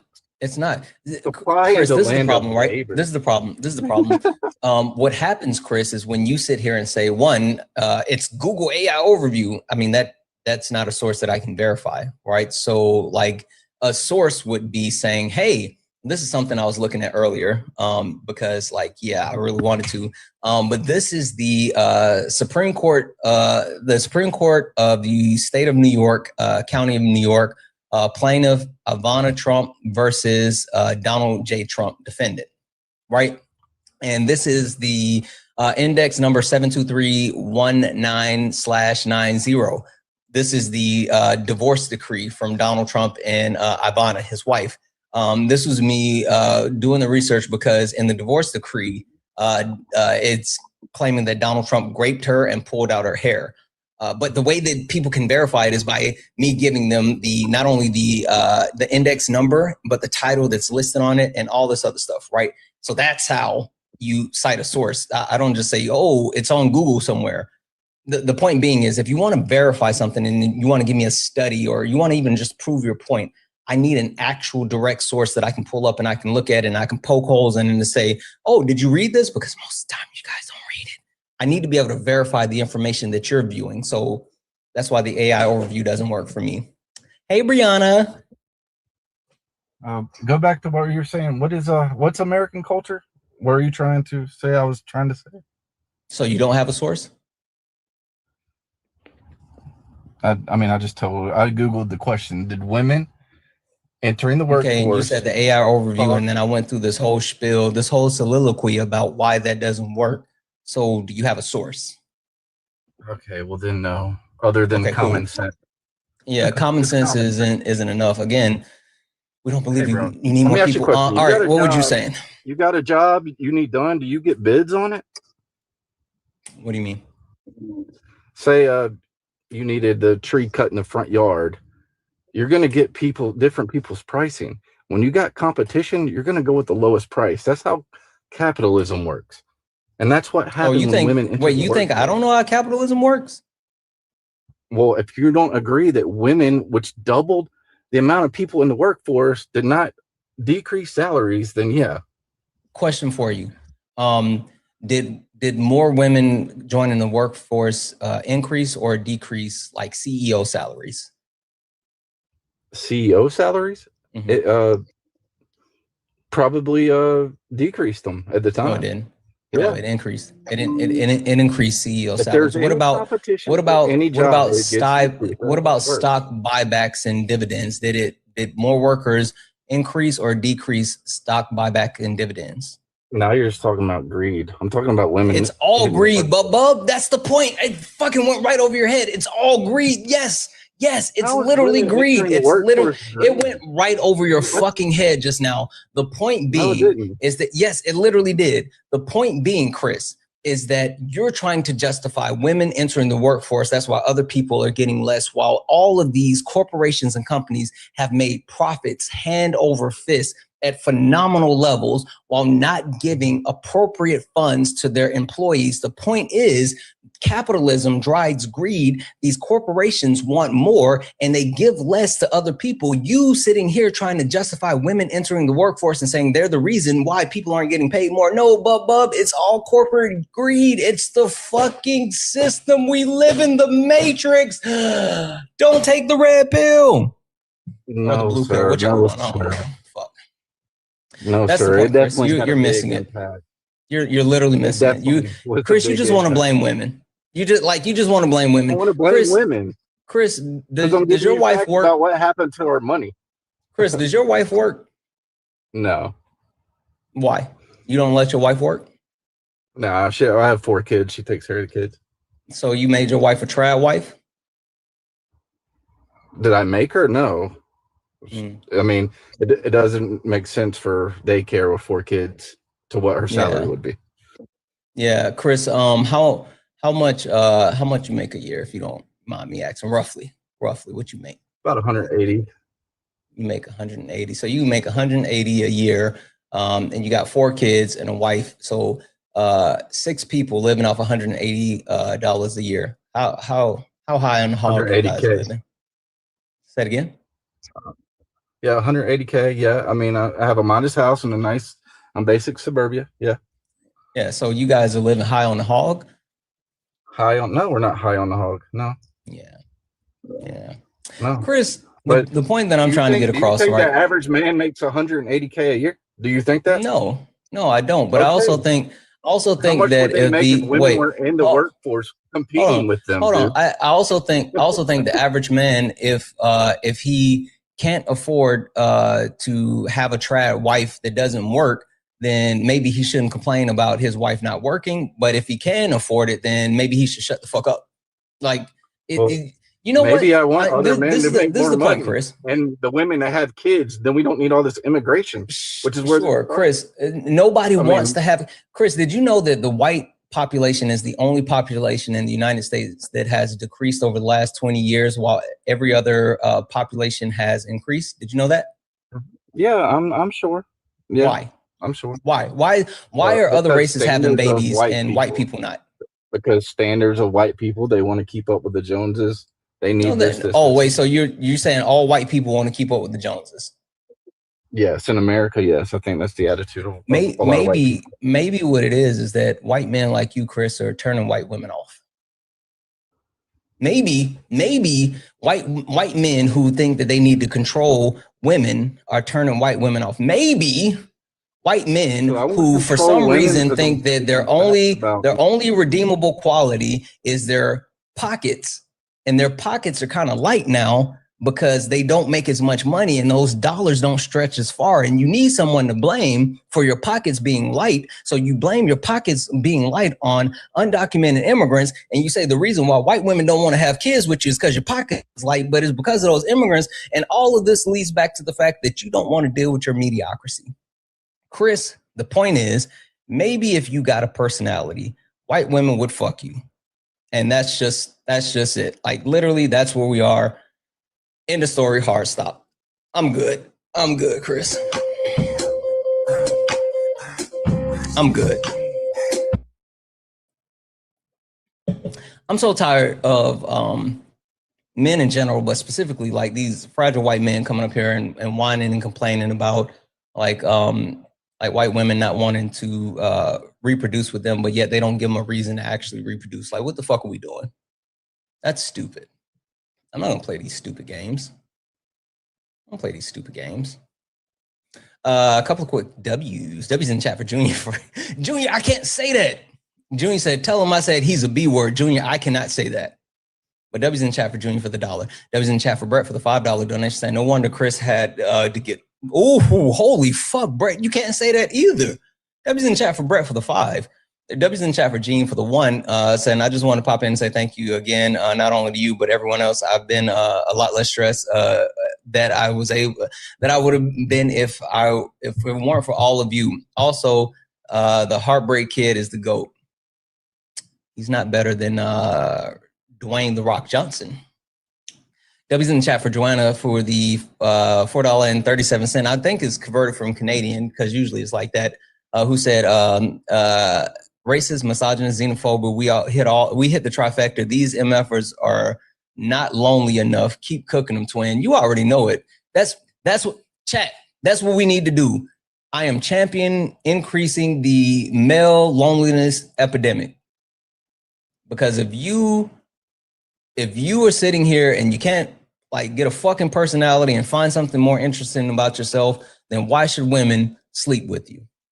The answer is they shouldn't. I'm pro male loneliness epidemic. Fuck it. Debbie's in the chat for Kat, who said the $5 donation said piss off white privilege limp. You know what? POS. Holy shit, Kat. Debbie's in the chat for Mela, who sent a $1 donation saying, keep these maggots, extremists in check, WU. Sometimes you got to put them on a leash and take them for a walk. Debbie's in the chat for Ian for the $5 donation saying, hey, did that one guest come back yet to say you were right about Trump sending troops to Venezuela? I don't know, Ian, but they never say I'm right. They never want to admit it, ever, ever, ever. They don't admit things. Debbie's in the chat for Stephanie for the $10 donation saying, you have patience, MAGA idiots. They're not that smart. And Debbie's in the chat for Samantha for the $2 donation saying, I refuse to have kids because men like guests. I make more than 90% of the men that I date rent a 2-bedroom alone with my dog. I love my peace. Yes, women, protect your peace. Fucking protect your peace. Debbie's in the chat for Jocelyn for the $1 donation saying, it's sad. Hamster violin meme played in my head every time he brought up the point back to how it's women's fault. It's always women's fault. It's every single time. It's always women's fault. W's in the chat for Matt Scramble for the $5 donation. By Chris logic, any increase in the work pool decreases wage, which means what women should have fewer kids, increasing future wages. That's fucking right. W's in the chat for Margarita for the $20 donation. Thanks, Santana. Seems like we can throw all kinds of facts at MAGA. They will disregard it. They're factose intolerant. Not gonna hold you. That's all it is. They're factose intolerant. W's in the chat for I think it's pronounced Kayana, who sent a $5 donation saying, speaking as a black trans woman that holds a full-time job and is also new to a new upcoming recording artist, please go stream Cookie Crusher Babysitter and type BITCH on all streaming platforms. Also, FU Chris. So it's Cookie, K was spelled with the K, Kookie, Cashmere. Sorry, Cookie Cashmere, KASHMERE, Babysitter, and type BITCH. W's in the chat for you. Hopefully you make it big. And then you come back and kick a freestyle for me or something. W's in the chat for How, who sent a $5 super chat to say the red pill mentality of a lot of excuse me. The red pill meant a lot of different things, but basically meant you are woke up and need to take it.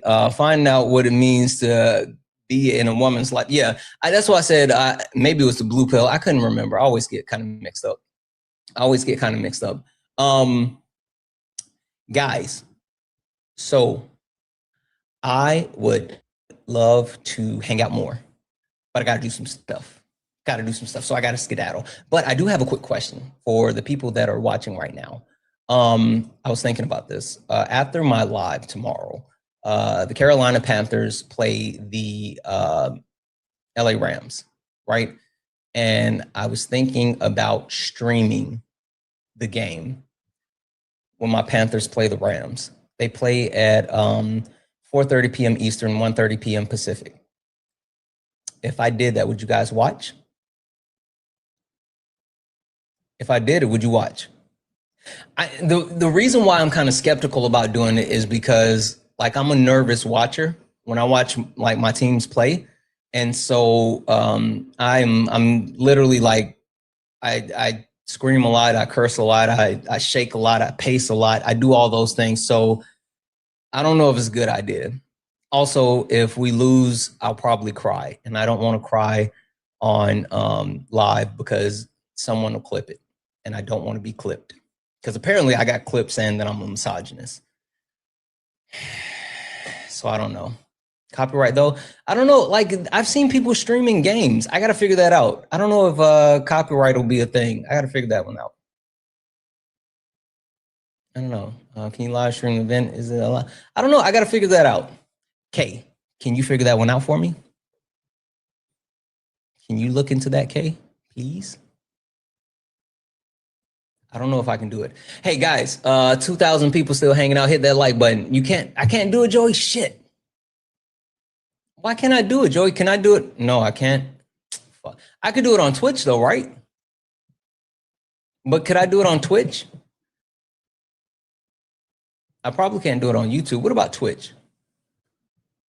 No, not on Twitch either. On Discord. I guess I'm gonna have to do it by myself, man.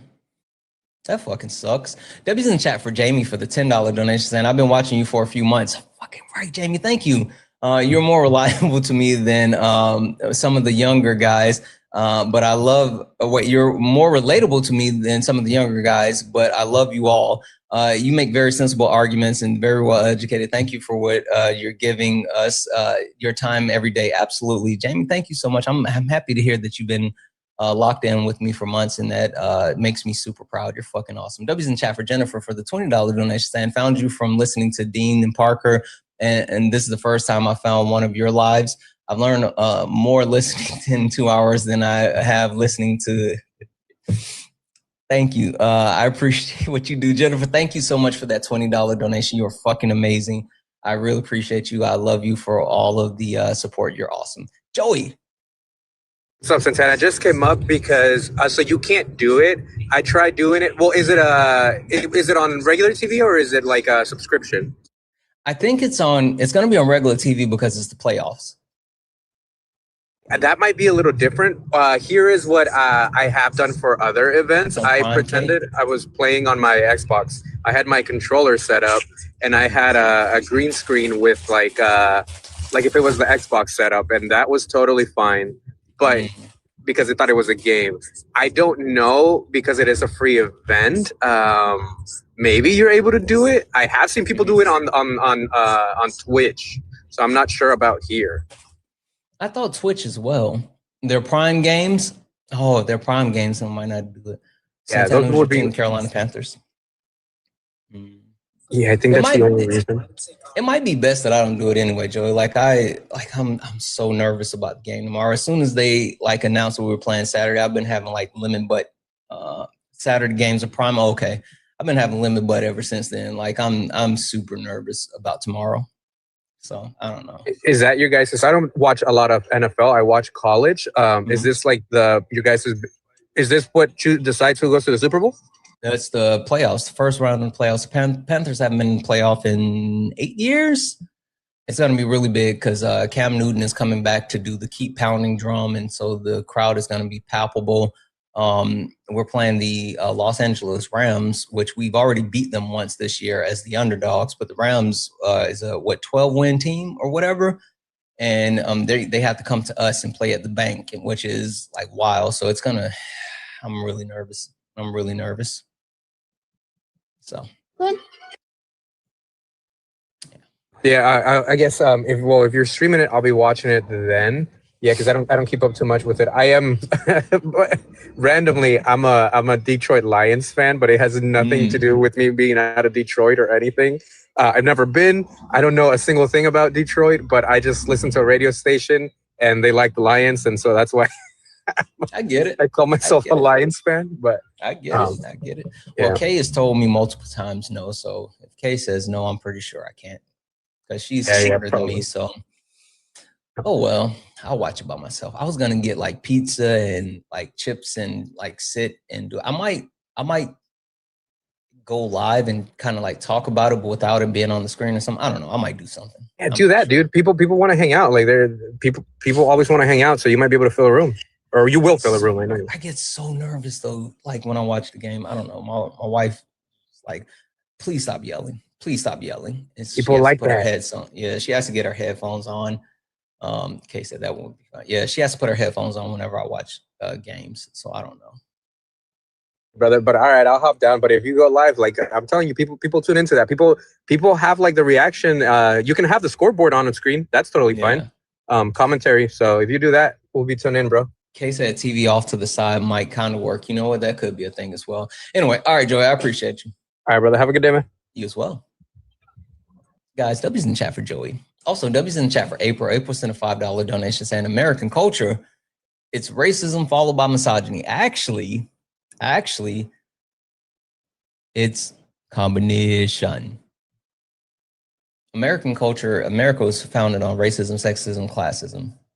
So there's that. All right. I know there's a shit ton of people in the box and all this other stuff, but guess what? I'm done.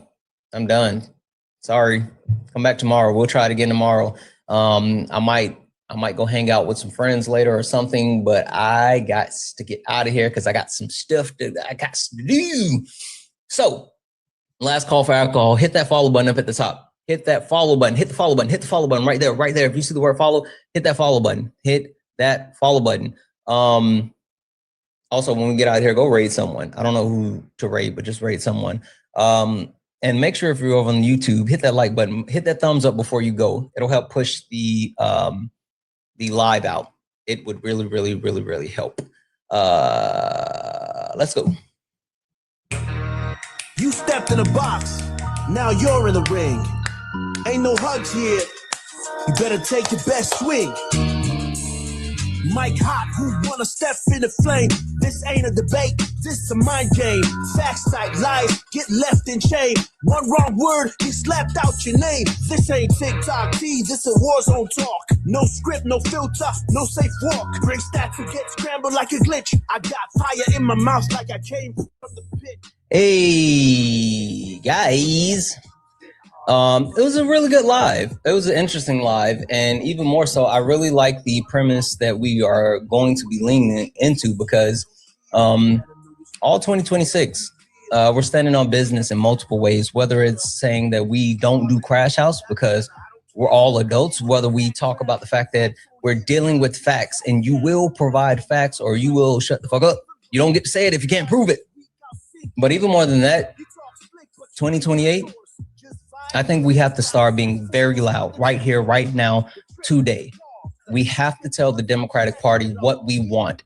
If we want to get any type of change, we have to stand on business. And I'm going to be standing on business, and I need each and every one of you standing on business with me. If I can't get you guys to stand behind me, then fuck it. I will be a million by myself, but I'm counting on you guys to be here, so I need you here with me. I need each and every one of you. We're going to do this together. We're going to figure this out together. We're not going to give up our country. What's happening right now today is unacceptable, and I'm fucking tired of it. I'm over it. I'm over this shit, and we shouldn't have to deal with it. So we're going to do this together. I mean this. Absolutely. W's in the chat real quick for Mike, who sent a $2 donation saying, I wouldn't do that, bro. Something might slip out. You don't want the world to hear. Yeah, no. Yeah. Anyway, guys, thank you for all the gifts, the likes, the taps, the shares. Thank you for all the love. I love you all. It is all.